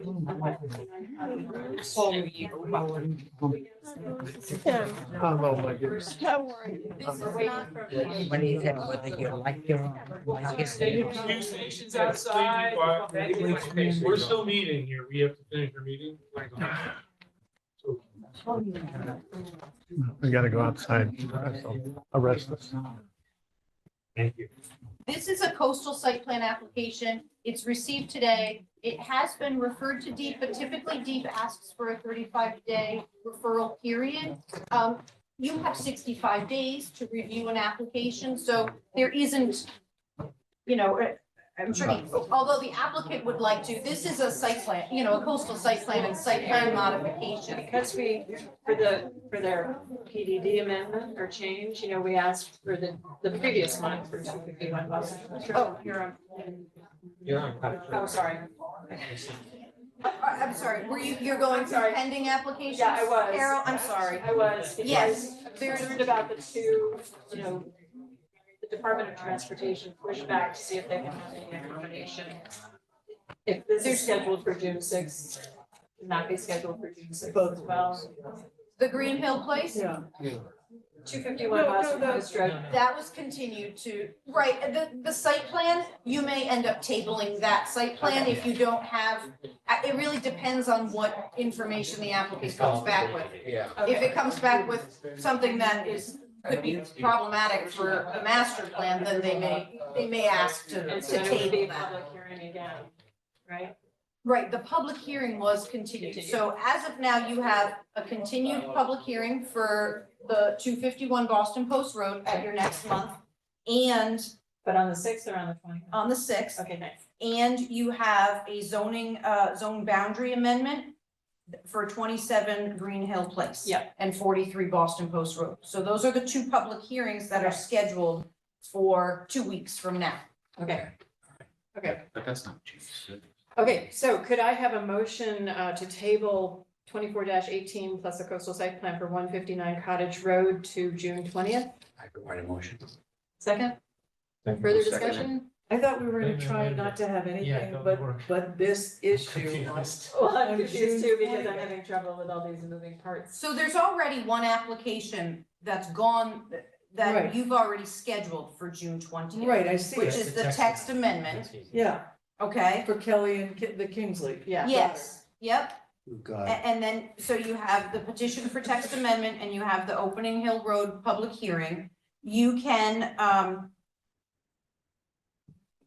That's gonna. be yeah, the other pretty full. option would be then to push Push Um, Cottage Road the to. Cottage Road site plan, although it may be, it may not take a lot of time. It's a fairly small, It's the ice house. right, it's. Was that what this is? It's the ice house. It's the ice house to put a vending unit on the porch. That seems to me as we a- could get. So, I mean, no, it can't. Right, again, this is why are we The discussing? coastal site plan cannot be done administratively. And so that application, you can, we could talk about trying to start at 6 o'clock on the 20th if you'd like. Yeah. Again, and maybe knock off a couple of these. That's a good idea. And Nathan's Lane is also, I think, pretty simple. And Nathan's Lane, that one, if you'd like to push off the next available meeting night for a public hearing, you have the P O C D meeting scheduled for the July 18th. 11th. So, July 11th. So the next available public hearing, July is odd, you meet 2 weeks in a Yeah. row, the 11th and the 18th, Fourth. because of the 4th of July holiday. So Yeah. you could table this, or schedule this public hearing for the July 18th meeting, if you wanted to clear out the. You don't think we're gonna continue Tremaine again? Yeah, no, yeah, Goodwill. good point. Well, that's what I. Well, you have the option of a special meeting at that point, You can't but short circuit it, right? You just have to let it run. Yeah. Yeah, we have to. We need to look out for There's ourselves, so by following regular order, when somebody reviews it, they say, at least you follow regular Yeah. order. Right. And everybody will get a chance, but it's gonna be a marathon. It's And gonna, also, we've seen it before, for example, with ledges, right? This Yeah. goes on and on and on, Yeah, but everybody will get their chance, yeah. and it'll come to a conclusion. It's gonna take a lot longer than everybody might like. sure. So the question is, do we stack other applications on the same evening? If they're not urgent, we should take a chunk of Tremaine and push out the other items. you have 65 days to open a hearing, so it's within your So let's- statutory, it's at your discretion. So the only thing that's been advertised is 24-17, right? We can't No, change the that. the June 20th legal notice has not run yet, Oh, for that one, only for any, or for any of them? right, they have to go out basically 3 weeks ahead of Okay. the meeting date. Oh, okay. So the June 6th meeting the legal notices already have run. run. Gotcha. And that's set where the location and time is, but the 20th, But we could push this Kelly and Kingsley Goddard one out. you already scheduled that for the 20th at your last meeting. So the one that you can push out is the Nathan's Lane. Push it. Yeah, that's what I think. What is? That would be what are the July What are the Goddard 18th. ones? Goddard's want to move a barn to the front. This is that's Oh. a text amendment. There's nothing, it's not a site-specific application. It's a text amendment. Right. To the residential. I can't think, my brain I is can't. not I mean, working. I'm just like- Text So has the- a written language. I just think we should save as much time as we can on So- the 20th. So for the Nathan's Tremaine. Lane, let's push that out to July. That would be the July 18th meeting. So public hearing for July 18th, could I have a motion? For what? For the Nathan's Lane. Oh, okay, Nathan, yeah, okay. Sorry. So, Sorry. Carol, I have a question. Yeah, So McKeon, Attorney McKeon, he has not completed the application. No, he That's hasn't. correct. That's correct. So how do we know, or at what point is he complete with that? Only Well, he- because, basically when he says he is. Yeah, Well, my we're only- jumping around here. Yeah, wait, Can we- let's just get through this Right. motion. because I have a So- comment on that. 24-19, 26 Nathan's Lane. Public hearing for July 18th, is that the date? That would be the next. I'll make a motion. Second, Second. Thank you. discussion, all in favor? Okay, did you get that, Aaron? Yes, I think it July was 18th. unanimous. Keep track. All right, going back to your question about, Well, I mean, the biggest issue is 4.4B, We can't discuss the Oh, we can't- specific, no, the Oh, yeah. public hearing Public has hearing been has been continued, so continued. you can't discuss specifics of an application outside of the public hearing. All right. It's not- could I have a motion to adjourn? Oh, no, we have minutes. We have minutes. I know, you're late. May 2nd, meeting, members present, Snow, Peckinpah, Reuben, Downs, Reinhardt, O'Connor, and Morgan. Motion for approval? Yeah, him. Second. Any comments or edits? I didn't see any. Okay, well, Vote to approve. I'll abstain, I was not there. Thank you. Everybody else opposed. Yeah, Can we any talk other about the order of things with that? Yeah, I was just application? talking about that. Just 'cause Is it okay to talk about how the order thing? How The we, process. Order of a public hearing process? Yes, how we conduct it. how we conduct it, can we clarify that now? Oh, we did. Did we? We're gonna. So we're gonna, it's gonna go to June 20th, we're gonna hear from the applicant Okay. again. We do it the right way. That's- Okay. And I then- didn't And hear then that hear that from was the a. public. We gave them a Okay. chance and we Yep. heard from their attorney who actually did sum up Yep. what they've said in their Right. letters. But he wasn't, he was only, I can, can I just ask this? He was only an attorney for several people. Some of the neighbors have said, yeah. I'd like you to stop talking about the application.